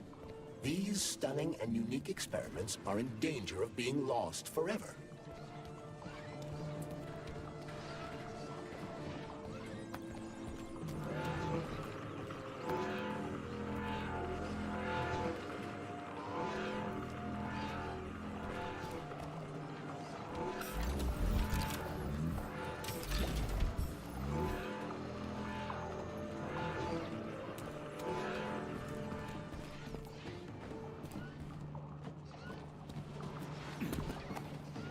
crispy critters. They're most That was a certainly surprise. crispy, Major. Shut up, Charles. No time for this. Warning. Microclimate abnormality detected in Red Vault. Sample container integrity compromised.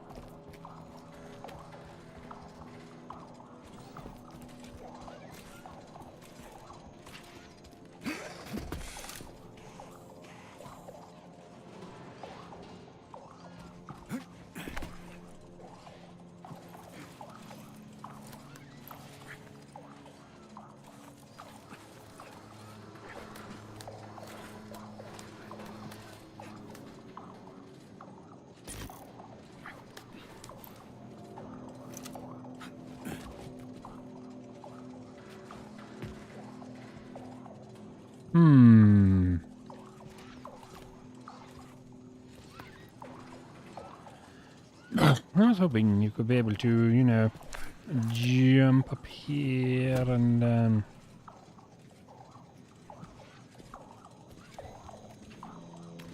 climb up. That seems like a very logical conclusion.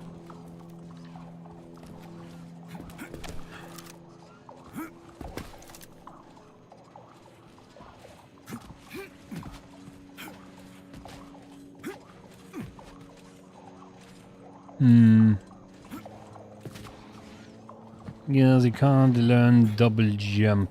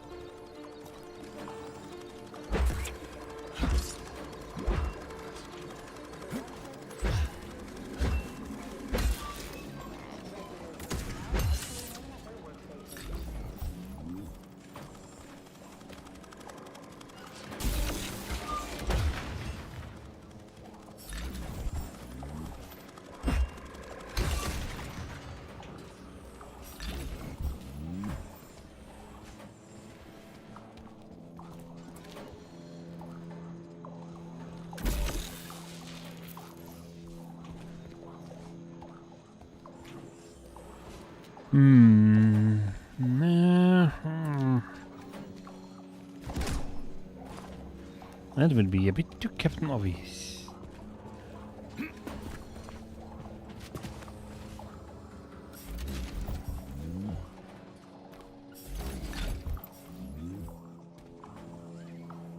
Yeah, I wish it to be through.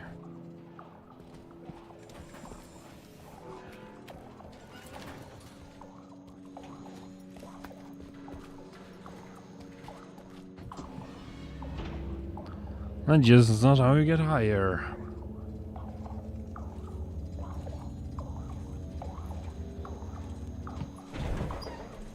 Emergency damage control systems malfunction. Critical security system. All personnel evacuate the sea bank immediately.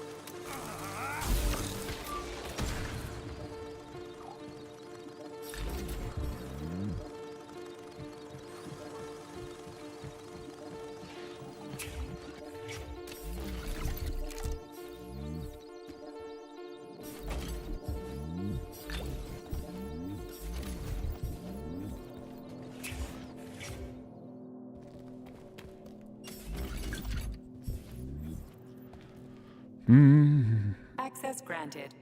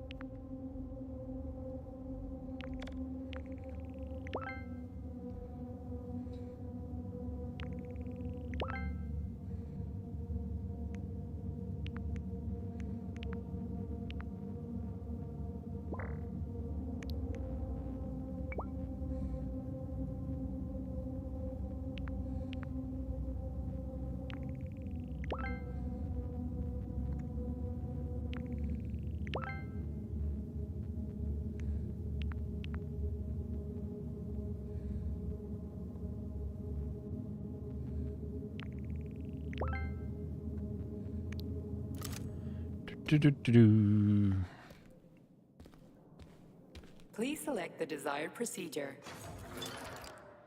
Let's see. The energy management.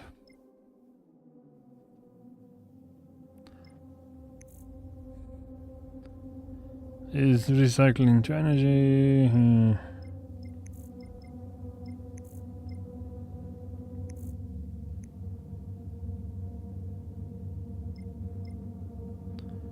Shield, polymer jet.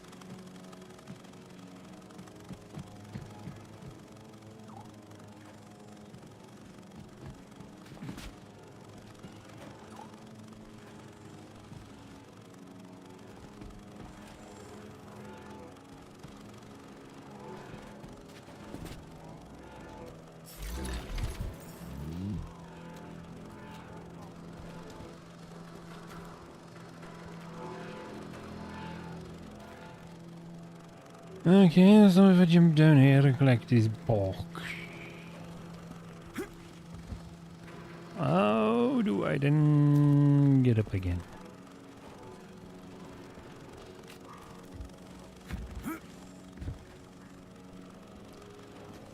Mm-hmm.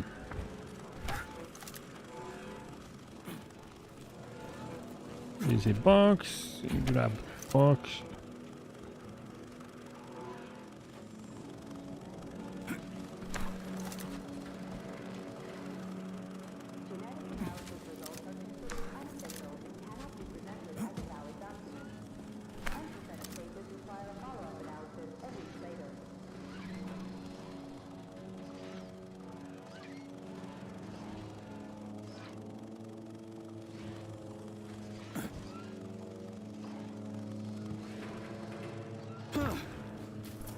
I never thought of that.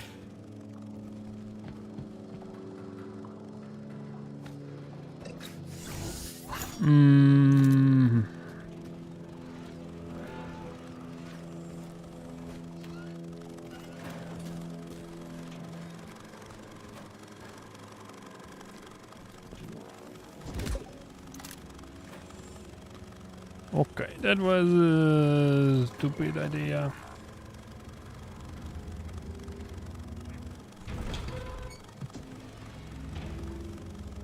I don't know, there's something disturbing with the elevator. And it doesn't have a box, it's just touching walls.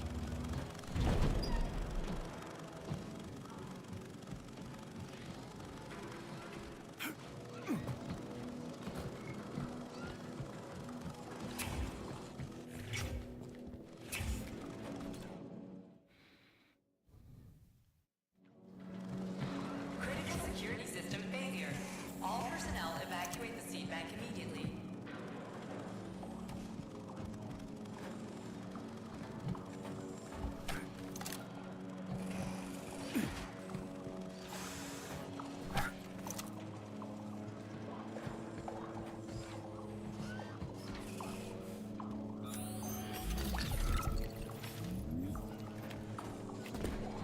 I know that the scientist general and the general isn't the best of smartest of bomb. He's not that clever, but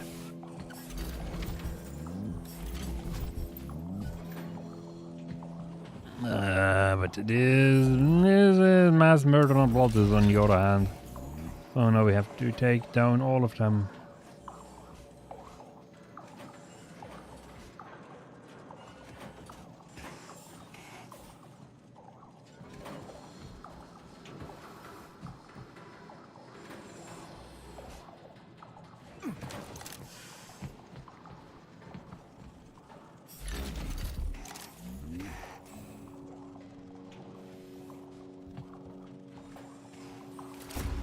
No. Interact with robots.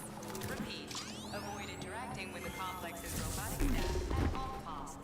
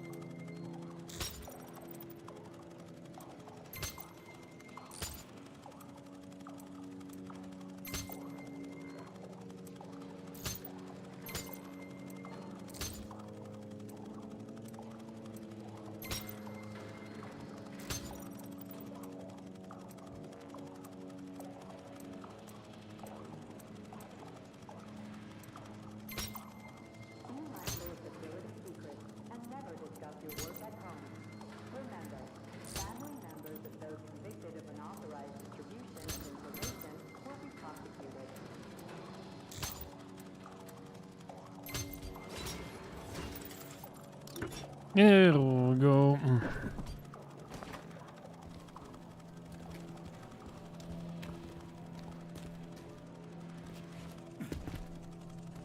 I unlocked the lock.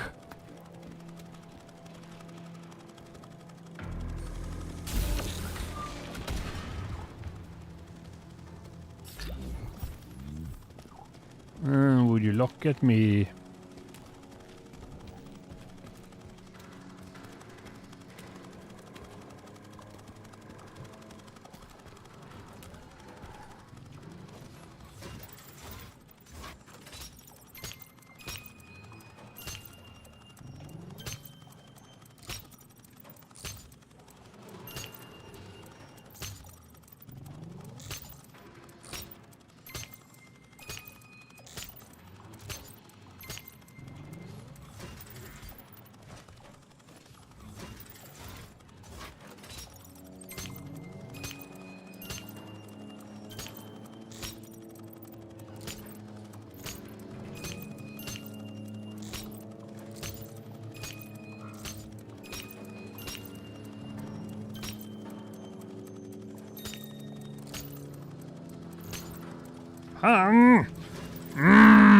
Damn it, I'm trying to do it too fast.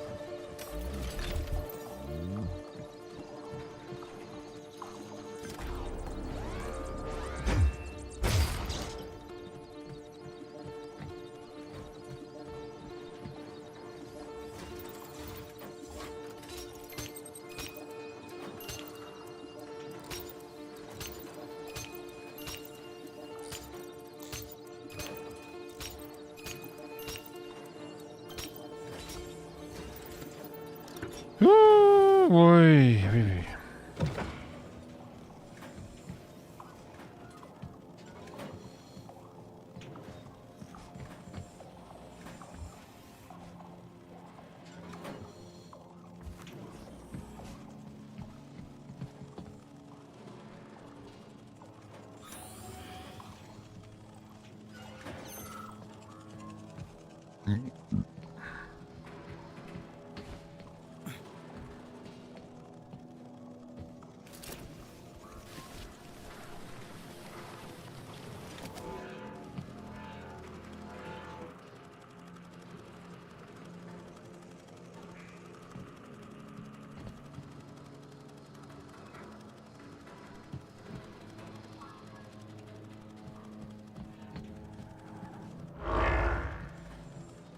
Attention.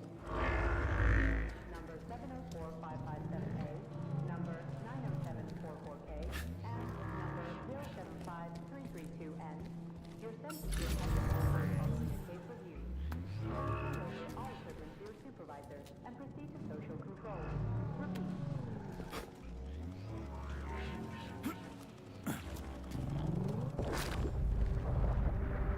Agent P2.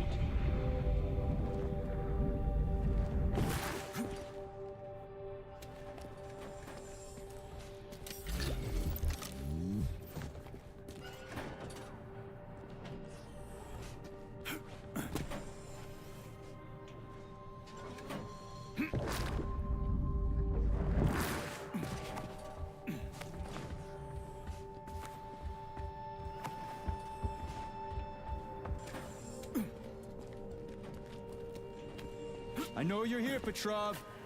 You've got nowhere to run. I'll give you 10 seconds to surrender.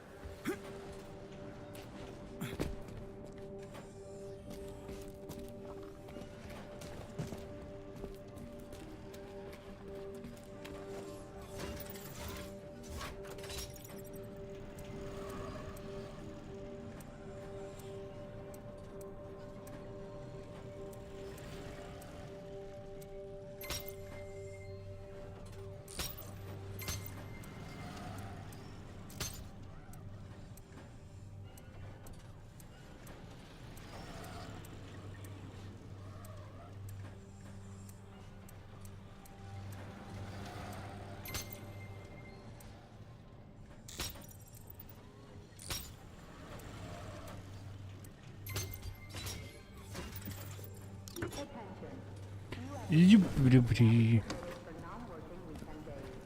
Medium to high social credit employees only.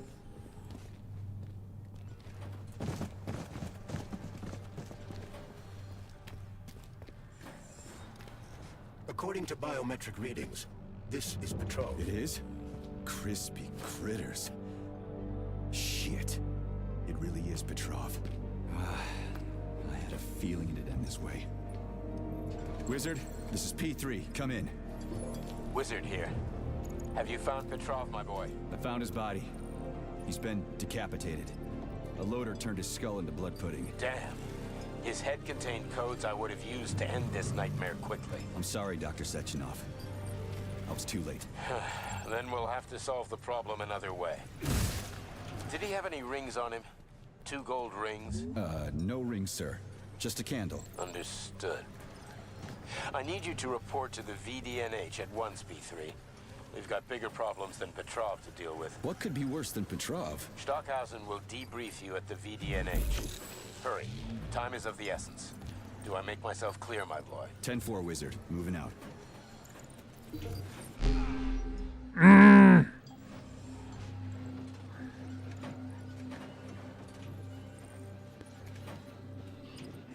He totally switched out his clothes for someone else.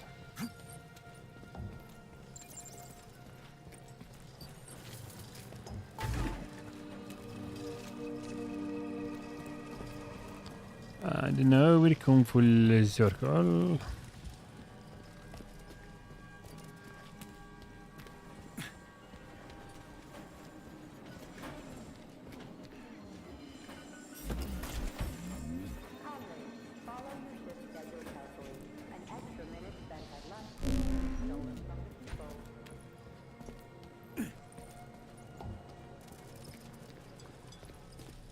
Come on. Yes. Internal tech core power generator microclimate readings are suboptimal. Electricity generation not possible. The energy from the candles isn't sufficient to power the main gate, but installing them activated a system that provides special polymers to the birch tree life support system. The life support system has 4 primary functions: maintaining optimal temperature, eliminating insects. In other words, 4 columns, 4 canisters.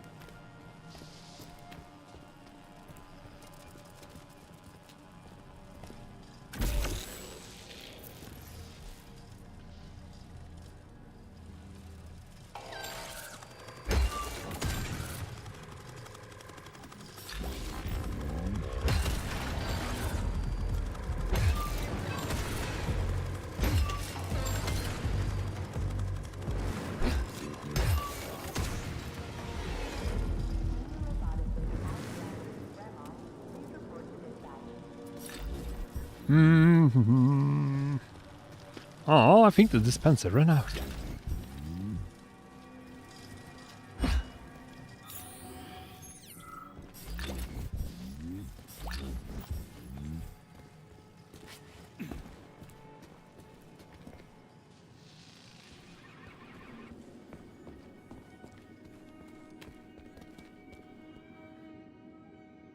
Pesticide workshop, okay. And over here, isn't it?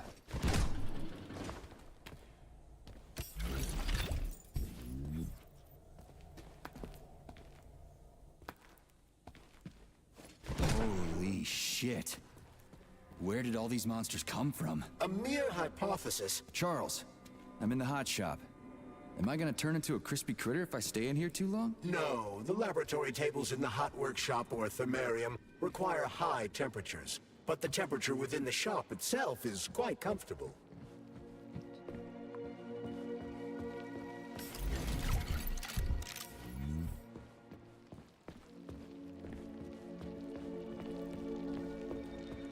I can't read Russian. I just looked at the signs and and apparently I was correct.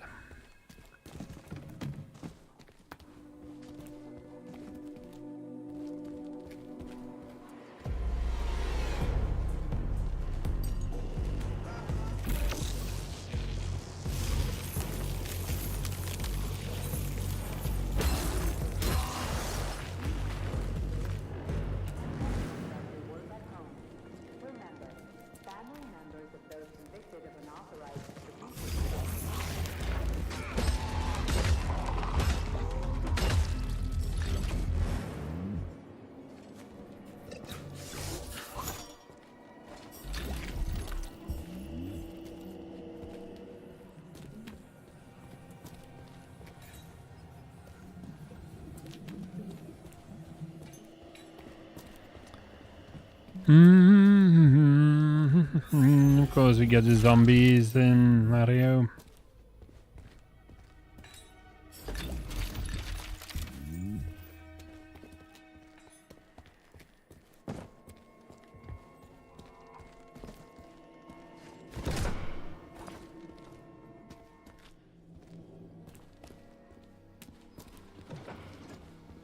Freaking critters. This place just keeps getting more and more fucked up.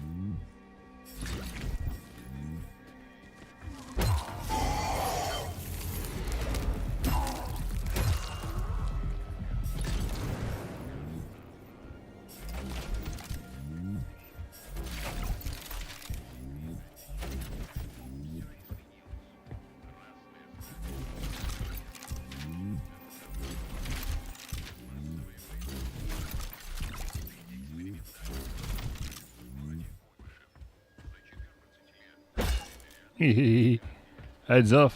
Heads up.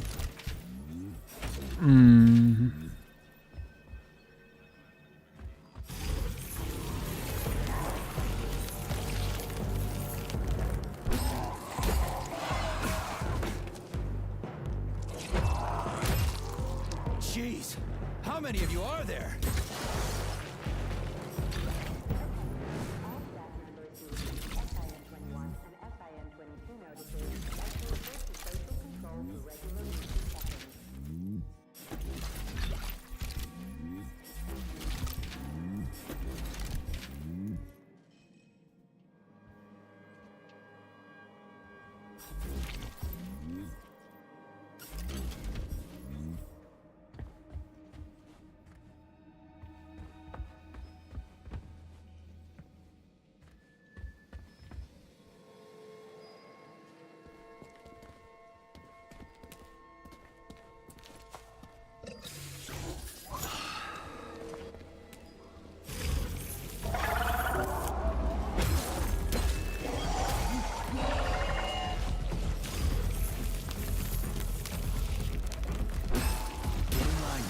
Bitches.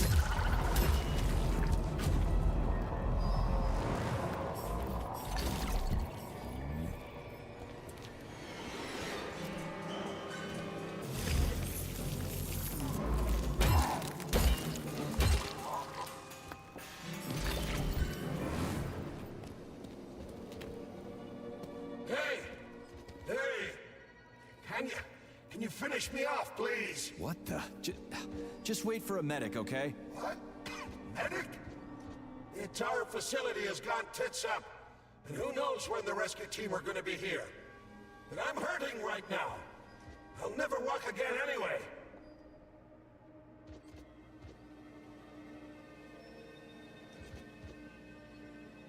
Just be quick, it hurts. A lot.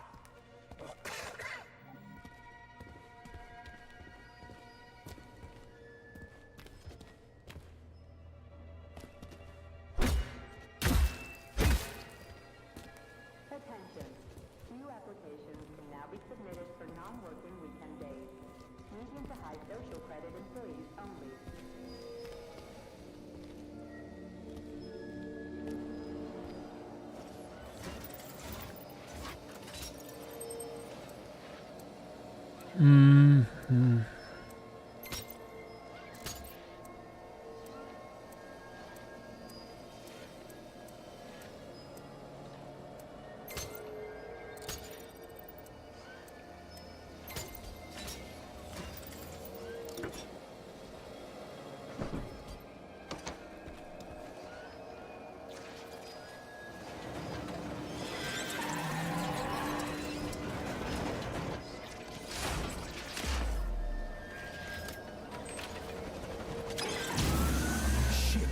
Lost it. Fuck my life. This is usually a harmless geodesic geology robot. Harmless my ass. What other tricks does it have up its sleeve? I'm not sure. I don't have access to this model's data. I wish it didn't have access to us. I couldn't agree more, Comrade Major. Come on, let's go find that canister. At least we won't have to find the door to the shop. We can just climb through the window. Transitional state can be turned into polymer upon request. Such as helping diagnose malignant tumors, identifying internal bleeding during surgery, visualizing the growth progress for implant nurseries, and locating anomalies during genetic modulation. The VATS non-stop operation ensures a stable supply not only for the Vavilov complex, but for all of Facility 3826.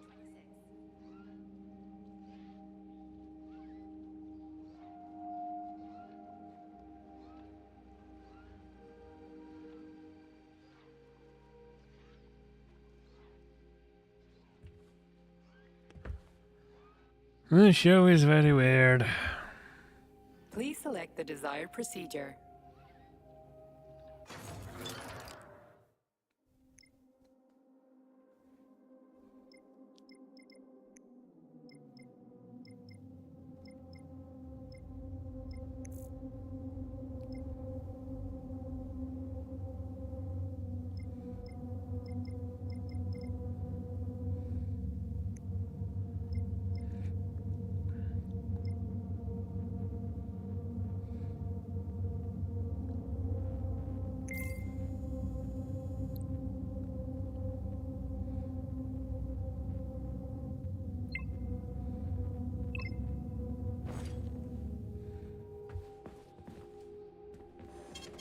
Saving data.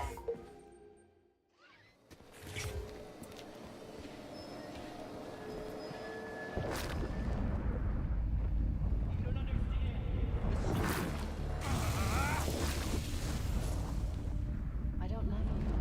I'm sorry.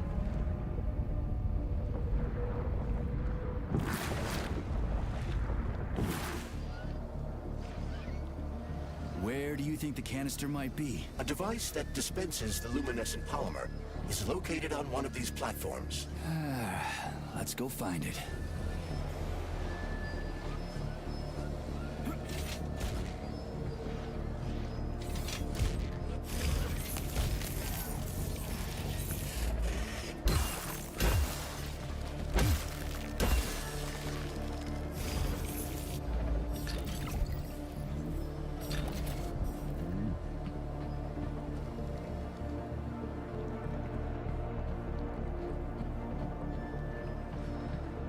As usual, this is sort of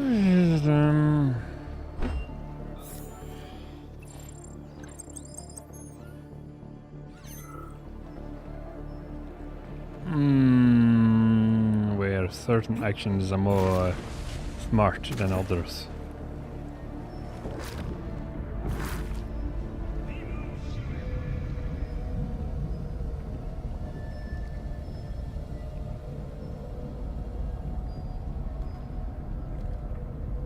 I don't love you. I'm sorry.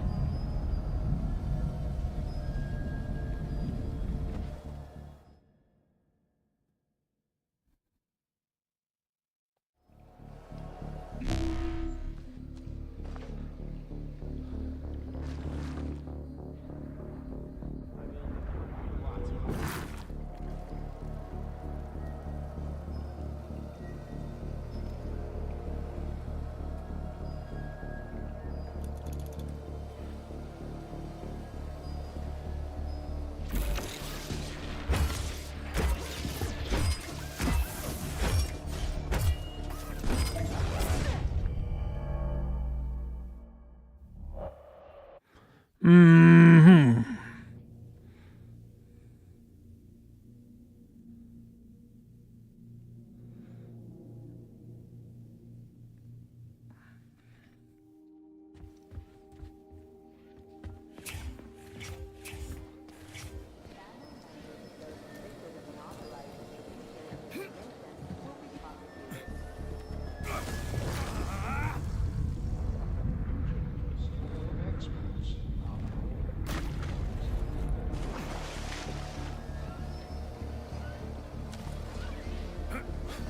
Where do you think the canister might be? A device that dispenses the luminescent polymer is located on one of these platforms.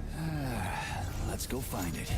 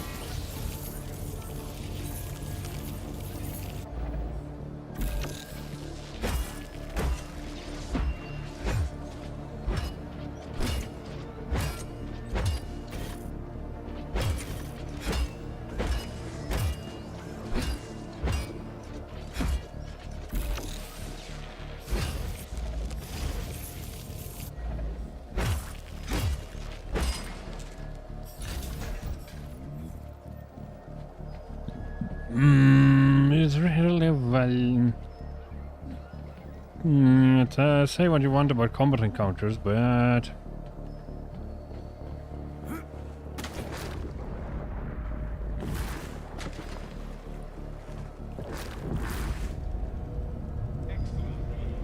didn't expect this.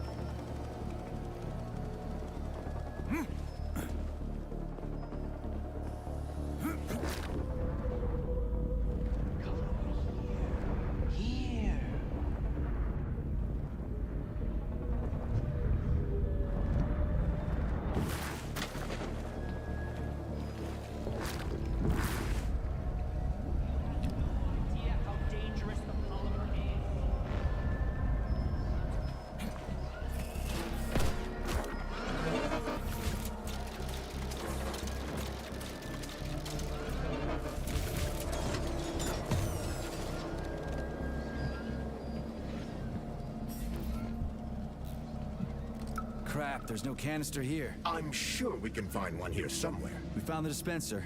Now we gotta find a goddamn canister.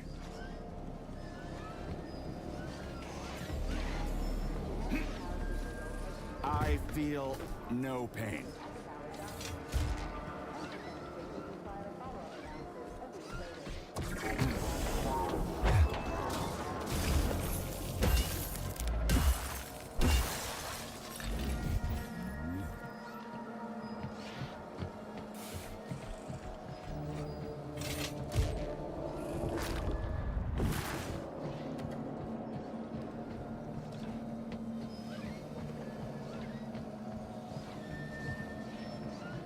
Oh, finally, someone new to talk to, and a live one, too.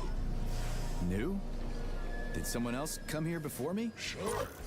All right, I gotta go. Talk to you later, I guess.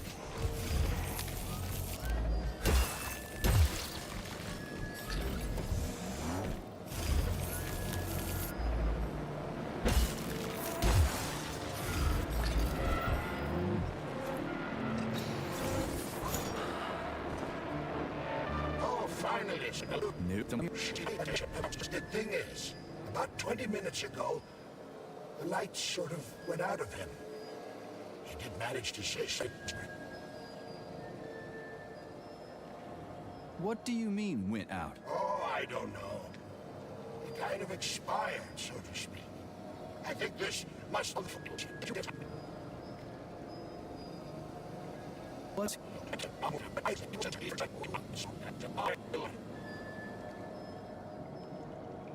Okay. So long. Will this canister work? Judging from its shape and diameter, indeed.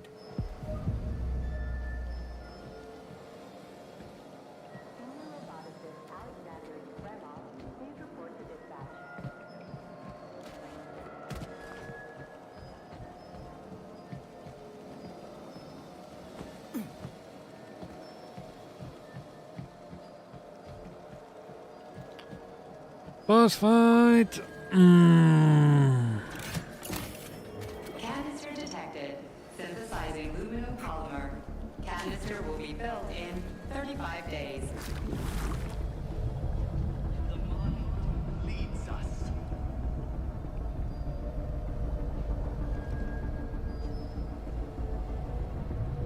Don't stay in the dark.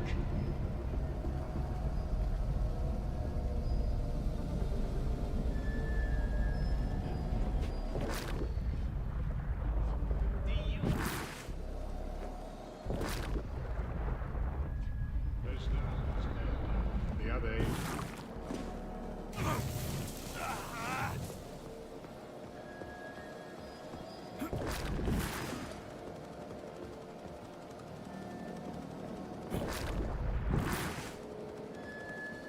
Seriously, getting out of the polymer. Should be able to just jump and then, but no. There's literally a spotted. Suppose he's designed to just jump into the polymer, but it looks more like you're supposed to get out of it. But no. I didn't Can't expect just this. conveniently dash out of it.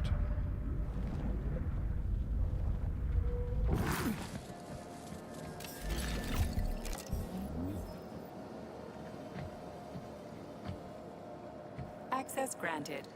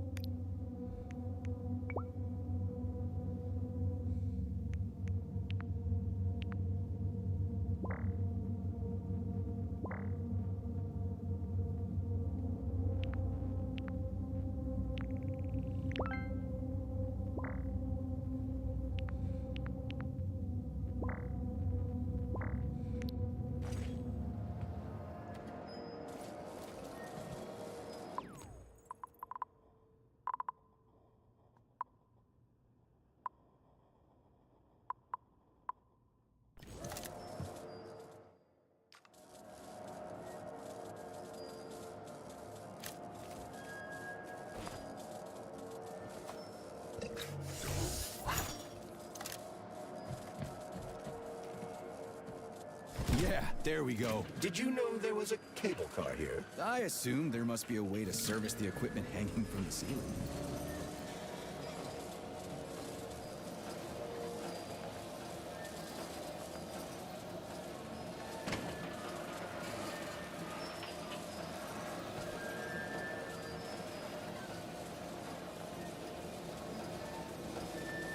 We gotta be careful. It's a long way down. You can get hurt. Hurt?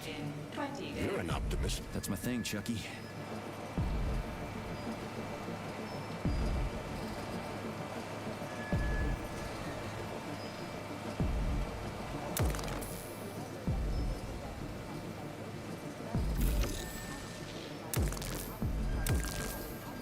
Did I forget to do...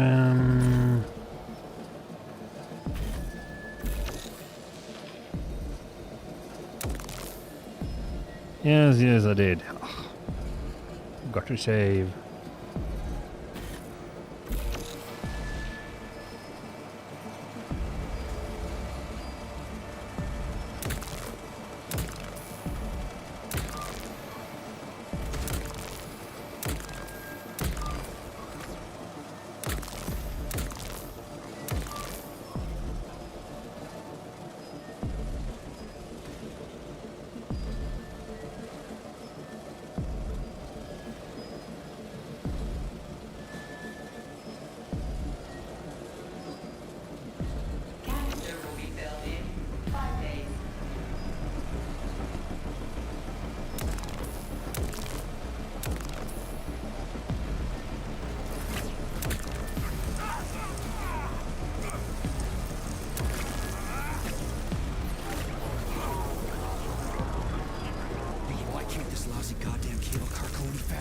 No one foresaw this particular turn of events. It was a rhetorical question, Chuck.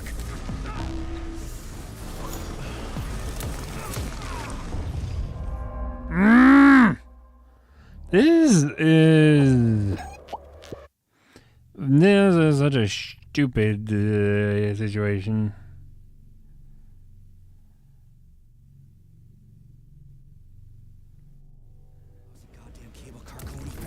No one foresaw this particular turn of events. It was a rhetorical question, Chuck.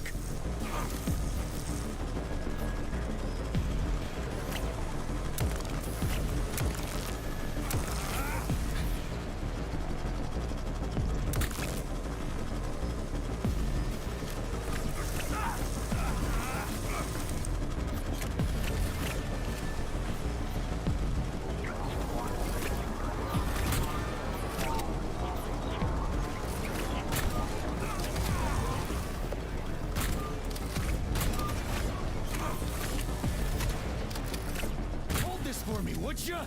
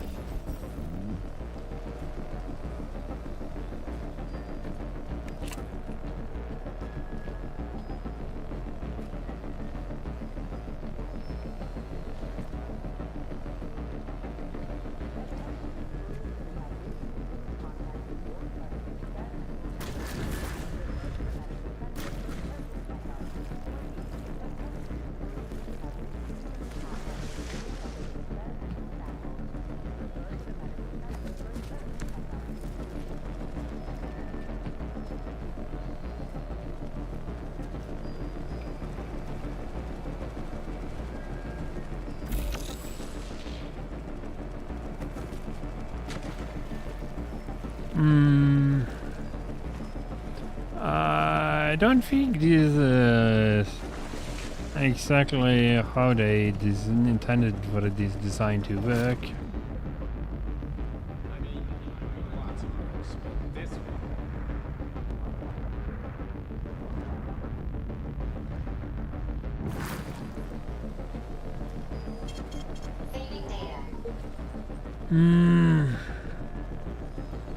Where even is the cable car?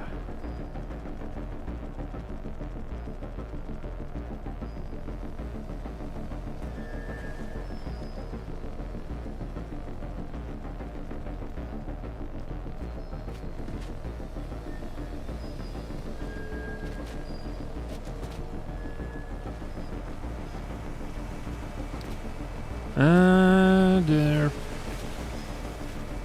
Hey! Okay.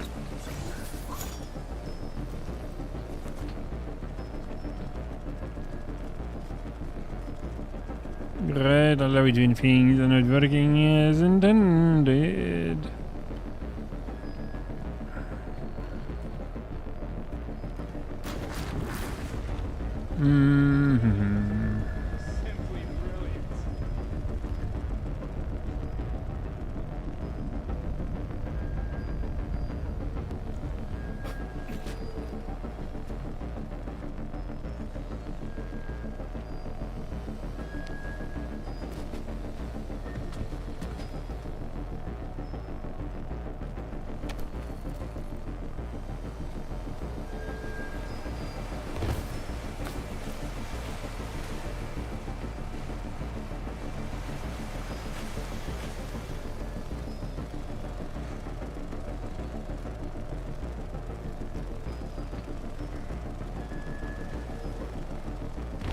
Ja da.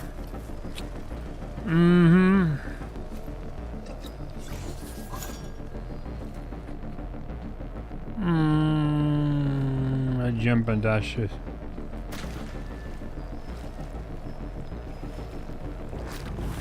Isn't exactly brilliant.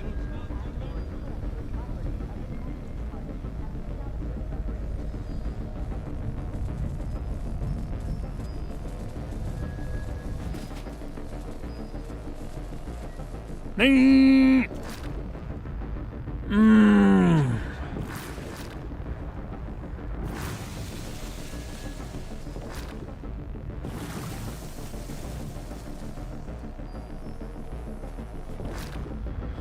I can dash, I can shoot and use special powers, but he cannot only jump any height. Great.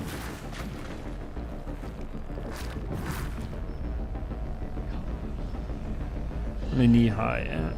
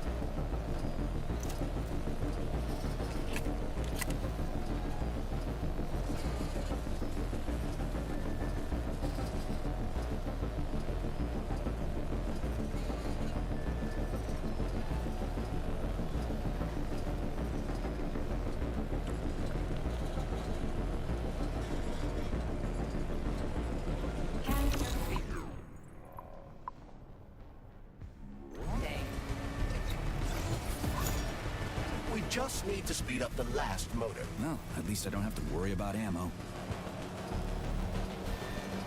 Surely guns blazing isn't always the best approach, Major. Sure, sometimes you can try upgrading your gear or find another way to keep the bots at Canister bay. will be filled in 10 seconds. That's better. Pleasant lights all around, Shayla's buzzing in the distance.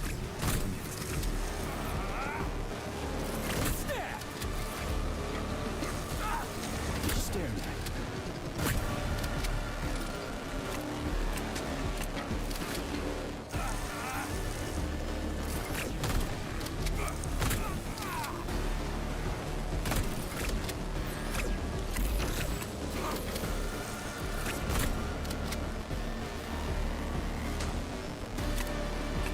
Canister filled.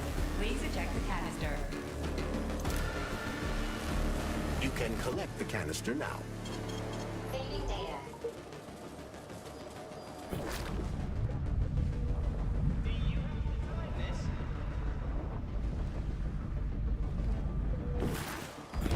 Ah, shit. Bull crap.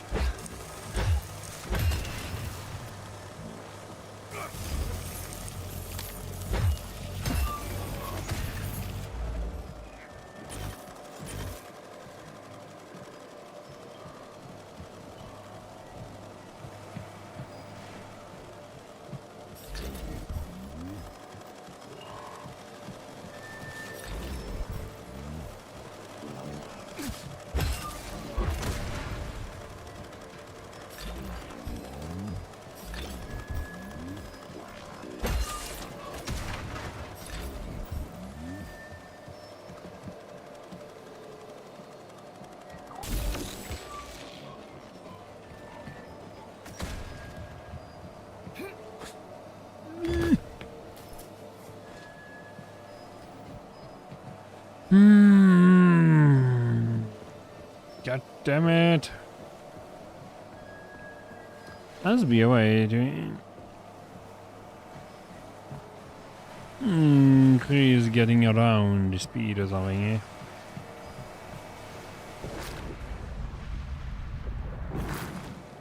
Here's my jumpy. A lot more bearable.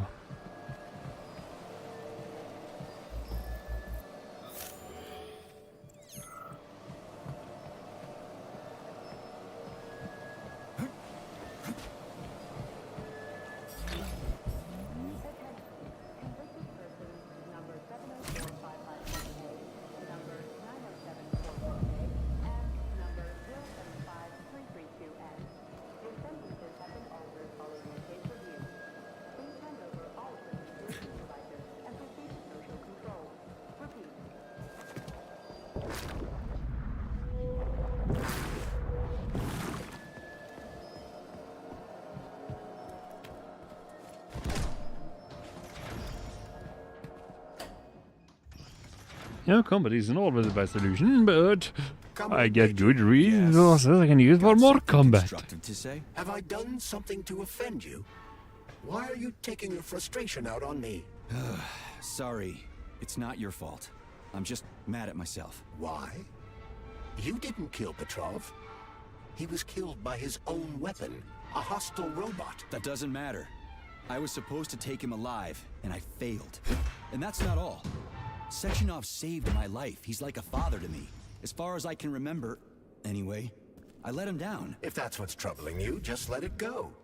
There's nothing unusual about your situation. What do you mean? Isn't it obvious? Comrade Sechenov is always disappointed in everyone. There's no pleasing the man.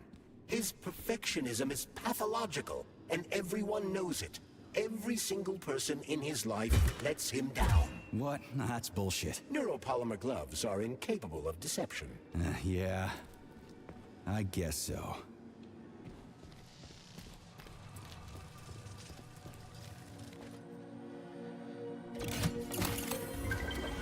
Polymer canister connected.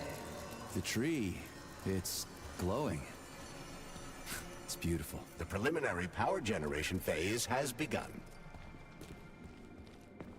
Repeat. If you have an appointment, please contact the testing center.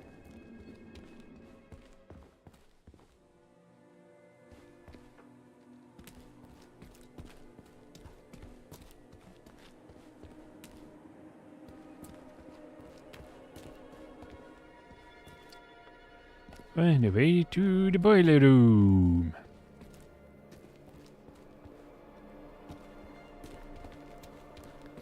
Yeah, about that.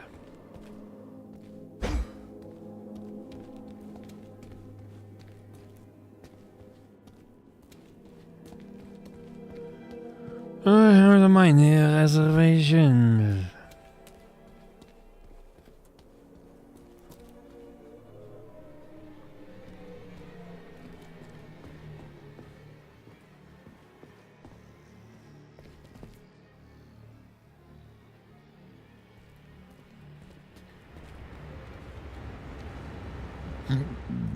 Yeah, I think we go to the boiler room first, eh?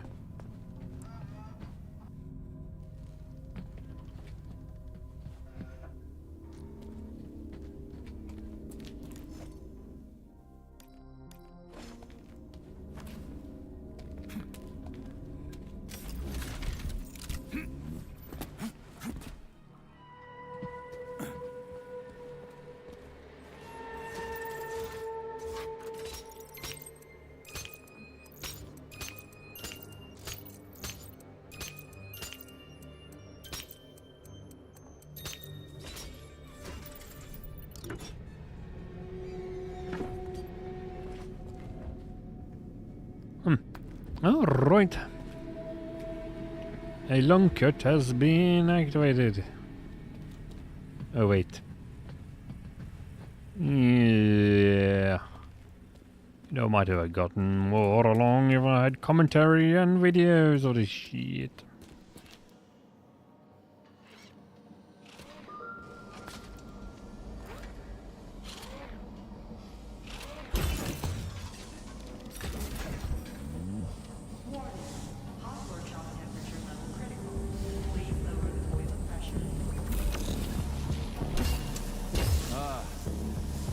boilers look like they're about to blow. What the hell are we supposed to do? I've seen that stuff before. It's cryogenic, right? Indeed it is. That is a Fahrenheit, a candle filled with cryopolymer. It's designed to reduce temperatures and equalize pressure in high-temperature furnaces. I'll try getting them into the boilers. How do I get into the pipe?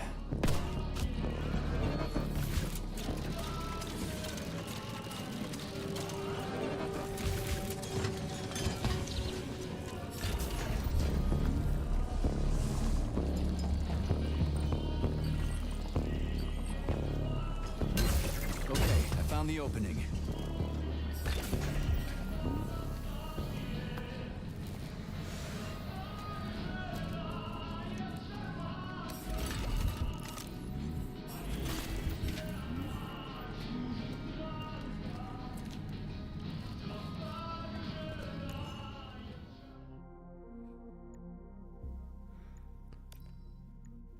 Will apply a logical favor of the form of a substance. Can you believe it? Explodes. Why do we have to breed regular cold resistance, heat resistance plant? Maybe we should create plants there. Carcass of pigs are expired during experimentation with sprout breeding chapter in chamber.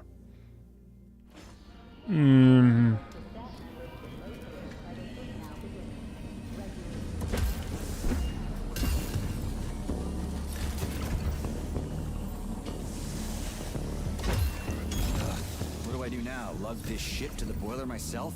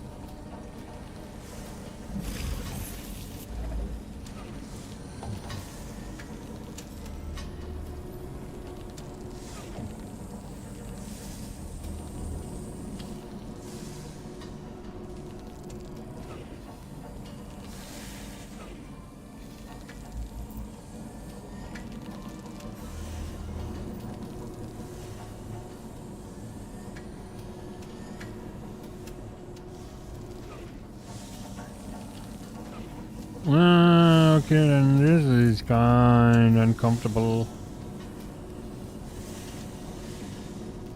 And very clumsy.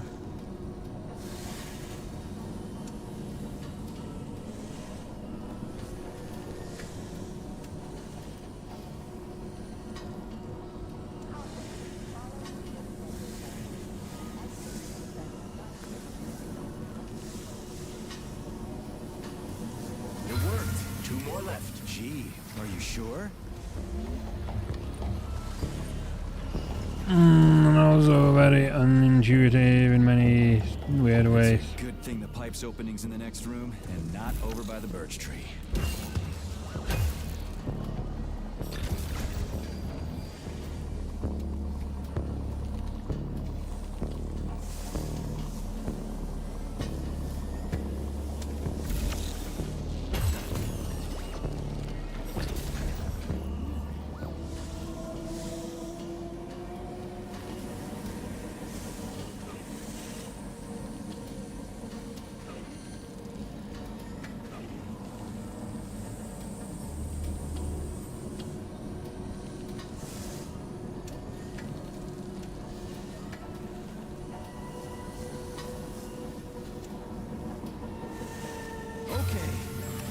Sounds all set.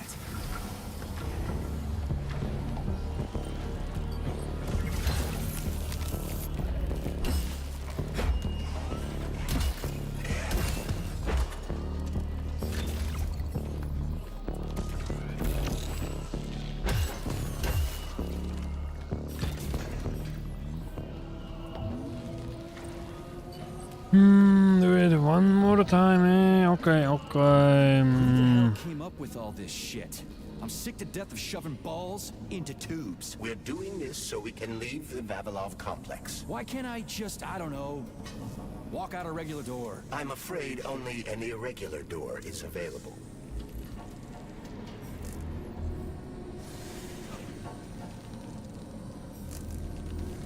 And you can tell from a polymer dream way soundscapes that yeah, things ain't what it seems to be.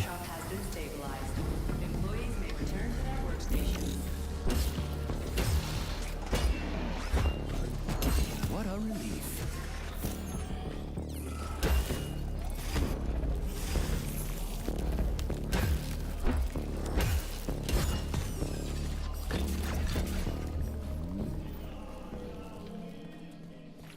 Comrade Major, have you found Dr. Filatova yet? The one who helped Petrov butcher hundreds of people?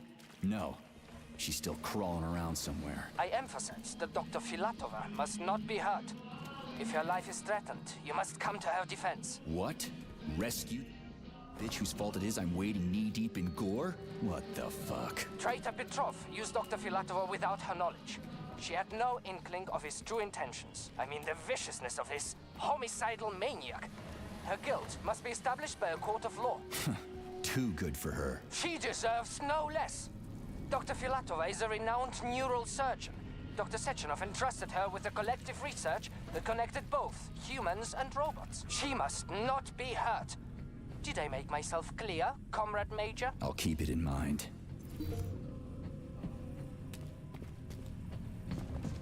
Remember that all employees are to refrain from discussing their work with family members or friends who are not complex employees.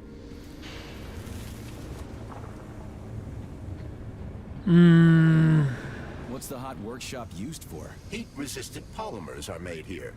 But most of the research is dedicated to the cultivation of heat-resistant flora. Nice. The polymers here are enriched with essential oils from Cacticus cereris, a cactus. The polymers make it possible to cultivate groups of plants that are adapted to high temperatures. Do they want to make the desert greener or something? Something like that. They plan to terraform Mars.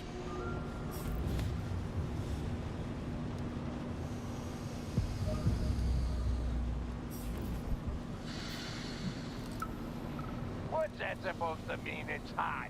You're hot, huh? Everything here seems pretty cut and dry. We should head back before something fucked up happens. You ought to try going to the Urals and being a steel worker, even for half shit. That'd make a man of you, I tell you. But look at him. Instead, he's over there with his pretty flowers bitching about the heat. We crack-a-tucks don't give a goddamn about no heat. Ain't nothing gonna stop us. We'll hop right into an oven or a volcano at the drop of a hat. So don't come whimpering to me, Bob. Once the update collected, everything will be hunky-dory. And if someone starts bitching, they ain't worth shit.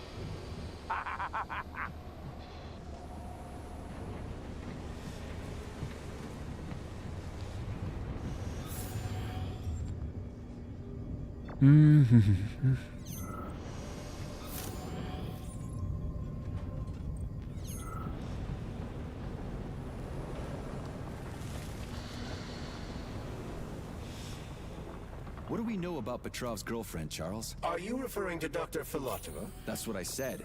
Did the cat get your tongue? Do you know her? Dr. Larissa Filatova, MD, has worked with Dr. Sechenov for many years. She's a talented neurosurgeon and was Comrade Zaharov's student and assistant. She continued the professor's work after he died. But she is now a criminal and a traitor to the motherland. Understood. It's too bad. She's kind of cute.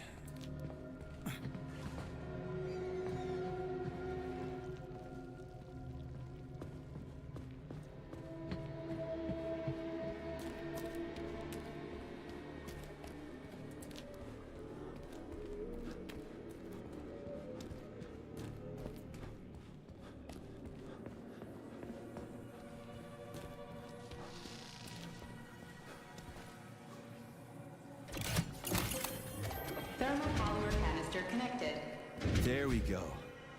Look at her bloom. What a beauty. Photosynthesis has begun. The tree's condition is improving rapidly. Attention, distribution center employees. Access to the right wing of the complex is now available.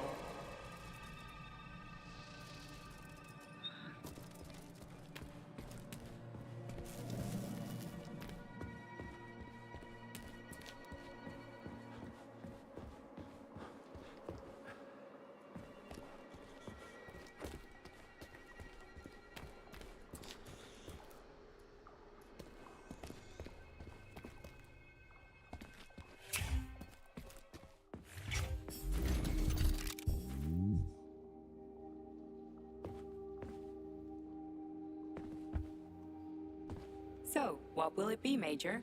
What?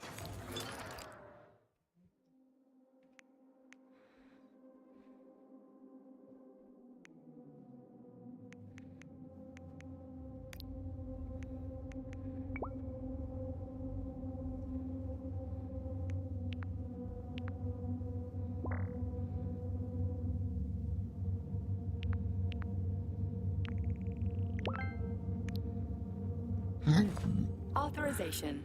Major Nechayev.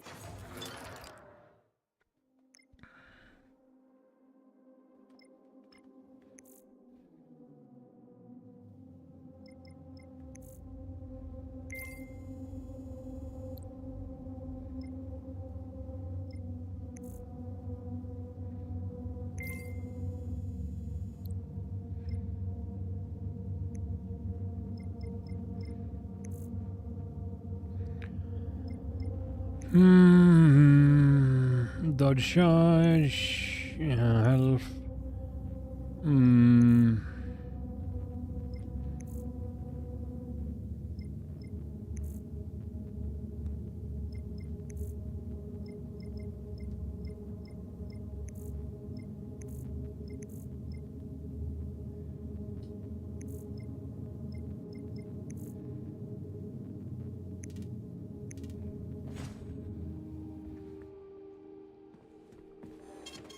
Saving data.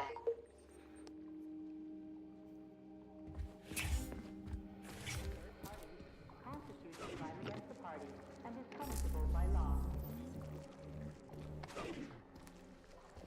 What's this crap? Sprouts were designed as highly efficient feed for large livestock. But there's something wrong with this sprout.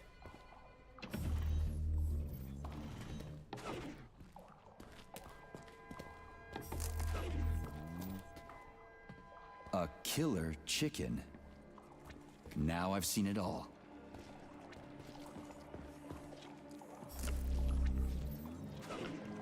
Attracting their attention is not advised. Too late.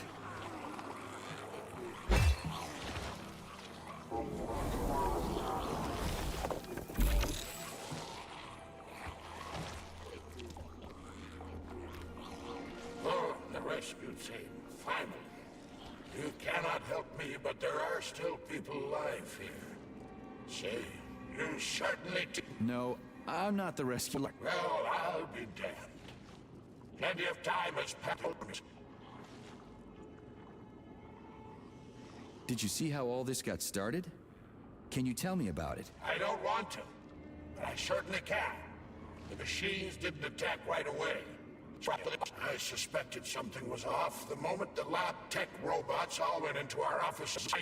What scared me most wasn't the killing, but the way they slowed us.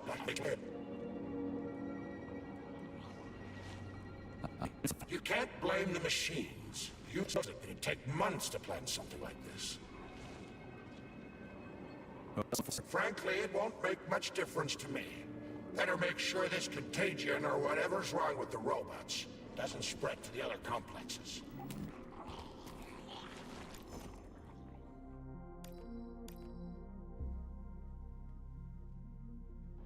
Congratulations on your promotion, Comrade Zolotukhin.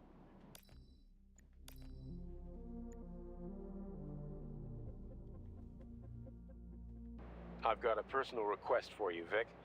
The Pavlov complex is in the middle of a big polymer study right now, and humdrum though it may seem, they're short of testing sites.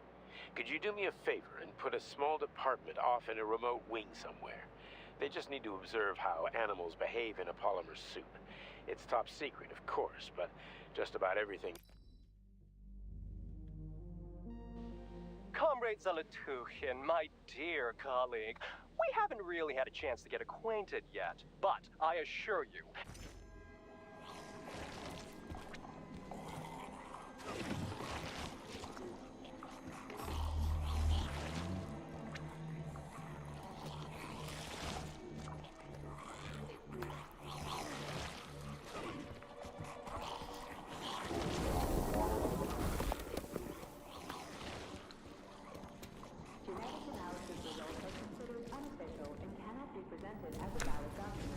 Oof, cold. What's with this place? Its purpose is to study how living things can survive in a vacuum. So it's for planting crops on the moon and stuff. Among other things, yes. The research conducted here applies to a wide range of subjects, from primitive single-celled plant life to livestock and other animals.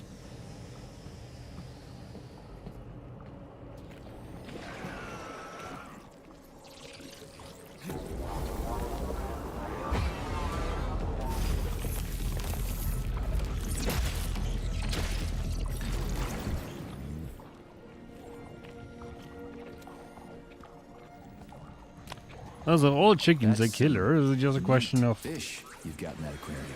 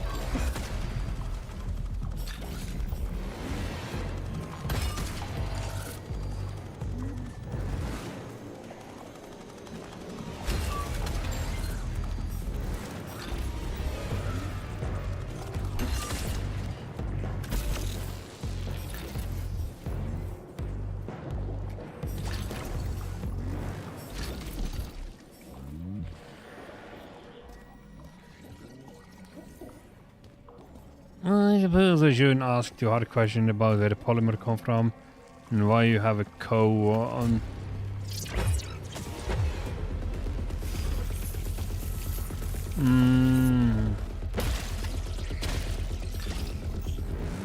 Basically, have a bottle cow.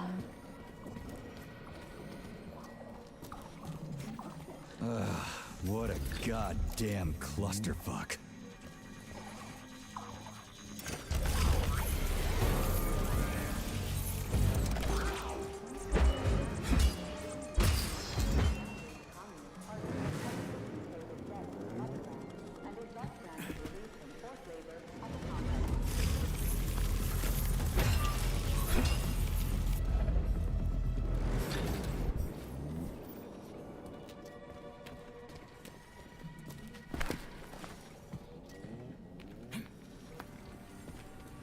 Greetings, Valentin Demyanovich.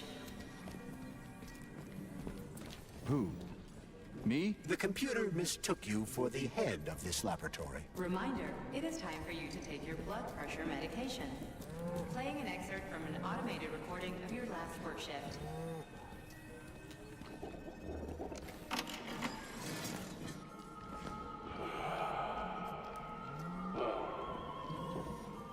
Yes, that's much better. Opera is doing wonders for me. Definitely. So, on with my log. Hope I didn't get anything mixed up. Yes. At first, it was extremely difficult for me not to pay any attention to this circle of life, as they call it. But then I realized there's something of an art form to it. circle of life indeed. Why did they even have to invent a name like that? Our superiors think that propaganda increases productivity. So to them, their employees are nothing but mindless swine, like these animals. Well, this isn't killing, it's just maintaining the circle of life. You know what, Oliver? Even if we're just swine, who gave us the right to mistreat the other swine, right? I'm awfully sorry for you. I truly am. God knows it's true. You died a hero's death. I'm even thinking about building you a memorial. I promise I will. Sometimes I think that when put to class, Spinning. That should do the trick. emotions themselves become a kind of dance of death. After all, new pigs keep being born, and yet the same pig keeps on dying. It can't be right. Or can it? To hell with it. I should Do this right. Let me turn on the chicken. No. Keep your claws off that. Not this recording. Oh, okay. I'll switch it off. Yeah, the handle's attached. And there's big what?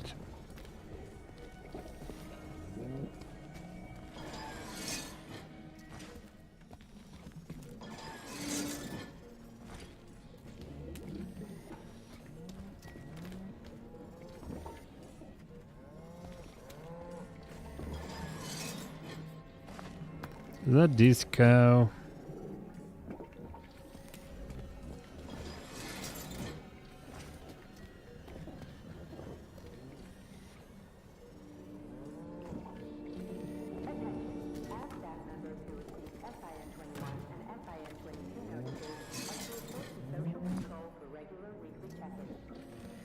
So there's a lot of cows, but any coach, 2 cows and a pig.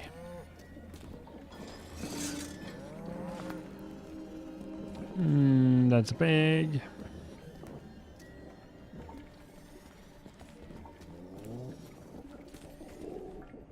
Chicken, chicken, chicken.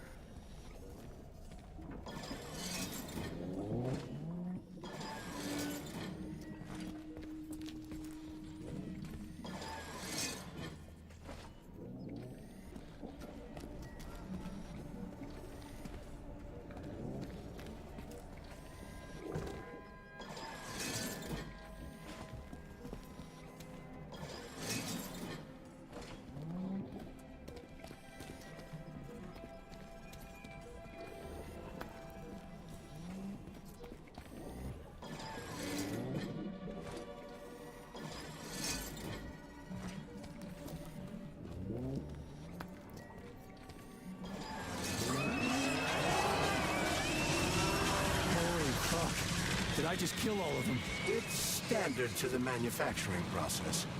It's where the polymer's organic components come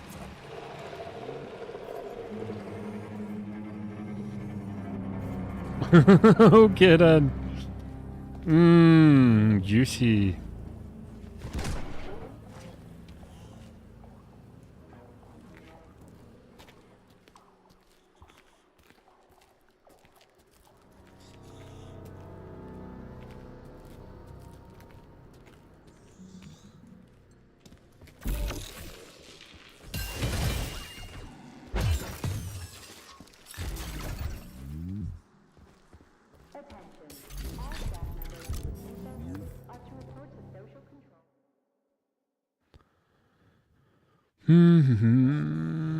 Cartridge slot. Okay.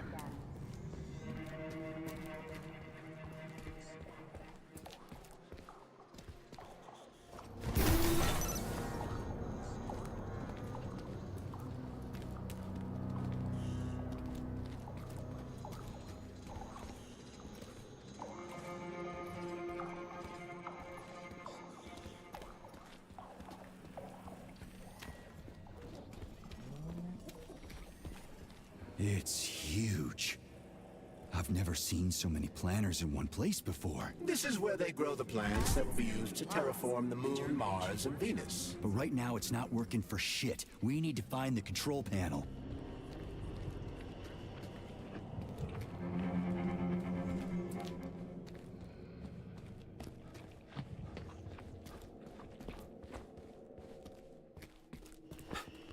Ah, right. You can only dodge so much.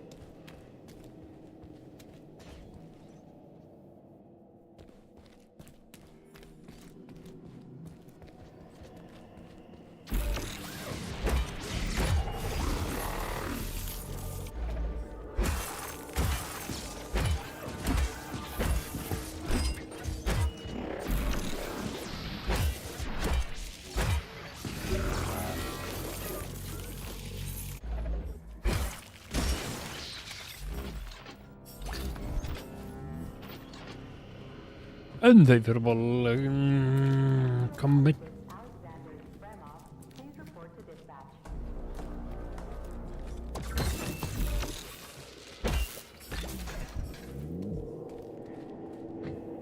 Shit. Nothing but dead bodies. There's a power activation laser relay on the wall. Okay, I can deal with that. But I will never get used to this shit.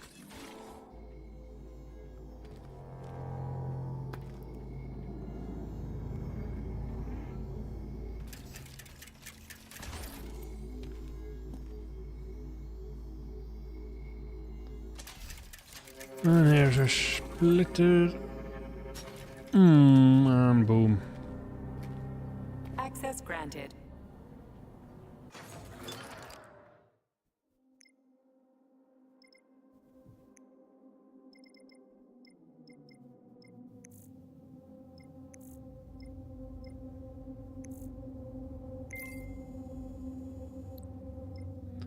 There we go, more health. Can go to that one, yes. There we go. So how do I fill the canister? The canister fills with cryopolymer automatically. You just need to wait. That sounds a little too easy. Looks like we've got company. I knew there was no way we could just wait patiently for this thing.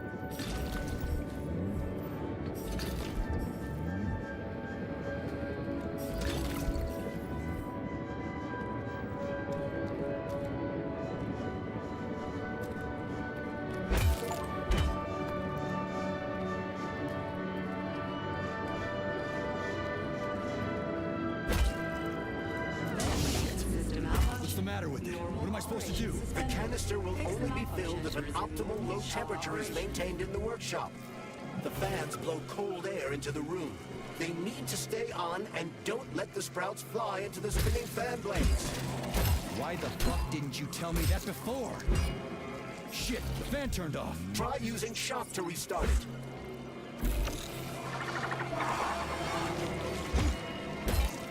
Damn, fuck!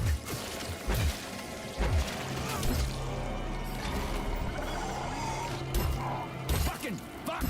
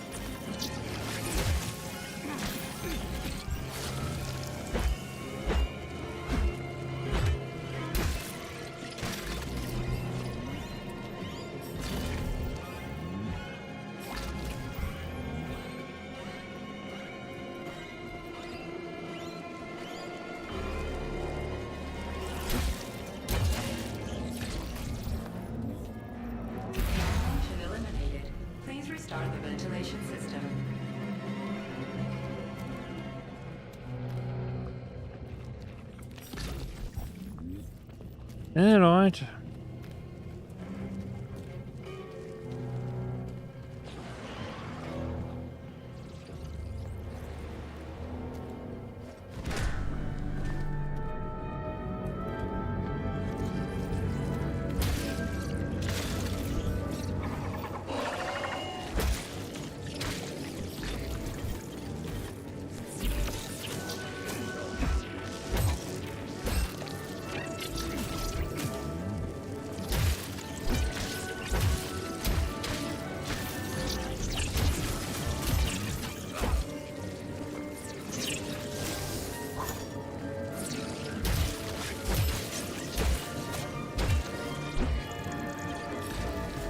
Canister successfully filled with cryopolymer.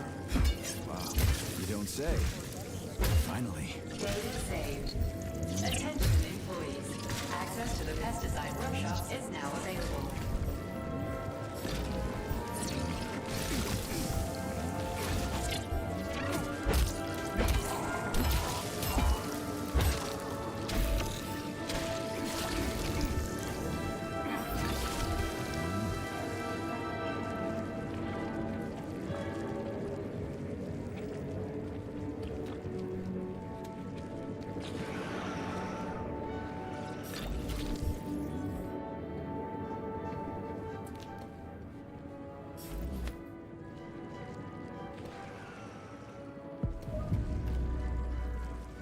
Let's get the hell out of here. So, what will it be, Major? Weapons? Polymer upgrade. Let's see.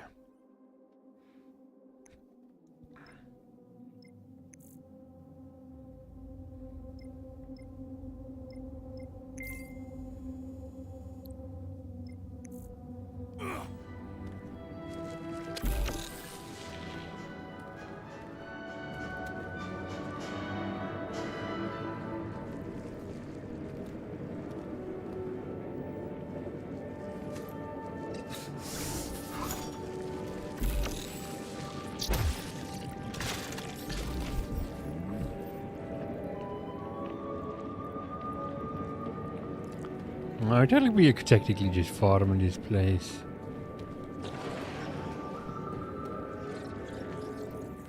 Yes, I suppose I I could. sure love these goddamn canisters of yours. You guys never get sick of shoving them into things. Well, it's a tradition. Yeah, well, maybe you should think about reevaluating your traditions. If I see one more canister... At some point, I was so racked by doubt about the usefulness of science, I nearly gave up. I was among the first to receive those photos. Easy now, easy.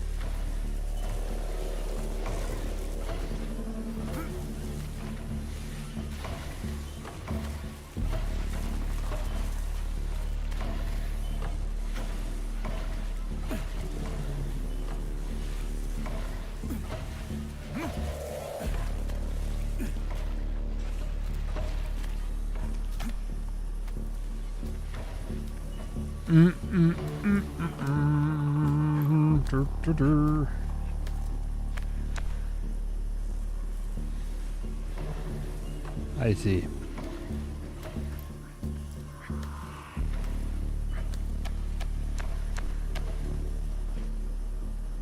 Wow, you don't say. Finally.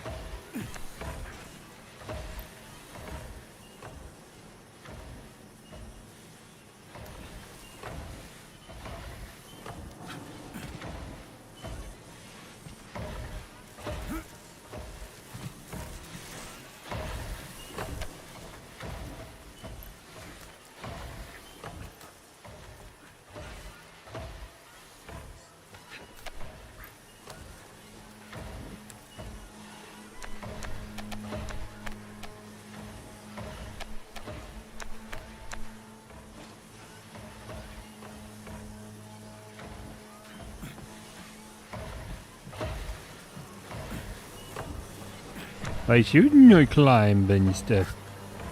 Fight when the...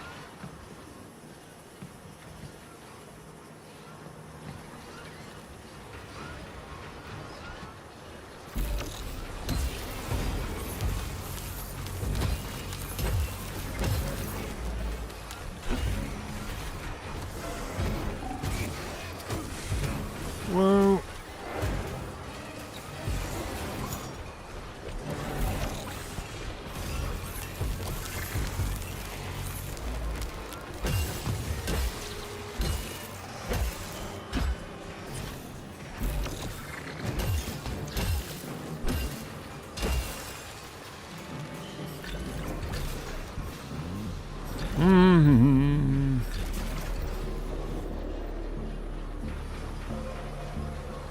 Combat is always the optimal solution.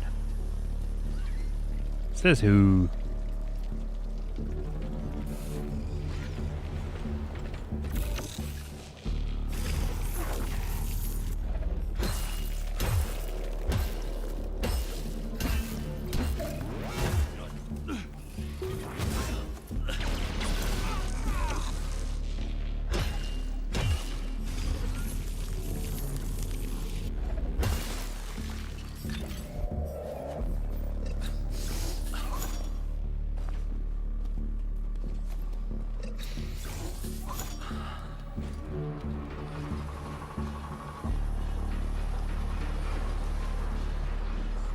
No, we're in a time for...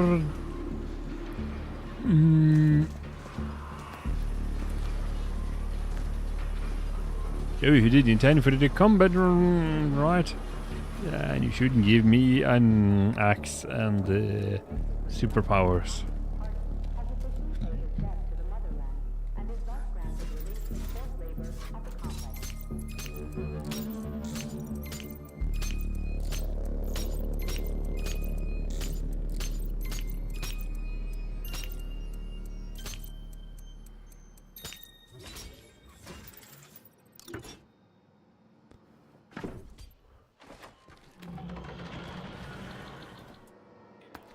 Did you hear that? I hear everything you hear, Major. So, what do you think? Crispy critters. Quiet, damn it!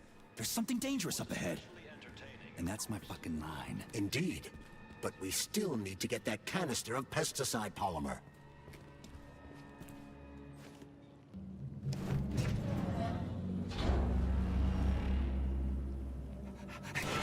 Shit! Are you No, you're not. Is this some kind of joke? Shh. You could wake it up at any time. In 2 hours' time, when the pesticide reaches critical low, it'll wake up. Do you understand? I need a canister of pesticide polymer. There's a canister right there inside. You'll have to find a PA-400 polymer container. We blow the fucker to Kingdom Come, then you can take whatever you want, okay? Fine, have it your way. But won't the canister be destroyed? Shit! The pump! The hemlock needs to be sprayed constantly. We're almost out of PA-400. You need to find that polymer container right now! Yeah, right, a container. Could you at least tell me what it looks like? It's a yellow kind of cylinder? Find that yellow cylinder, or we're screwed! Where do I find that yellow cylinder? It's a polymer container, Major. They're always yellow. It shouldn't be hard to find. Please select the desired procedure.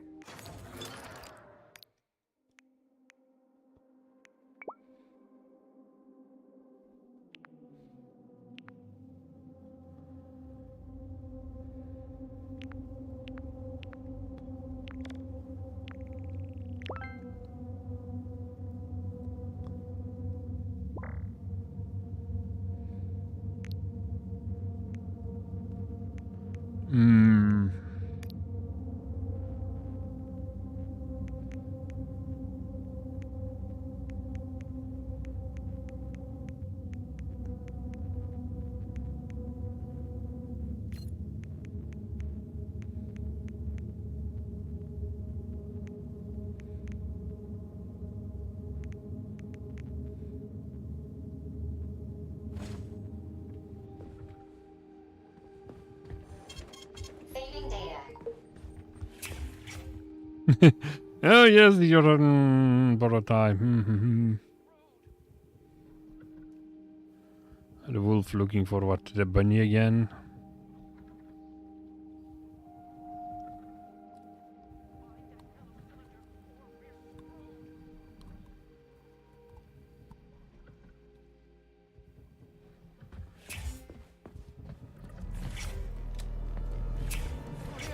Hurry up, goddammit! Shit, that thing is huge.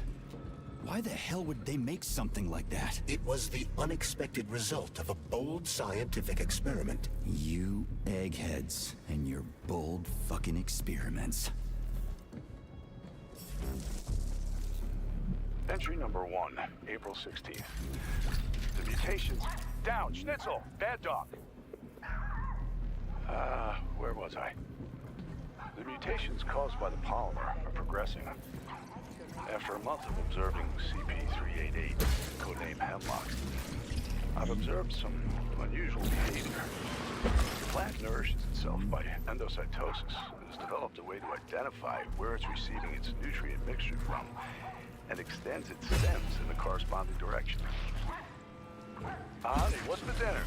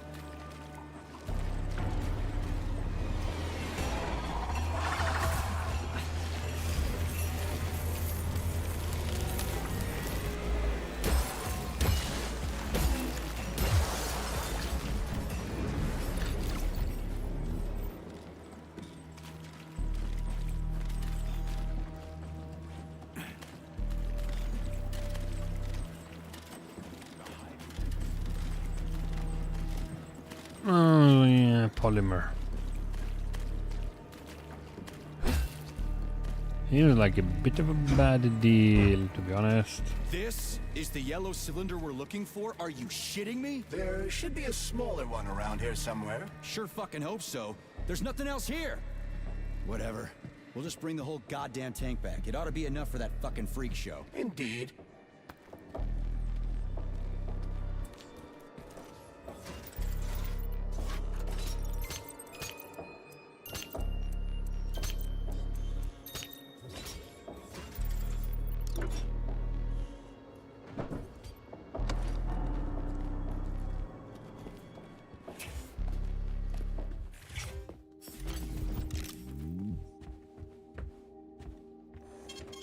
Saving data.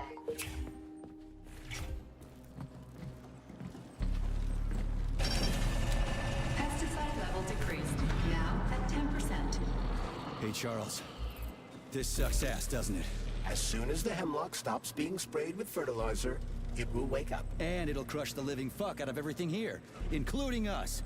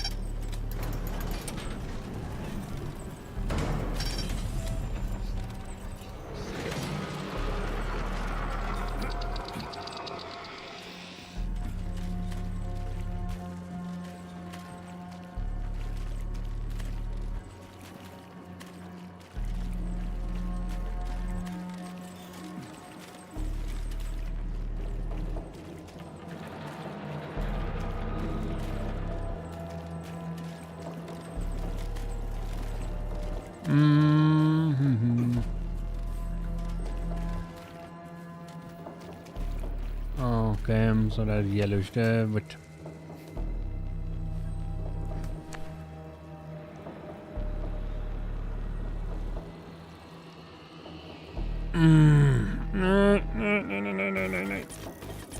Nej.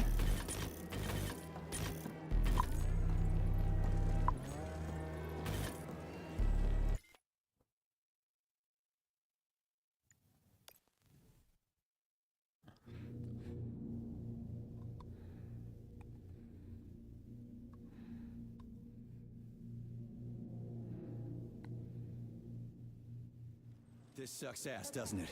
As soon as the hemlock stops being sprayed with fertilizer, it will wake up. And it'll crush the living fuck out of everything here, including us.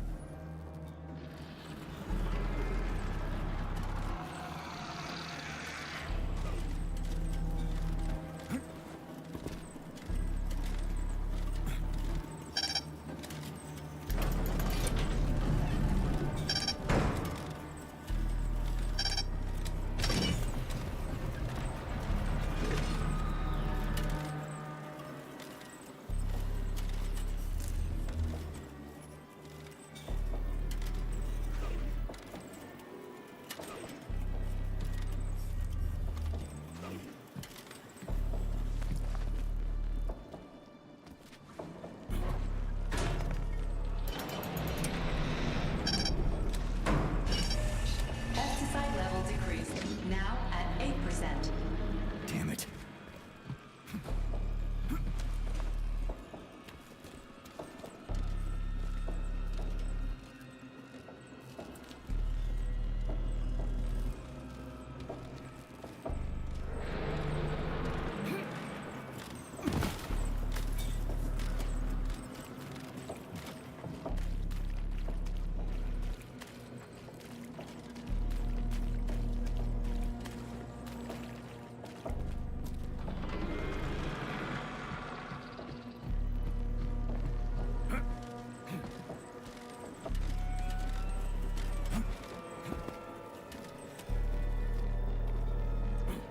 Nej.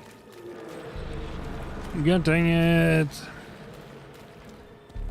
This whole dashing system. Could could use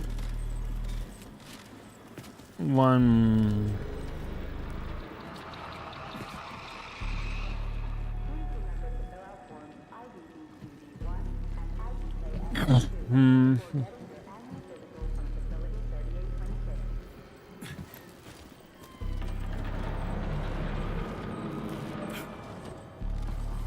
Ja da.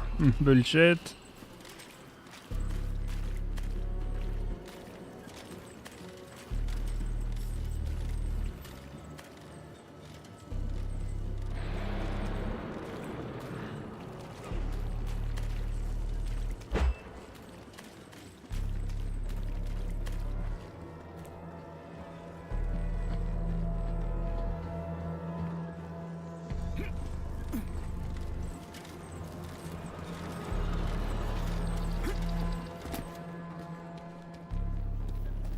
Nej!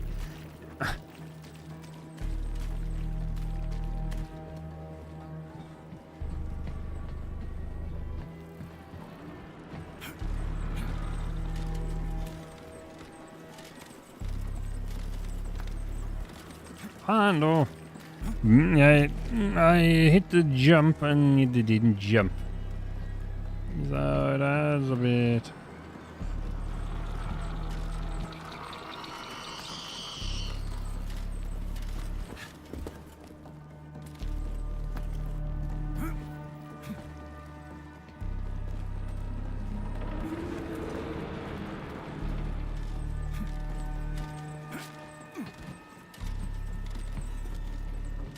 Another poor bastard. Quiet!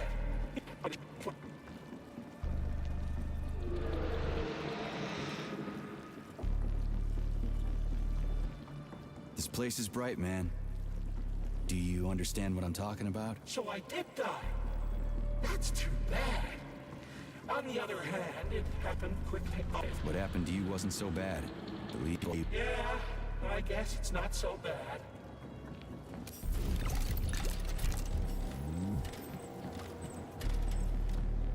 Hey, Charles. If I get killed, will I turn into a talking dead too?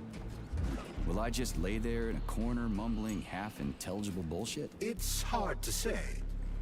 On the one hand, you don't have any neuropolymer memory. On the other, your body has undergone a high degree of polymerization. So... yes or no? We lack the data to make the determination. There's only one way to find out. I think I'll pass. Thanks. God fucking damn it.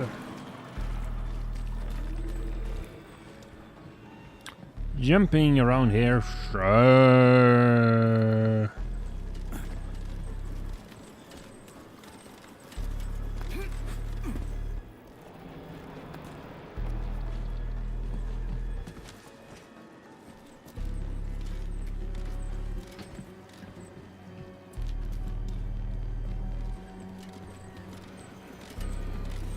Nej! Nej. Kom the fuck on, din jävla förbannade humuspung.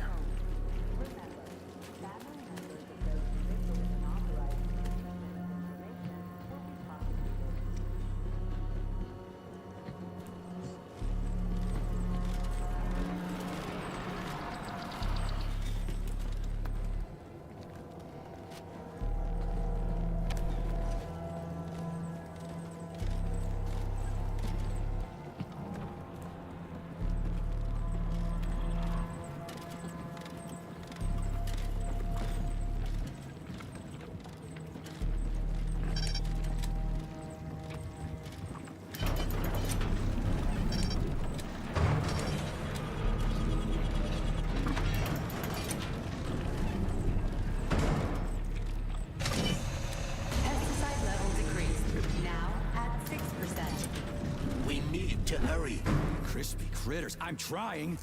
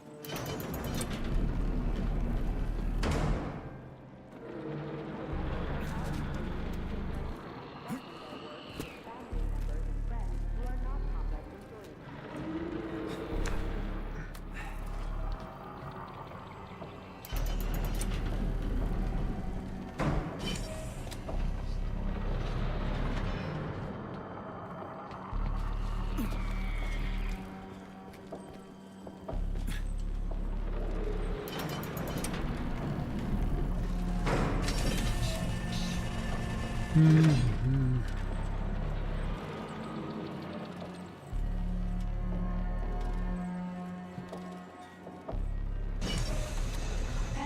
level decreased. Now at 4%. Situation is critical. Where's that guy with the pump? Did he quit or something?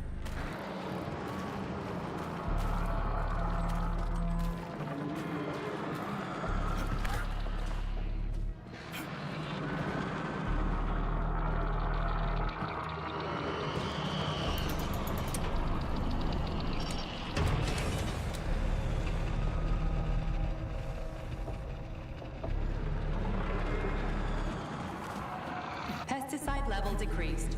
Now at 2%. We're all going to die! Okay with me. You first.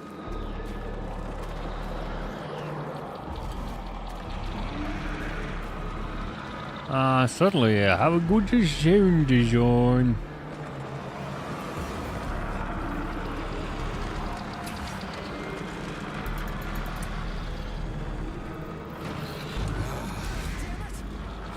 What the fuck is taking you so long?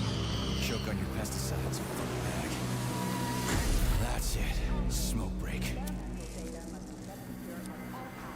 Did you find the container? I'm out of PA 400. If we don't figure out something soon, we're toast. Take it easy, pal. I found it. Look down there. There's your container. You got any idea what it took to get it here? Shit! Not like that. That won't kill it. You were supposed to blow it up. Damn it. What do we do now? It's awake. You gotta ignite the polymer. Give me your cigarette. You can ignite polymer with a cigarette? This one, yeah. Die, you prick! Holy fuck, it's going ape shit. It's enraged! We gotta run before it... Hang on!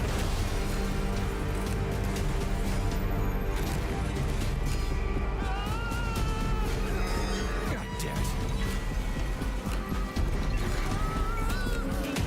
Oh, fuck! My leg! You okay, buddy? Yeah, we did it! Shit, Sprouts, get the fuck up! My leg is stuck. Shoot it already! There's too many of them, hurry! I'm trying! If they get to us, Have you we're thought dead! about aiming better? They're almost here, get up, get up! I'm trying! Fuck! No, help me! Get it off me! Hang on, buddy. I'm coming.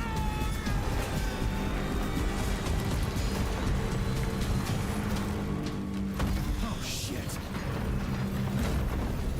The fucking canister. Well, it's something. He's mutated! No shit, Sherlock.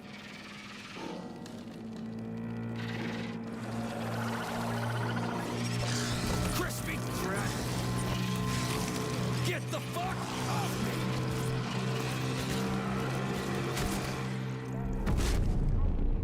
Holy shit, that was insane.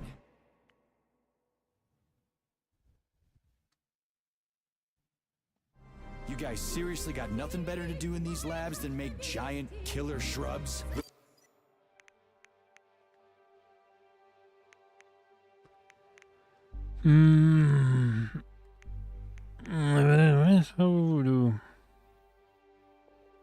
Path to scientific achievement is fraught with... The only way to avoid making mistakes is to do nothing. Access granted.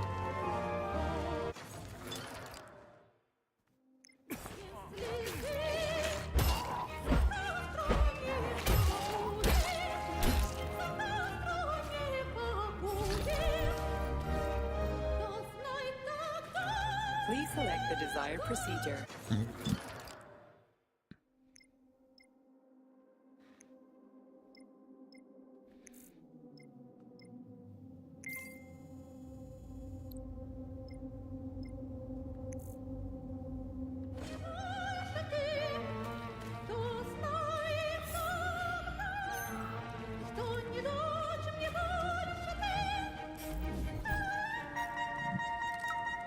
Log number 4, May 13th. We've moved the Hemlock to a remote wing of the lab. The plant has become enormous. Its vines can extend in any direction in search of food. The scientists are afraid to approach it. and there have already been a few casualties.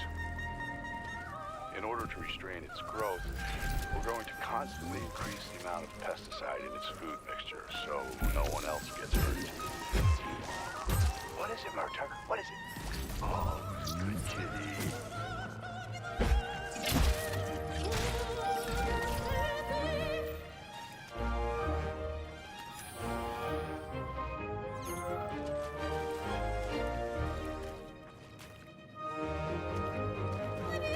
I do wonder if this fellow has noticed that I'm using all of this shit on people is not the way to stop these very unethical experiments.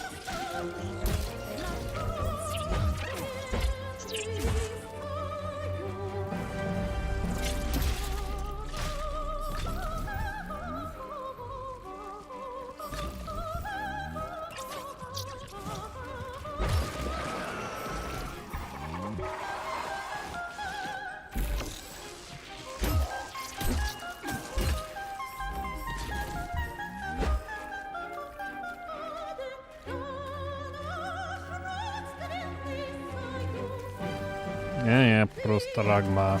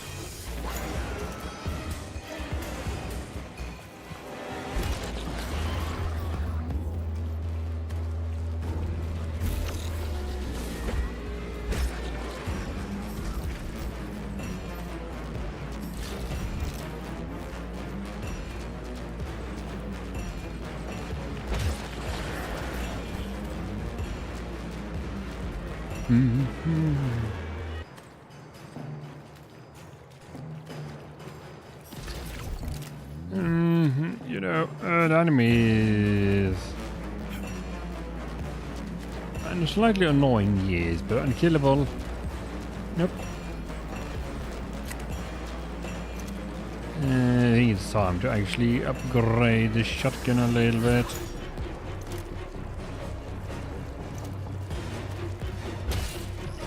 You're stuck.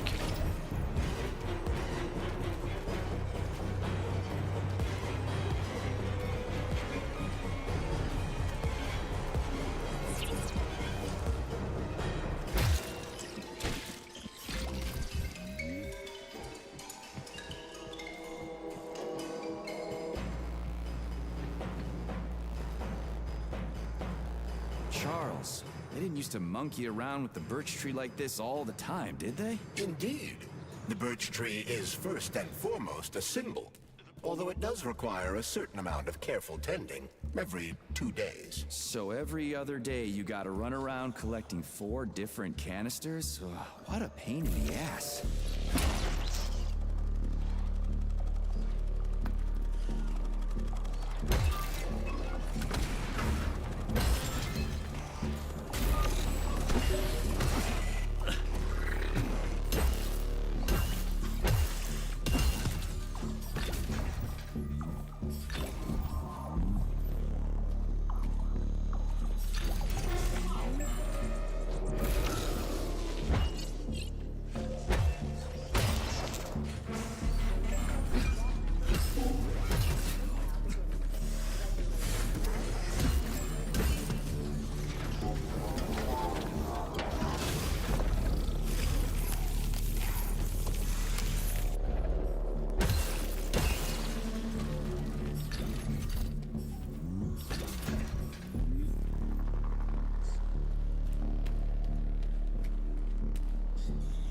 Okay, sticks and stones break my bone.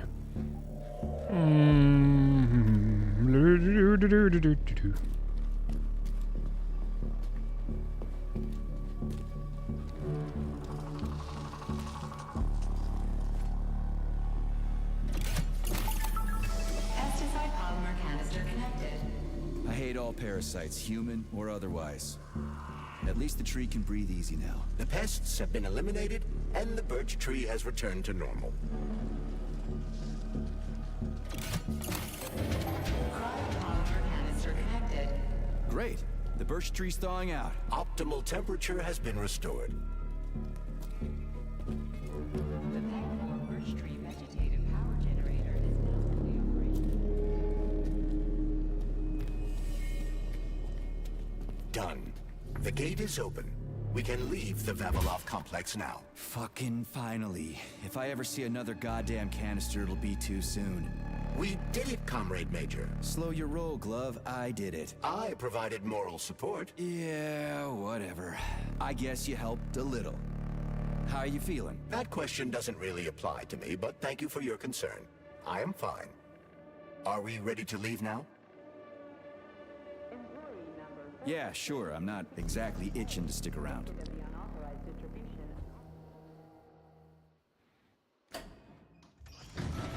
Charles, how did Cheriton Zaharov die? Under mysterious circumstances.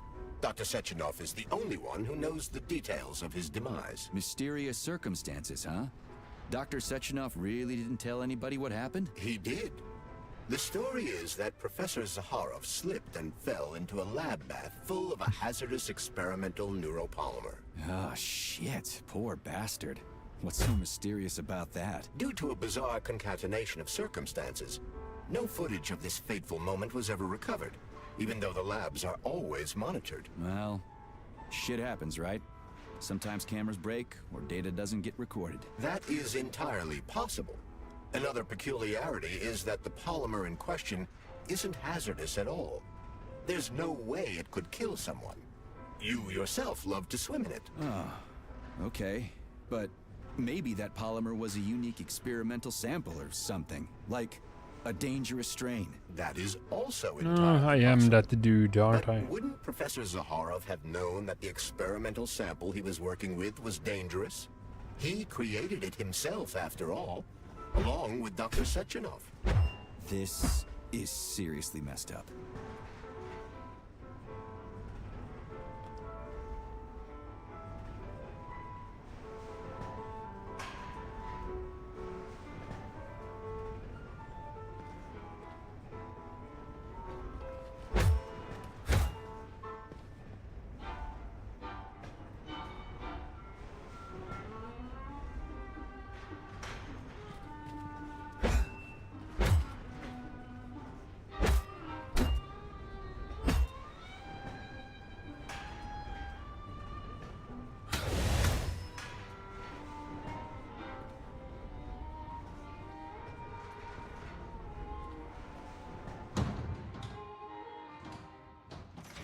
We need to go to Lesnaya Station and take the train to Solnitsnaya. We will continue on foot from there. And where are we supposed to find this station? It's on the other side of the village we're now in. Let's go.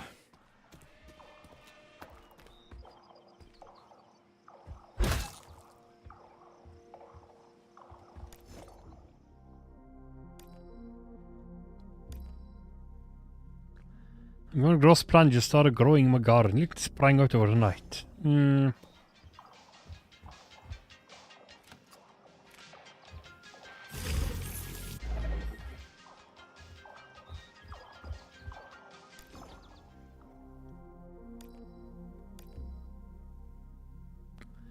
honestly build polymer-based food. You know a name Hercules who was big as his house? He has papers and everything. Picture of the bull, but tomahawk would leaked around on the way. Get this, some Spanish cattle breeder. Yeah, I'm sure it's cattle breeders. They want to order a few bovine behemoth.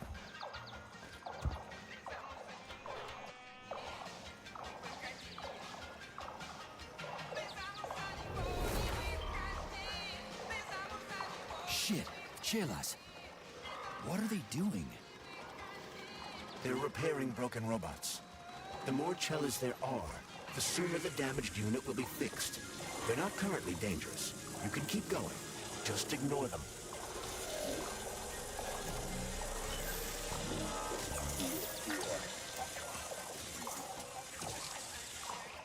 I think I'll wait. One of them has a camera. I'd rather not have it see me.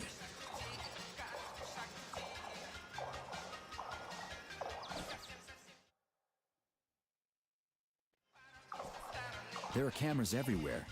Where do they send the stuff they see? If you're detected, the Hawk will sound a level 1 alarm, and all nearby robots will converge on your current location. If a camera sees you attacking a robot, a level 2 alarm will be activated.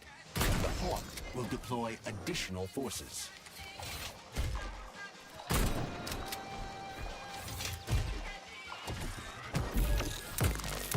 How do I know the current alert level? Your polymer retina is equipped with an alert level indicator.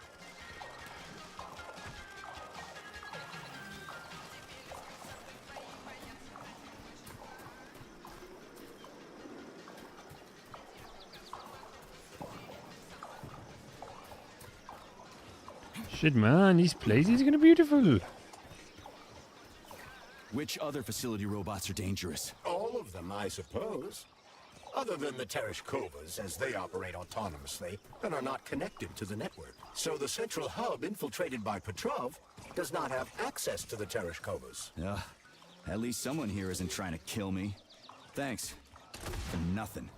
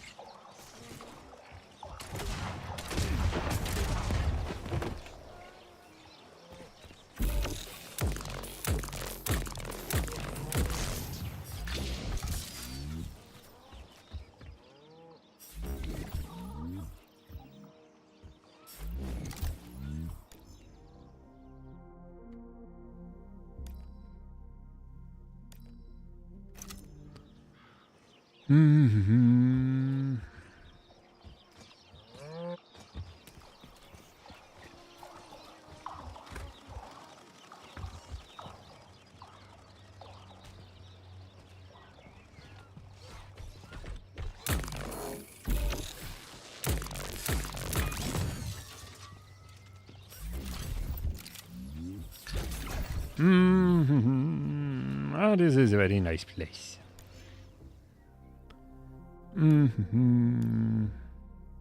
Novel in picture drew an argument about Argent and employees have been rejected by the editorial board. Oh, what a shame.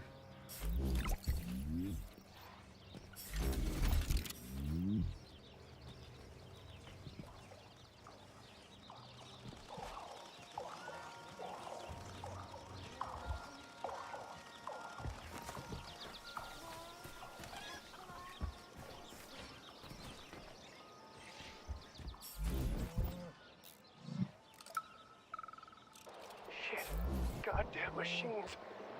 If anyone can hear me, the robots have gone crazy.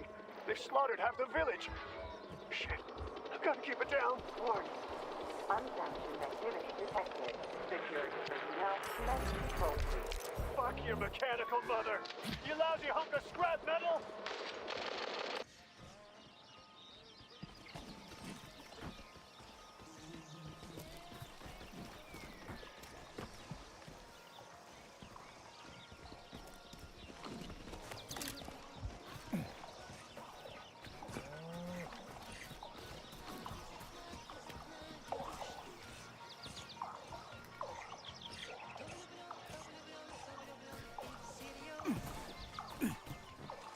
Collective seems to have deployed a disproportionately large number of robots to this area for some reason. I recommend stealth. I'm already late to the VD&H. Sechenov said I needed to hurry. A frontal assault carries a high probability of death. I've seen security systems like this before, Charles. I can get around it.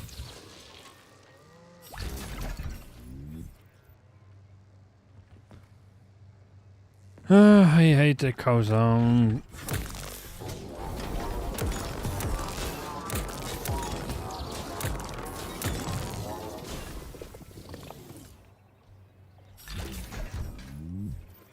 I keep thinking here. Bzz, bzz. Oh no, there was some. Okay. Is that my phone going off? But nope.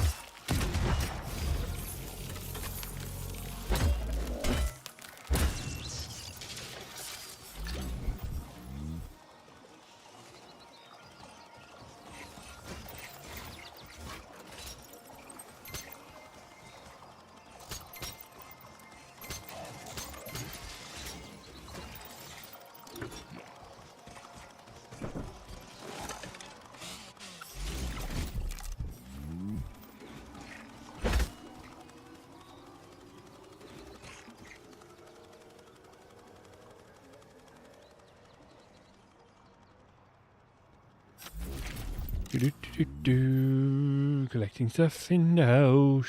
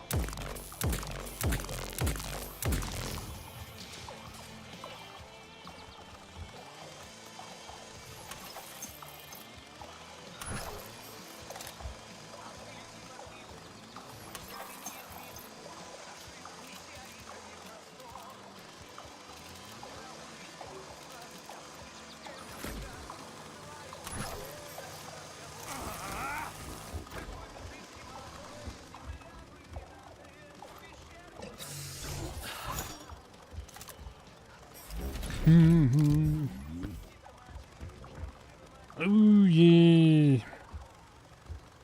Oh no, I'm just wondering how to equip cartridges, eh?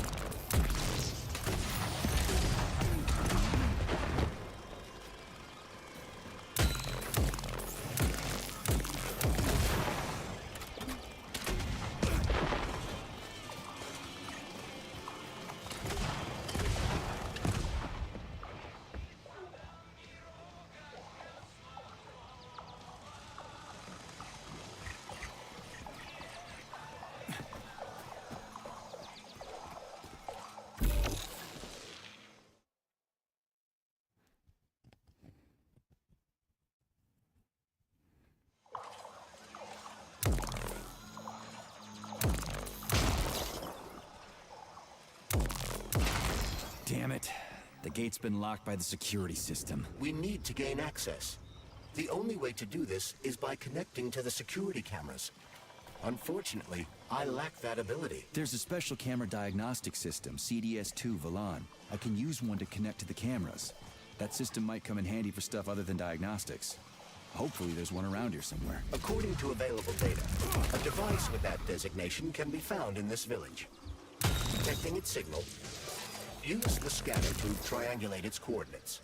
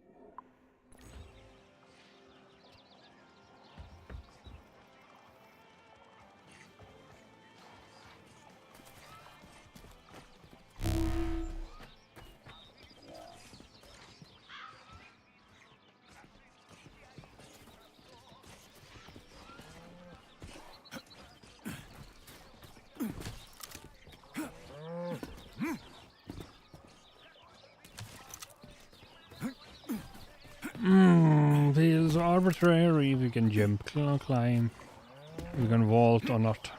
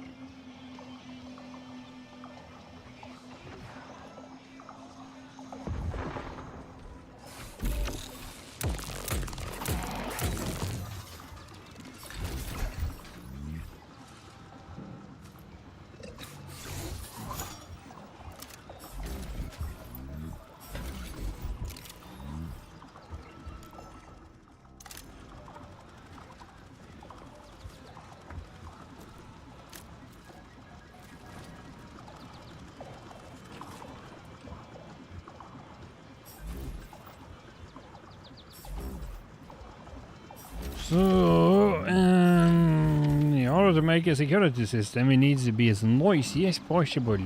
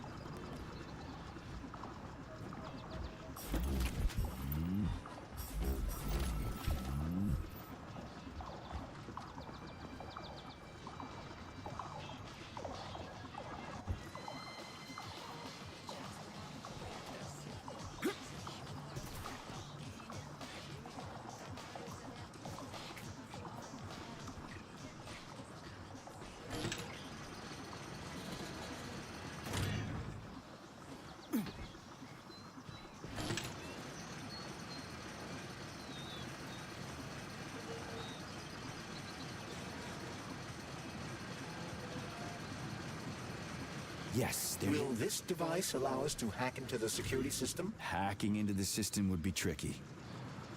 Access denied. Please provide a valid code. Where's the fire, Sonny? Granny, is that you? So you haven't forgotten old Granny Xena, huh? Good for you. How's the Vavilov complex treating you? You like the cute little bush they got there? That cute little bush almost killed me. I barely made it out in one piece, and now I'm stuck here with this lousy piece of shit Valan. Here's a little tip for you, Sonny. You need bigger guns.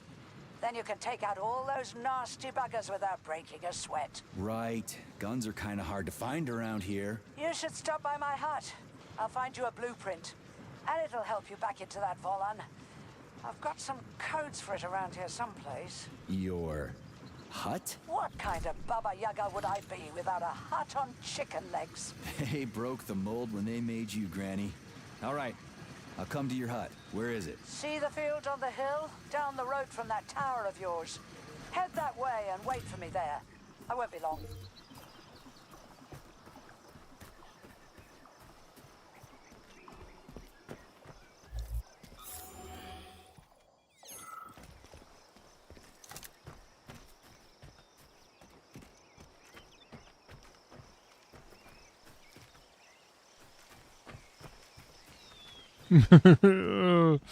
At least I like the voices of the characters.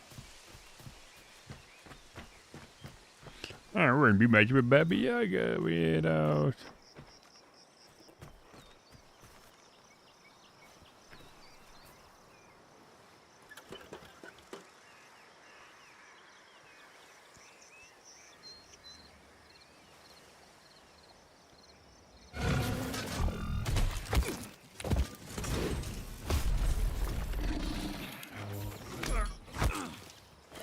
Let me go, you son of a bitch!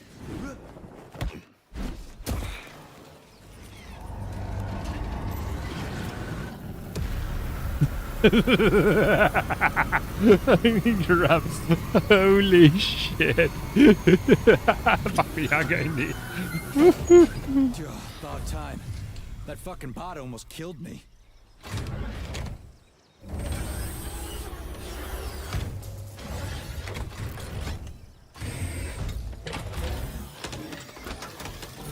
I'm pickled. That animation. Oh, that's it. I'm here now, Sonny. Thanks for the assist, Granny Xena. So, where are these big guns of yours? I'm gonna need them. Come on in. Have a cup of tea.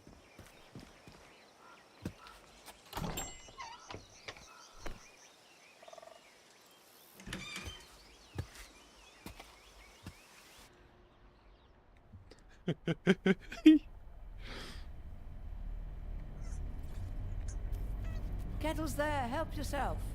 Okay. Nice TV. What's on?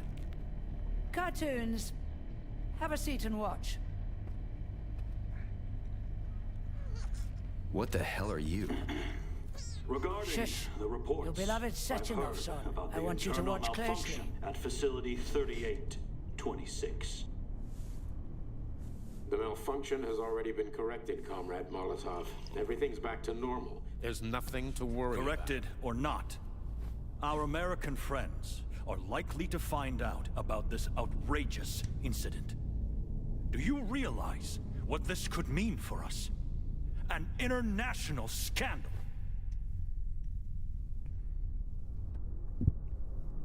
I am fully aware of... Are you? Our atomic heart project is in jeopardy.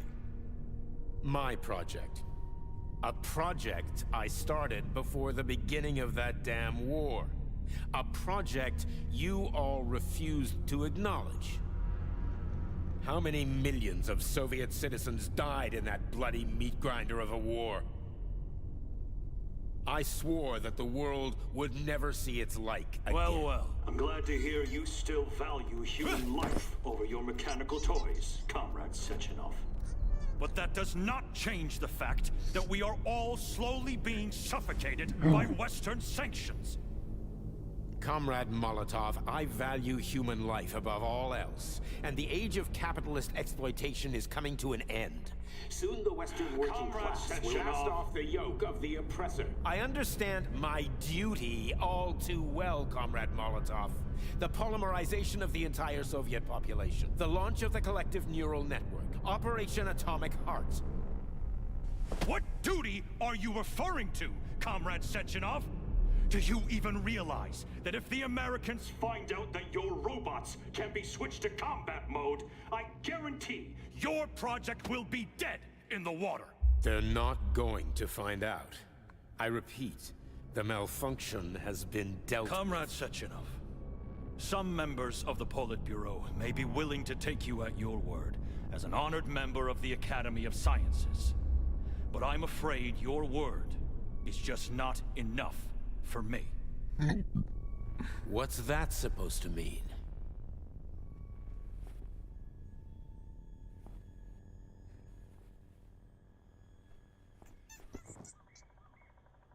The Politburo has come to a decision.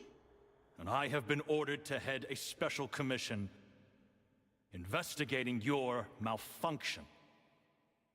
We will be at your facility later today. Do I make myself clear, Comrade Sechenov? Well, Comrade Molotov, if the party deems it necessary, then... Holy shit, Granny Xena. How the hell did you get access to this? It's a direct connection. I've got eyes and ears everywhere, sweet cheeks.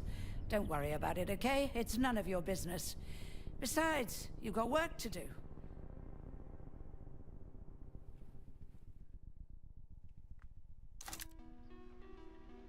I've got a little present for you. It's in the corner. You know what to do with Volan codes, right? And take this blueprint. You can give it to my repair vendor. It won't bite. Unlike your girlfriend. What? Girlfriend? Thanks, lady. You're a real peach. Access granted.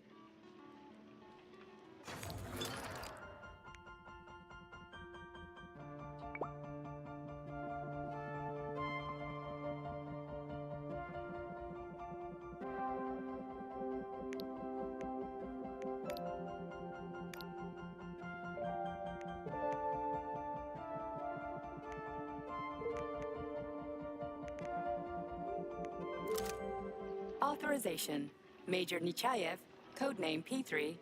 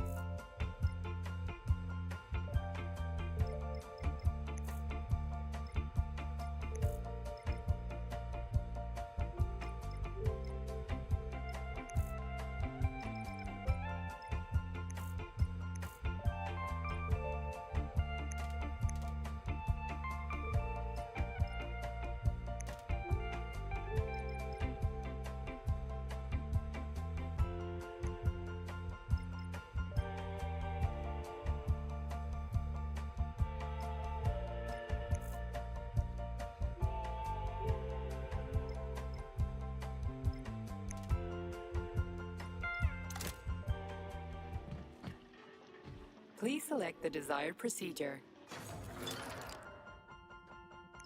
Like a curve. Please select the desired procedure. Gosh.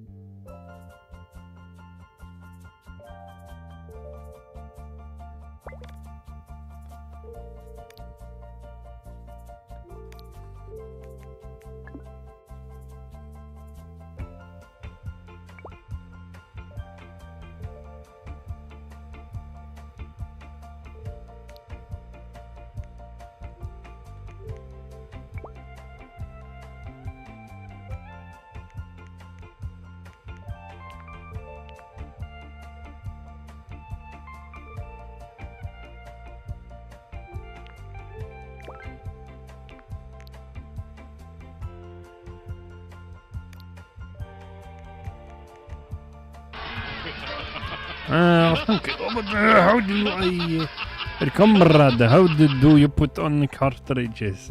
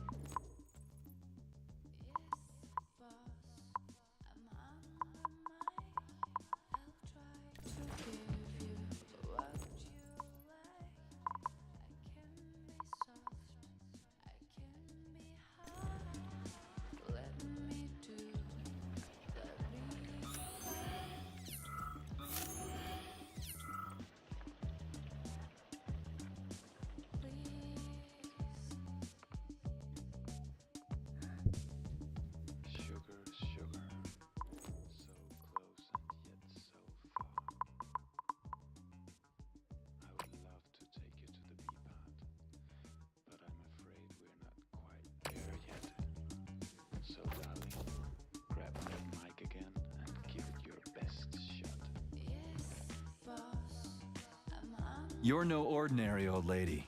Really? You seem a little mixed up, Sonny. No kidding. You've got a flying hut, a quantum computer hanging from the ceiling. Of course I'm mixed up. I've never met anybody like you before. You've got a memory like a sieve, haven't you? Well, I guess there's a few little things I can't remember since I got injured. But I definitely remember you. Little things, you say? Well, now you've got something really important to do, right? Pretty much. I need to get to the VDNH. Is there a train station around here? It's right past the village. Head down the road, you can't miss it. Just keep an eye on the sky.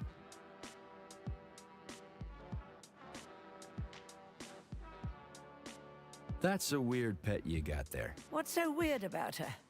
I make some pretty special tea, I'll give you that. But this is just a plain old chicken. What? That's a joke. This is Facility 3826. It's like... Can't say I have. Well, go ahead and take a look. Anyway, I gotta run. Off you go, little pup. Oh, I almost forgot. You didn't find a couple of... Rings in a box? No. Well, off you go then. Thanks. Wait. You're meeting Stockhouse. How the hell did you know about that? A little bird told me. Tell the Crouch things might have been different if he hadn't been chasing after... Whatever. Grab a car in the village. It's a long...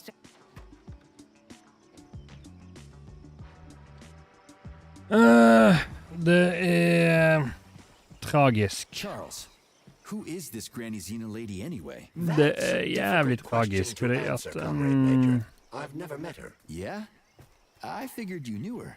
Det basically bruke masse ressurser og penger på å lage noe møl som aldri lever opp til mine forventninger.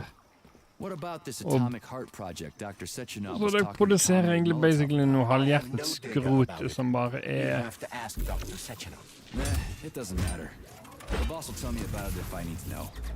Let's go find a way to the station. bare veldig halvhjertet skrot som hvor det blir sånn, dette kunne jeg nesten gjort bedre selv. Så ja, det har potensial for enkelte ting, men for kunst, nei. We're finally in the system. We can see the whole place this way. Kan det være diløst. Let's look for the right camera.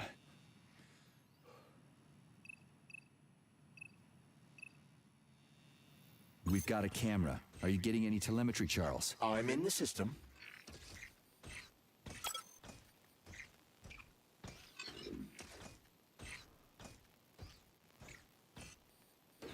Hey, it works. That's great news. This is definitely going to come in handy.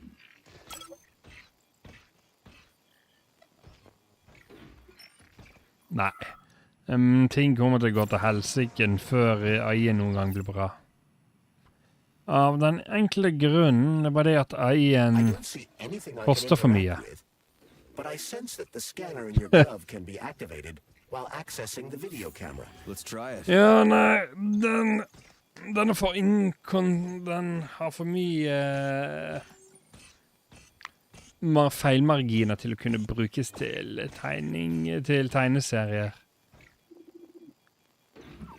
Og så må du basically da først beskrive hver eneste jævla rute til han, og så må du lime inn alle rutene, så må du sørge for at de er konsistent, og så må du selvfølgelig også bruke penger hver gang du genererer over en viss andel, så og det da ender du opp med å bruke mangfoldige 1000 kroner på noe som kommer til å suge. Og det er for upålitelig.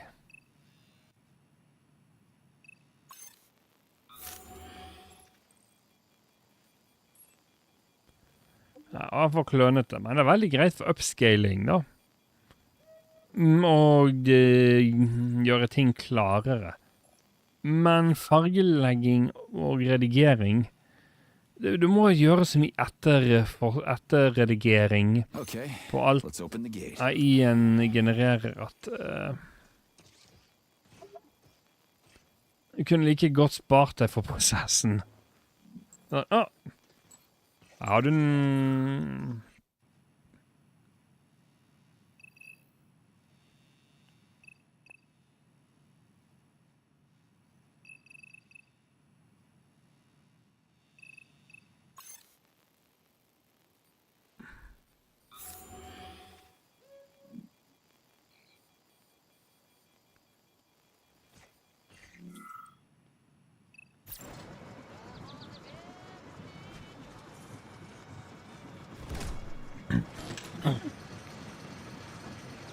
Kanskje hvis man lager kanskje det kan fungere en viss grad av animasjon hvis man tar og produserer nok keyframes og putter noe i brukeren for å fylle hullene. Men selv da så du får jo frimerkeoppløsning og så må du da upscale likevel som krever mer styr i stedet for å bare bruke det i stor skala i utgangspunktet.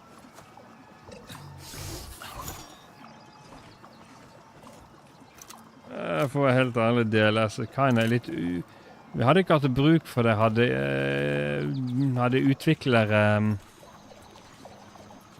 utviklere vært bedre på optimalisering.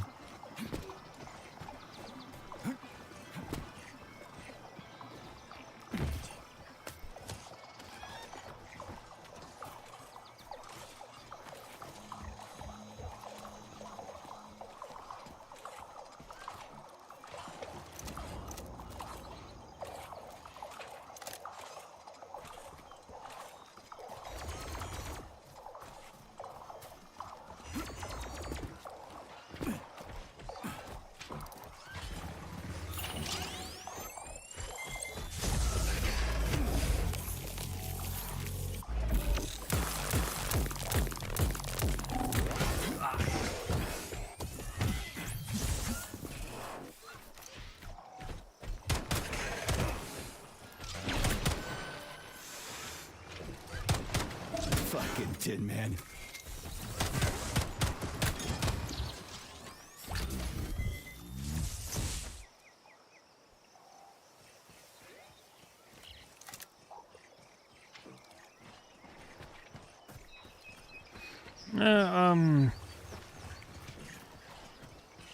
Nei, litt skuffende. Det har på den...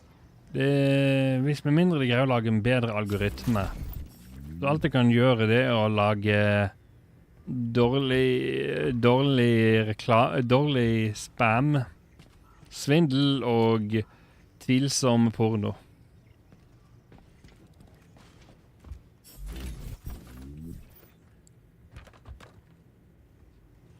Og strengt at også det å ødelegge plattformer med å oversvømme de med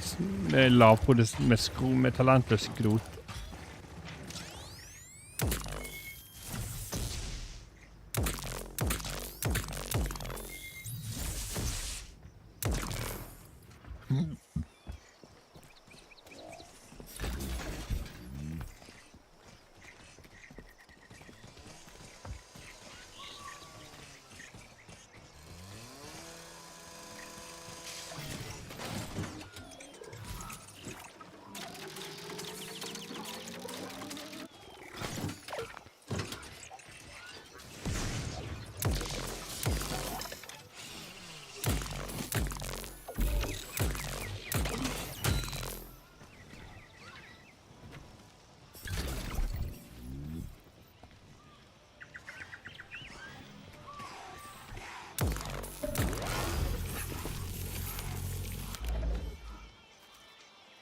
Men ja, AI er ubrukelig med mindre du allerede har skills fra før.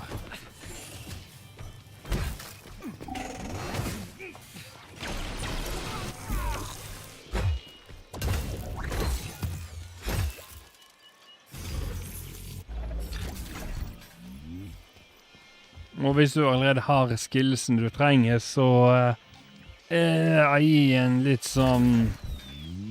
Kanskje kan forbedre bitte litt.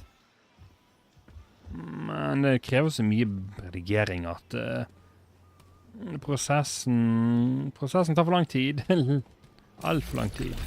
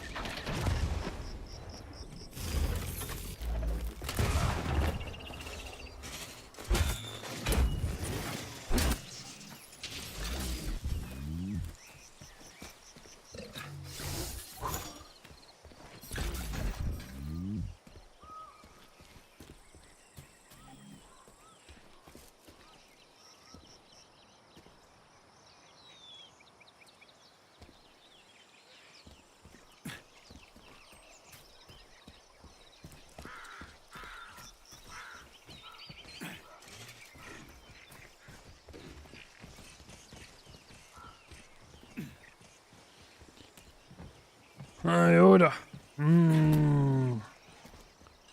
Men spørsmålet er om det blir bra, for det er seriøst.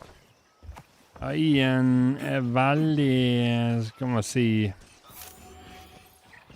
Den sliter med rotering og tyngdekraft og timing.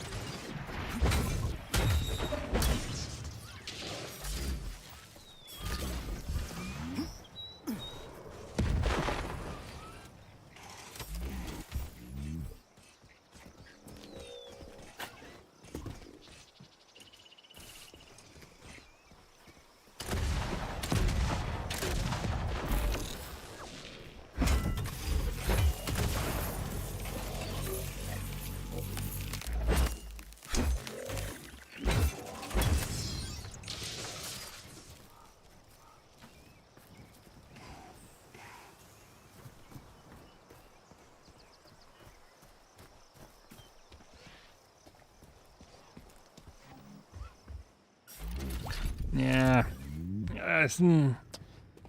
jeg hadde for store forventninger, men ingen lever opp til forventningene, og alle som gusher, og alle som driver og har en sånn her runkesesjon rundt AI, de driver jo og de bruker jo AI for å skrive Twitter-tweetene sine på X-tweetene uansett. Buenos dias. Welcome, comrade, to Soviet Russia, where robots are killing everyone.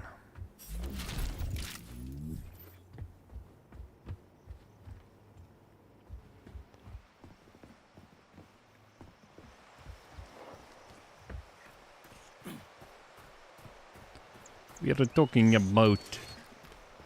I.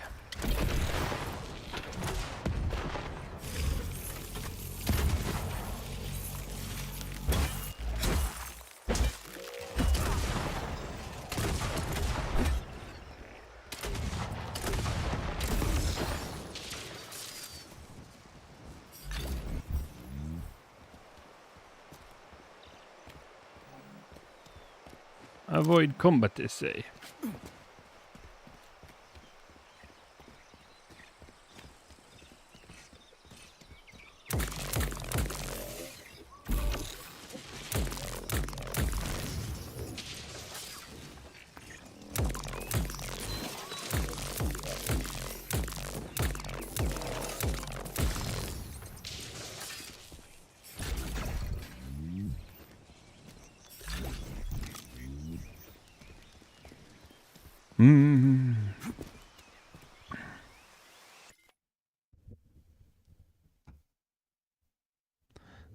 Dommedag? Nei. Fuck.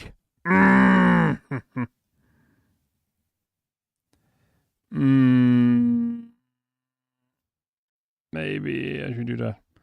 Dommedag? Nei da. Vi er ikke nær dommedag i det hele tatt. Damn it. Oh, I've been doing this screen like that the whole game. Holy shit. No, it was because I hit F11 at some point. That's it. Ah, yes. You changed the window mode and then shrunk the window. Fuck.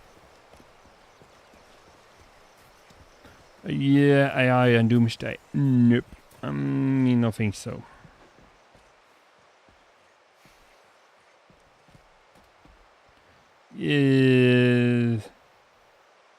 Civil defense shelter rules. So this is how Russian the game is, that I can't even read the text. Access granted.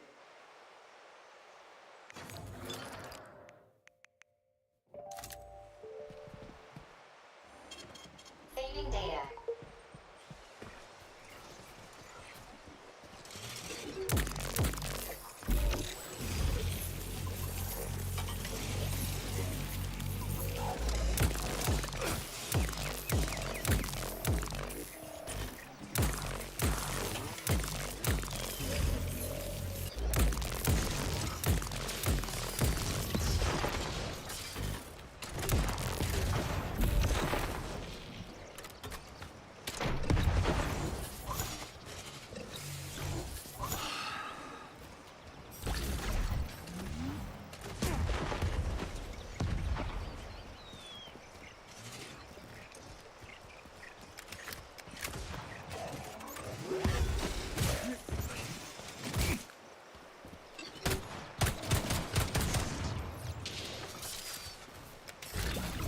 Yeah, it's a bit flawed in some regards.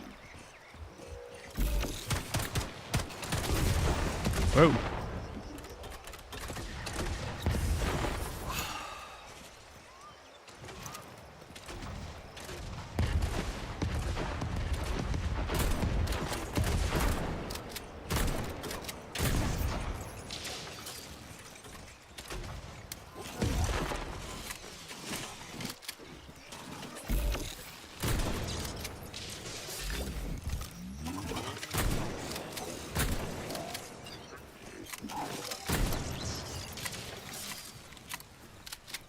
Basically jumping, and jumping kinda sucks.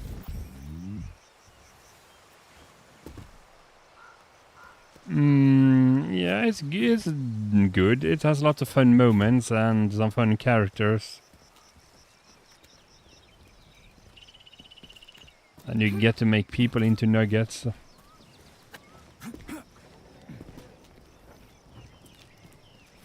With an axe.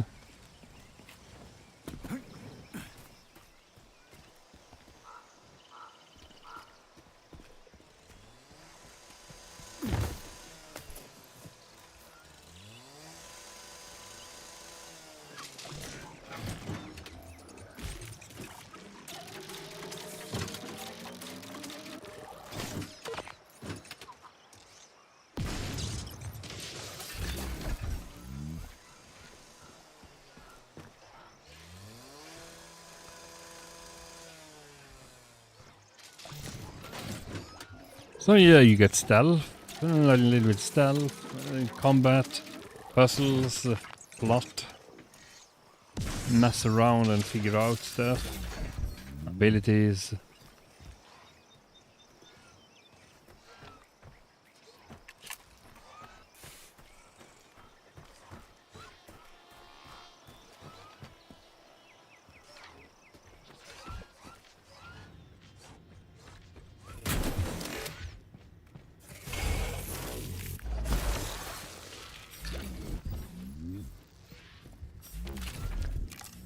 And as usual, is that the looting of people's properties.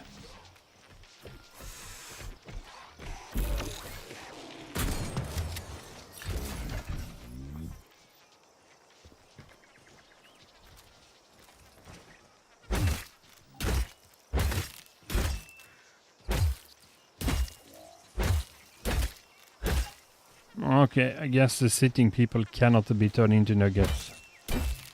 Not this one either.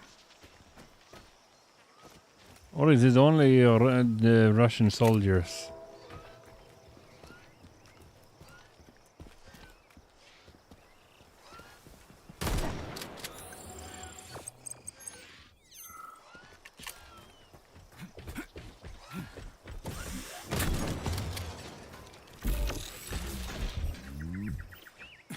Yes, exactly.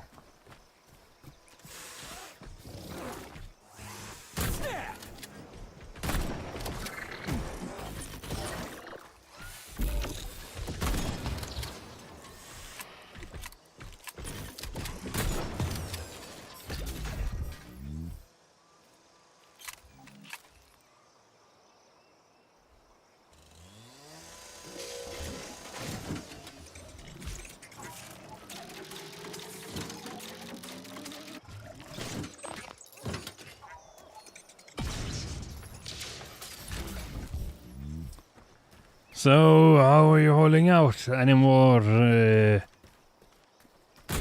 missile strikes to more fireworks? GLA fireworks to deal with?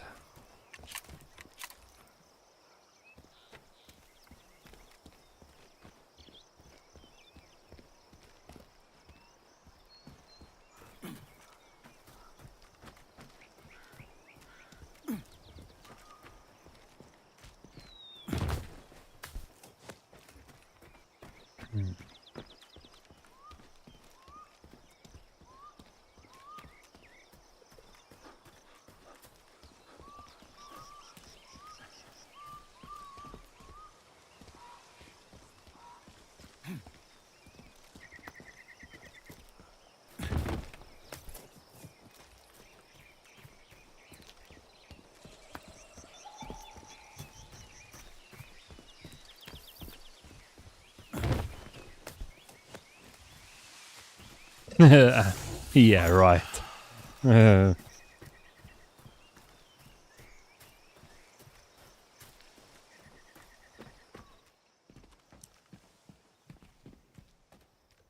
Authorization. Major Nechayev, codename P3, access granted.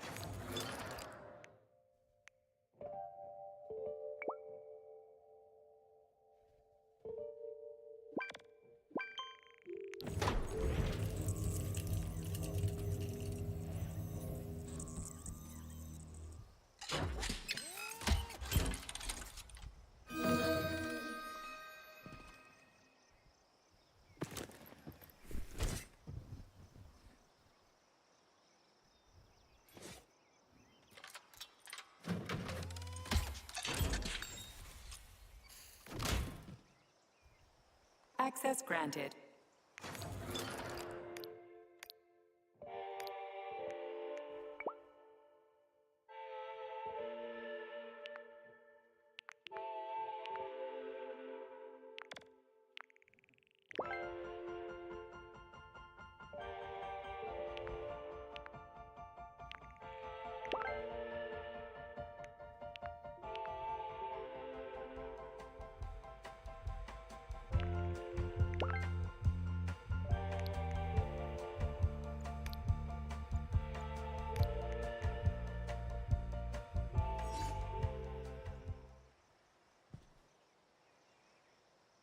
Ah, yes.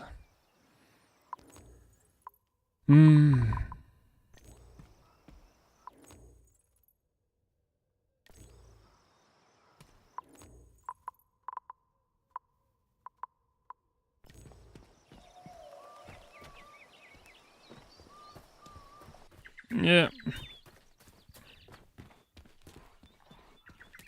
For the DLA!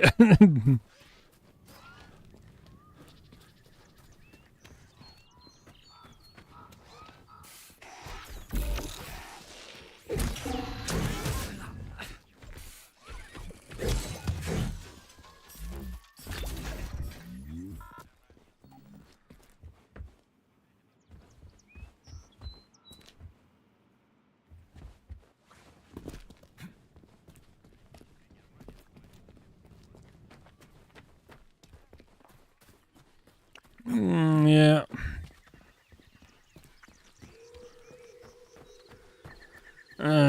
So So, what will it be, Major? Weapons or a bit?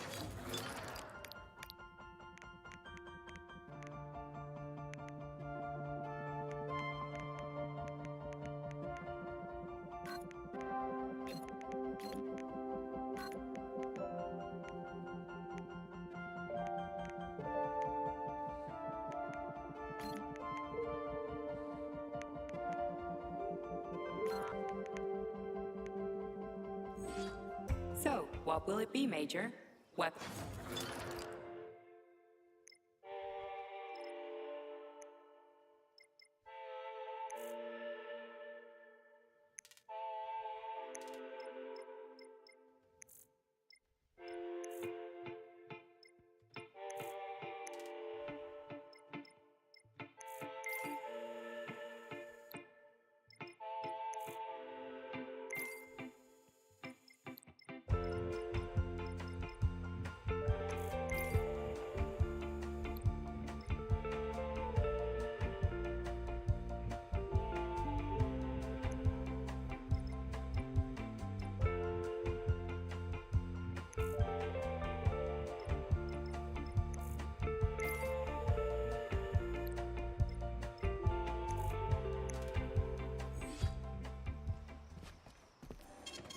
Saving data.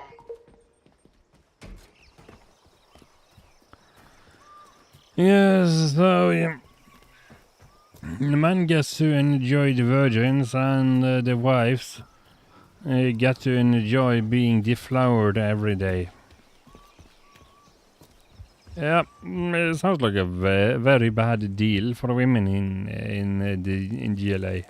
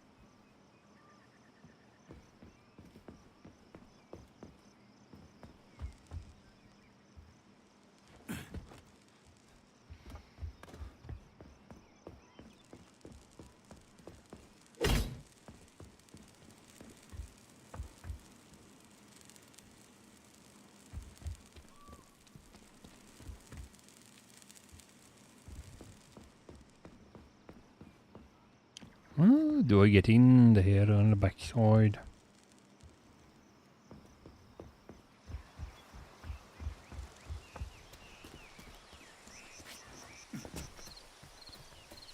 Mm-hmm. Ah, you just go in the back door.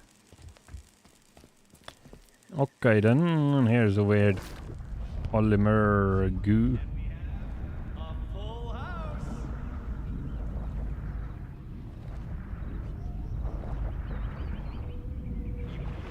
Real creator of this pathogen was, don't you?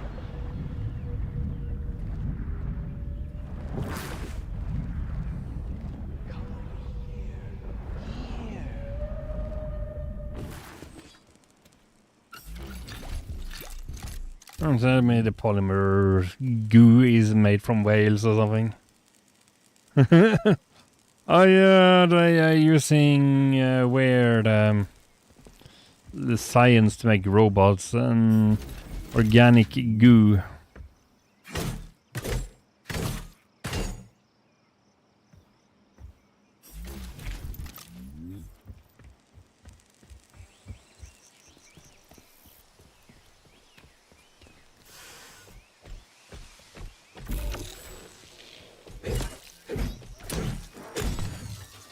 And creepy robots. Very, very creepy robot.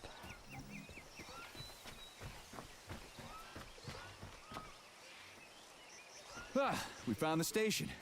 And the train is right there.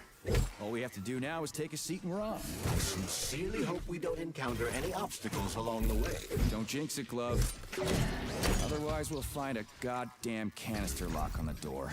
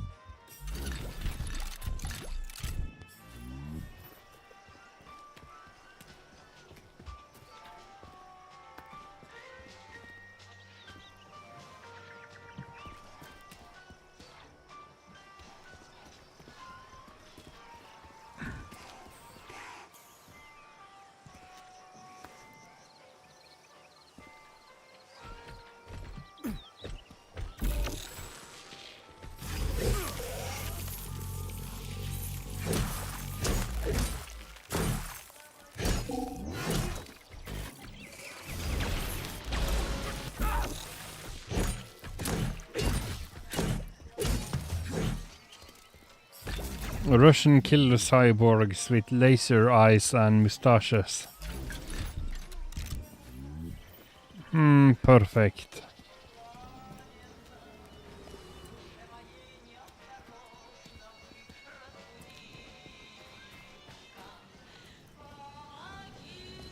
There are bodies everywhere.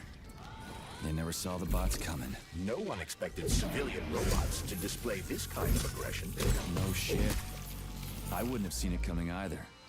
Robots pulled our country back from the edge of a cliff after the Brown Plague. A decade later, people believe civilian robots are dependable and helpful. It's a terrible shame.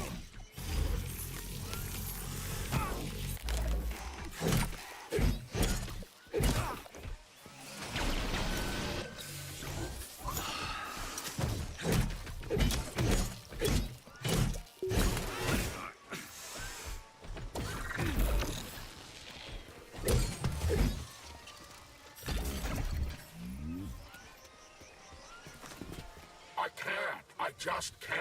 I can't leave this place, literally. Yeah, you're going nowhere in this condition. Literally. This place is cursed. The station, the entire maglev system, starting with the ticket. I see. Excuse me, I need to board the train.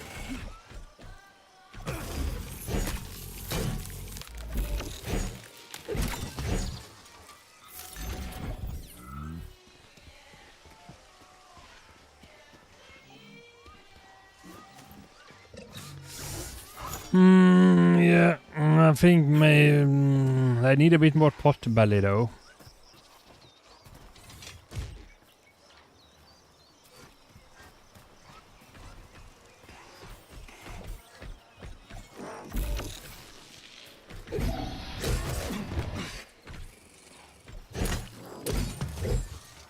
But I definitely got that Starlane thing going on.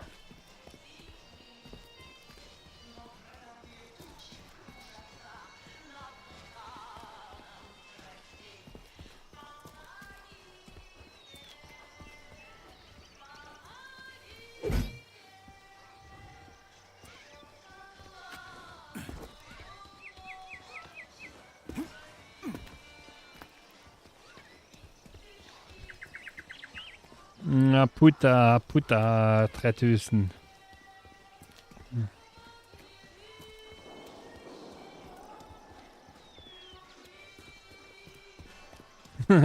This is a train, apparently.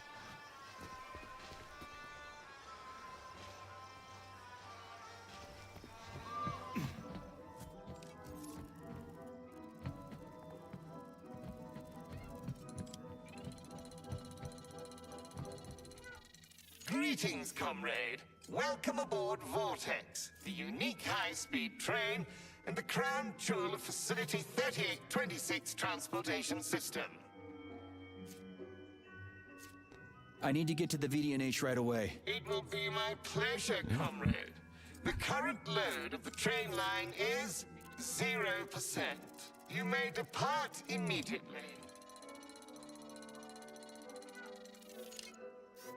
Assuming you have purchased a ticket. A ticket? A fucking ticket? Are you stupid? There are According to Soviet law, free travel is available only to pregnant women and people with disabilities. I do not detect any signs of pregnancy. Show me a note from the gynecologist. I'll show you signs of pregnancy, you piece of shit. If you have a mental disability, please present your disability certificate. That's it. You're fucked. Comrade Major, note that this particular Raffic is not an autonomous system. He is the high-speed train Vortex. Destroying him will permanently disable the train. All right. Listen here, you lousy hunk of butt. You may purchase it at the nearest ticket window. There are special discounts. According to Cram it, you prick. I'll end up hoofing it all.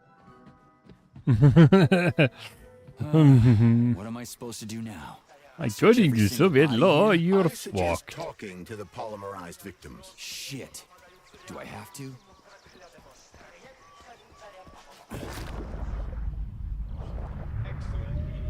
I didn't expect this. There's actually fish in this one.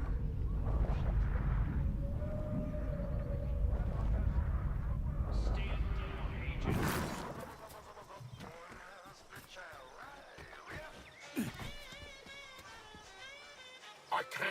I just can't. You don't have a spare ticket, do you? A ticket? Yes, I do have a ticket, but it's useless. How come? Because this station is jinxed. Can't you see? I'd use a different word, but I don't want to upset you. There's no other practical explanation. It's a jinx, I'm telling you. First, I overslept. Then I forgot my papers. Then I forgot the departure time. And then I almost missed the train. And when I got here 1 minute before departure, everything froze before my eyes.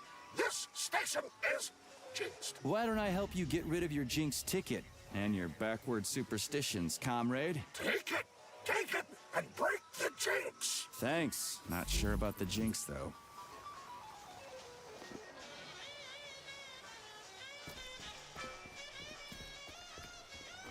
That's it? Okay then. I've been searching for you for so long.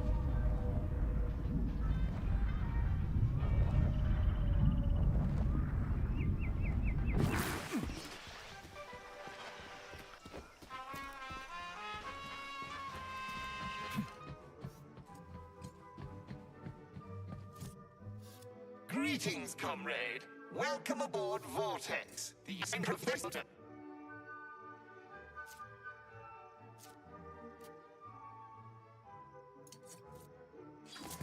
Here's your ticket. Now start the engine. Your ticket has expired. Your train departed 4 hours ago. Please exchange the expired ticket at the ticket window. Riding with an expired ticket. Choke on it. Is een voor Soviet citizen.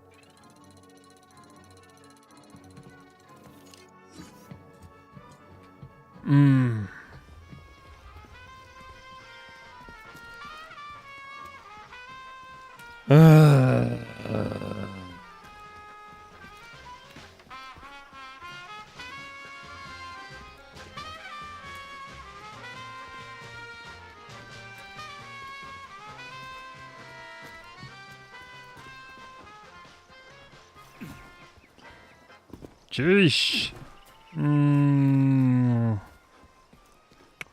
Helvete heller da. Ja, det begynner å bli toskete.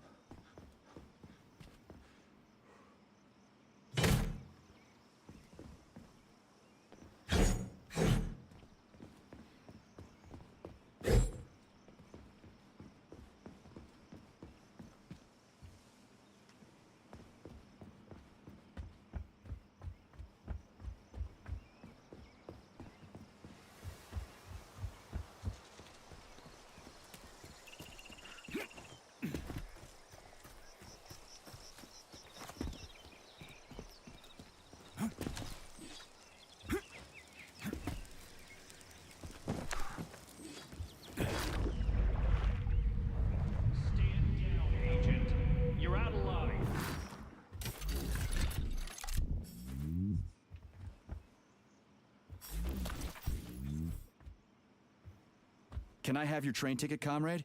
It's an emergency. Are you alive? Then run. You can make it. Leave the area. I can't. I'm the guy who's gonna clean up this mess. This is exactly what we thought when we sounded the alarm. And now we're hiding out instead of fixing the robots.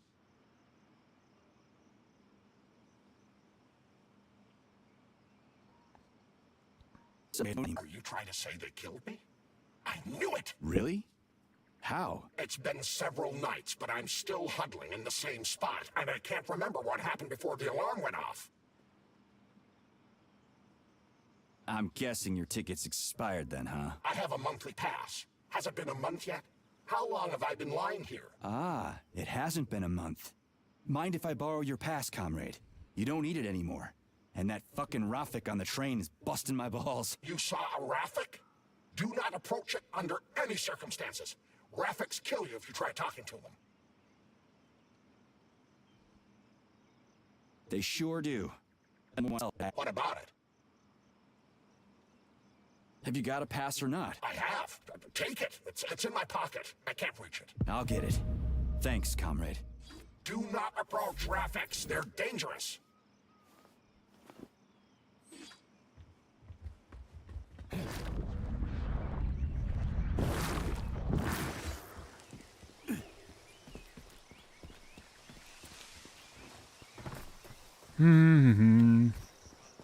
I should really stop. I'm totally capable of stopping. Yes, totally.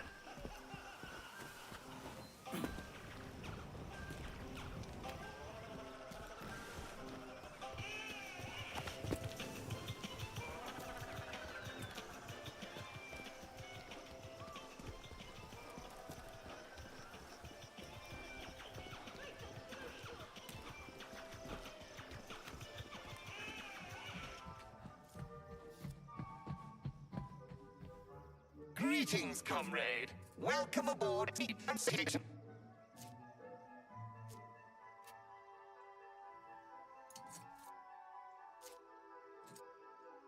Is this ticket okay? Will you let me ride now, you bloodsucker? Why didn't you notify me you had a travel document, comrade? It could. Maybe because I didn't have it back. Are you saying... What did you just... Please do not... It is obvious that you are allowed to travel free of charge under the current circumstances. Are you serious? Feel free to take any available seat. The train is departing in... Wow, we just witnessed a real miracle of science. The train is now departing.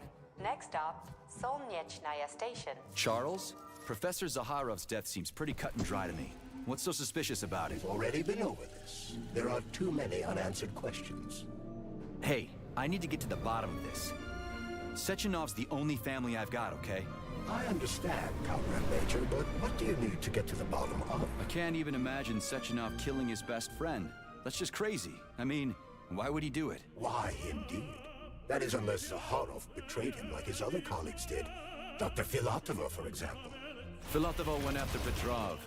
She's a woman in love. She wasn't thinking straight. Oh, fuck. What's that thing?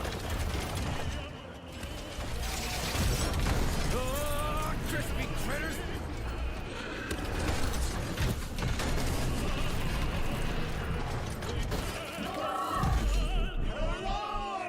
Are you fucking serious? Solnechnaya Station. Next stop, your headquarters.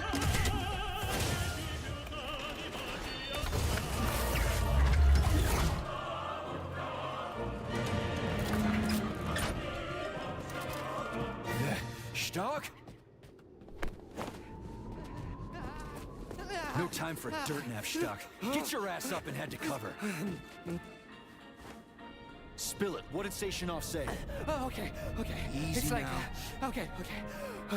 Comrade Molotov is on his way. Head down. To the... Okay. Comrade Sechenov wants you to go there right now and initiate an emergency drill. Got it? What the hell for? Okay, fair enough. Anything else? Comrade Sechenov asked me to give you this. Huh. This'll come in You're handy. a soldier, Agent B3. Your job is to cover me. What are you doing? So just cover me! Huh? Wait, where are you going? Slippery little bitch!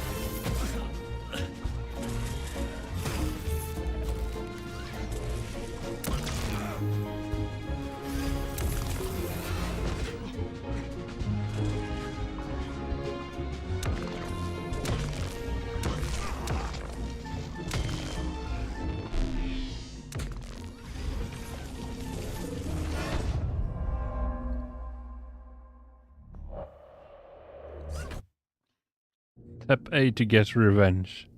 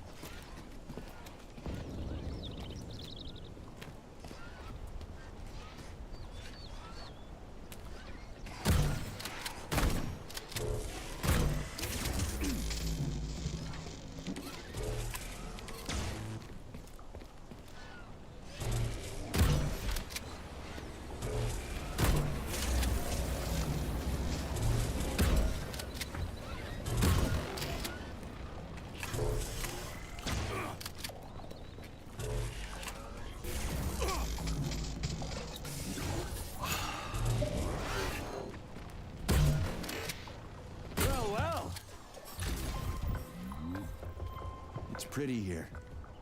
Just like Moscow. Better, actually. More futuristic. And on a larger scale. My design. Your what? A linguistic error. I meant to say that it embodies my favorite design.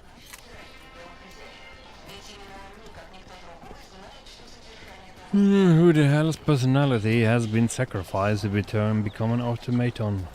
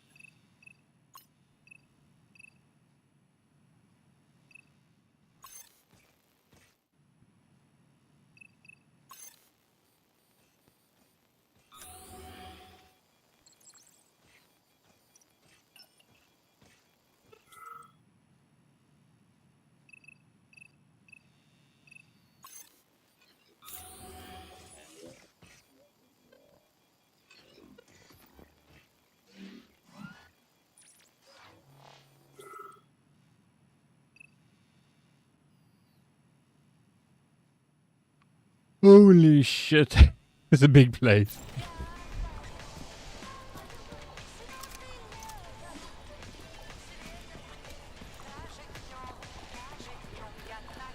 Come on, not that hooker bot again. Watch out. There are robots beneath us. Really? I thought they were ladybugs. So, what will it be, Major? Weapons or abilities?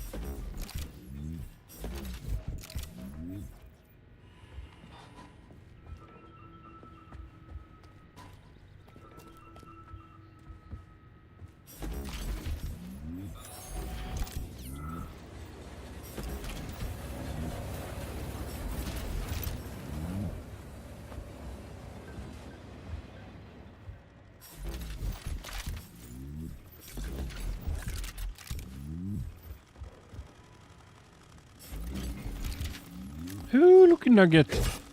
Ah, yes, comrade nugget. The headless.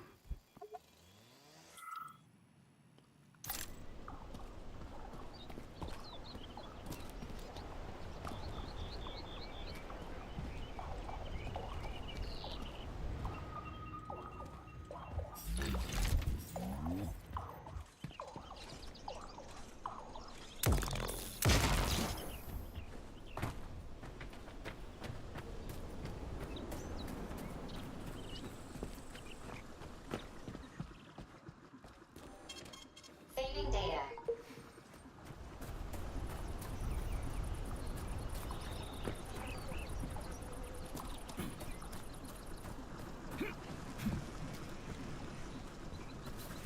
Why are you so prejudiced against Comrade Stockhausen? Because I hate cowards.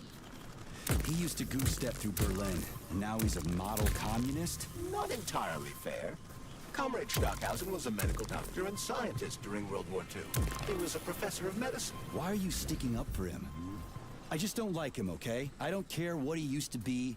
I just hate the way he's always running around and sucking up to the boss. Just squash it.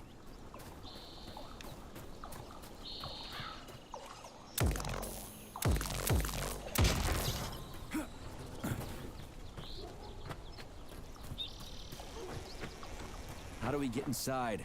I don't feel like wandering around here all goddamn day. Think carefully, Comrade Major. Is there anything you might have failed to consider? There must be a way into the VDNH.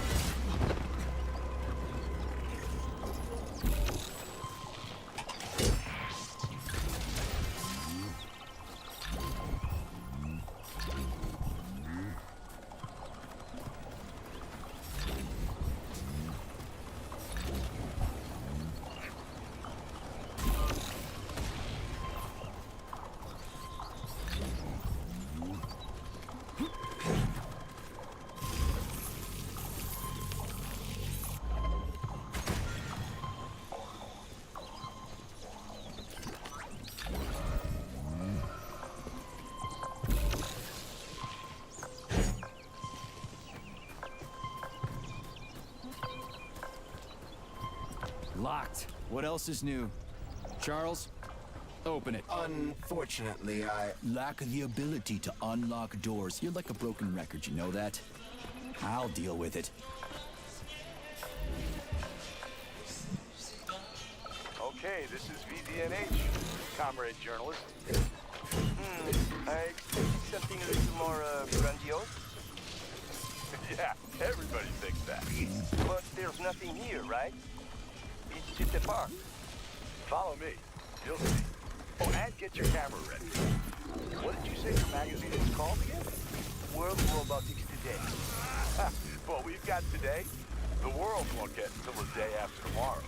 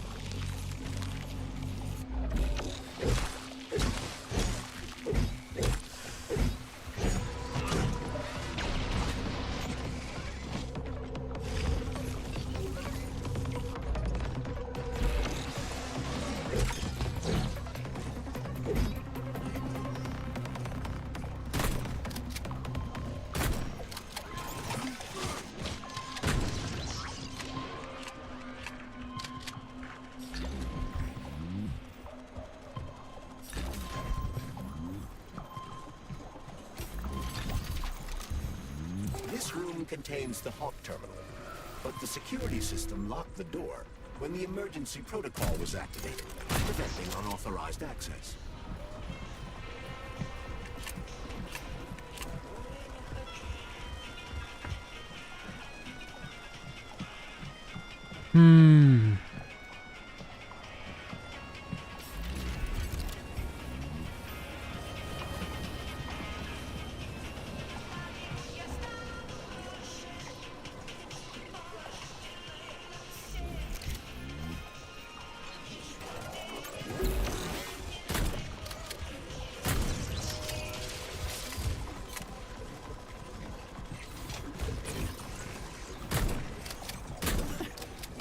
In the head? Astrologers announced a week of atomic hunt. The number of enemies has doubled.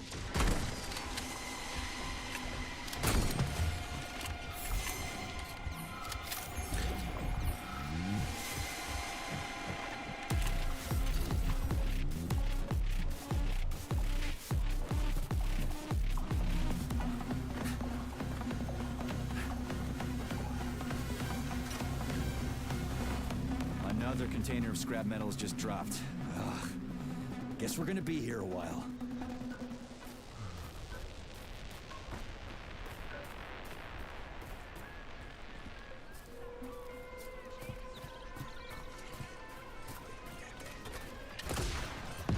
How about this?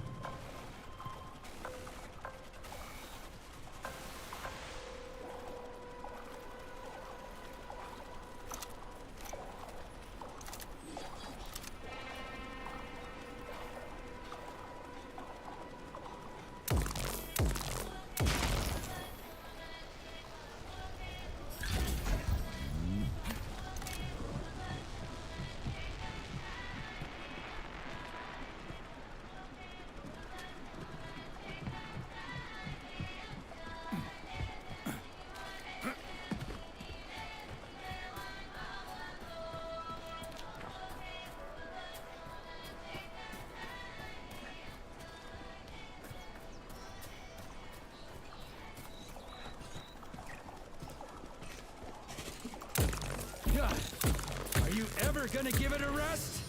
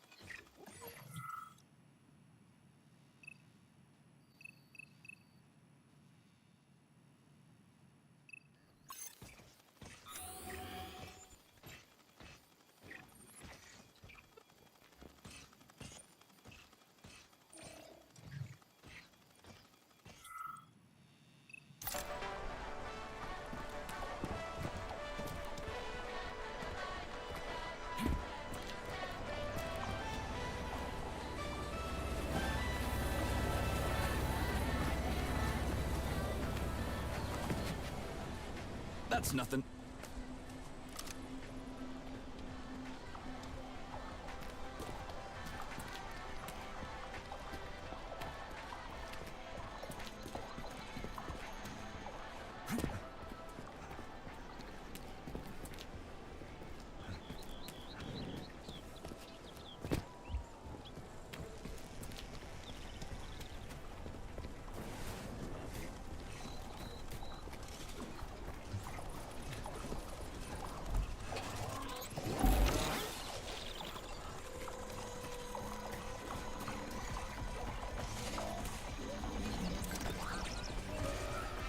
Hey, a Valan. Sweet.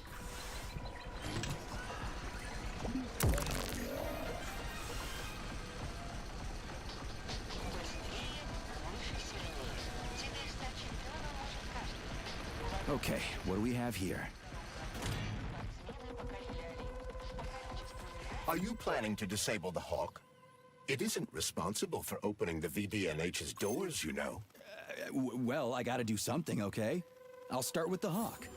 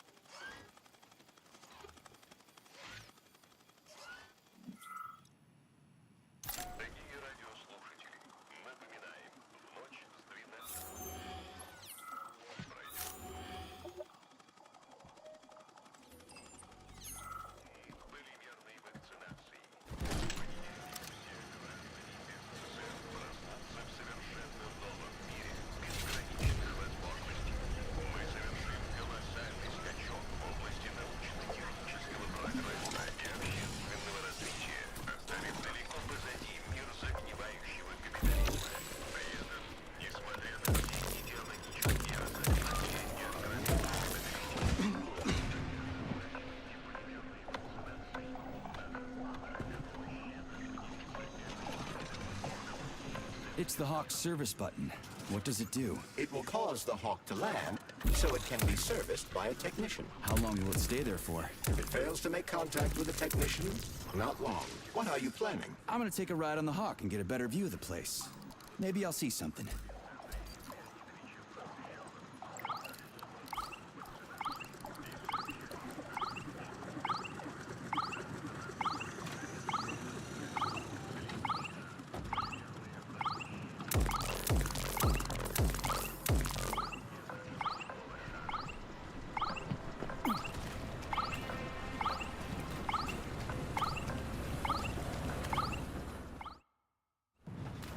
What should I do? Hang on to this handle or something? Hold on tight. Hawks are not designed to be ridden. Maybe I can slide down a cable.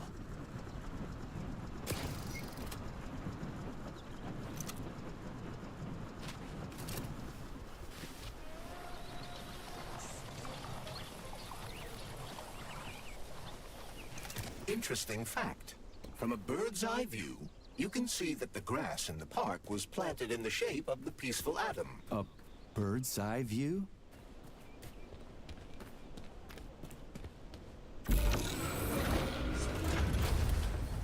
Shit, would you look at that? It's that thing again. Be careful. Hawk 7 units are quite dangerous. Oh, come on. It's freaking adorable.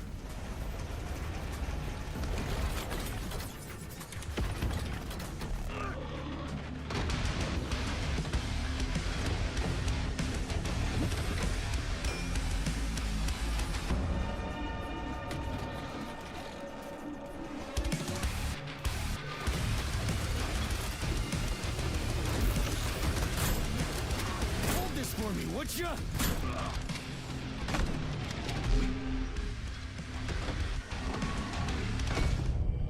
shit. From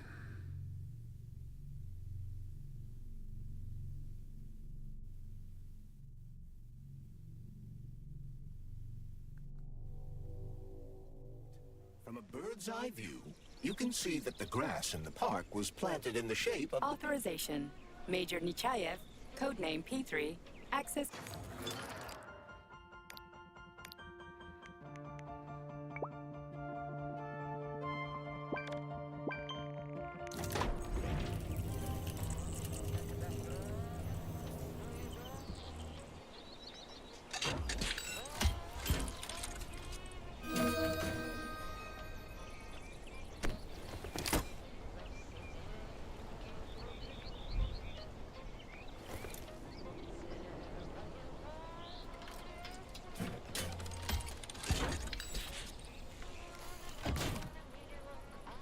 Please select the desired procedure.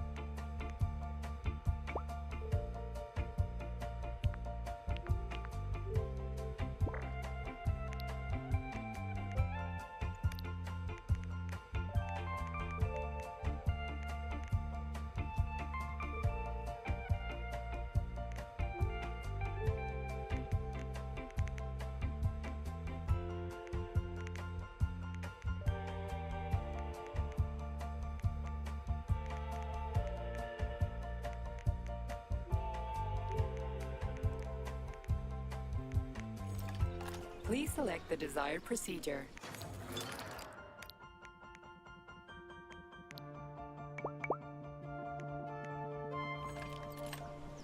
Please select the desired procedure.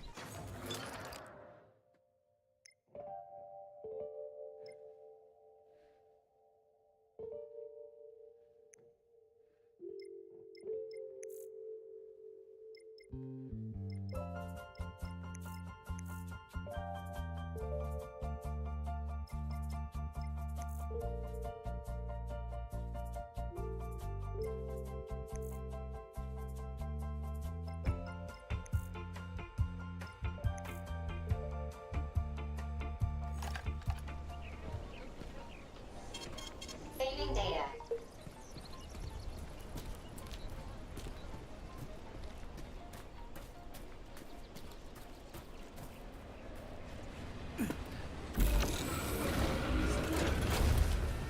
Shit, would you look at that? It's that thing again. Be careful. Hog 7 units are quite dangerous. Oh, come on. It's freaking adorable.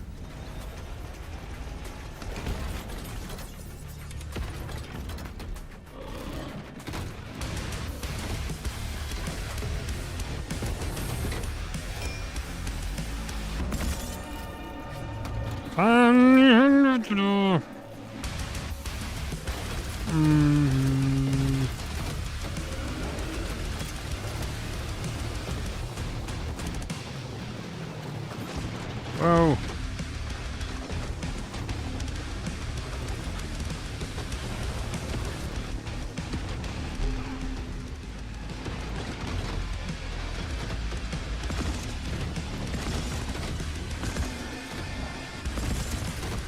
Is that even doing anything with my...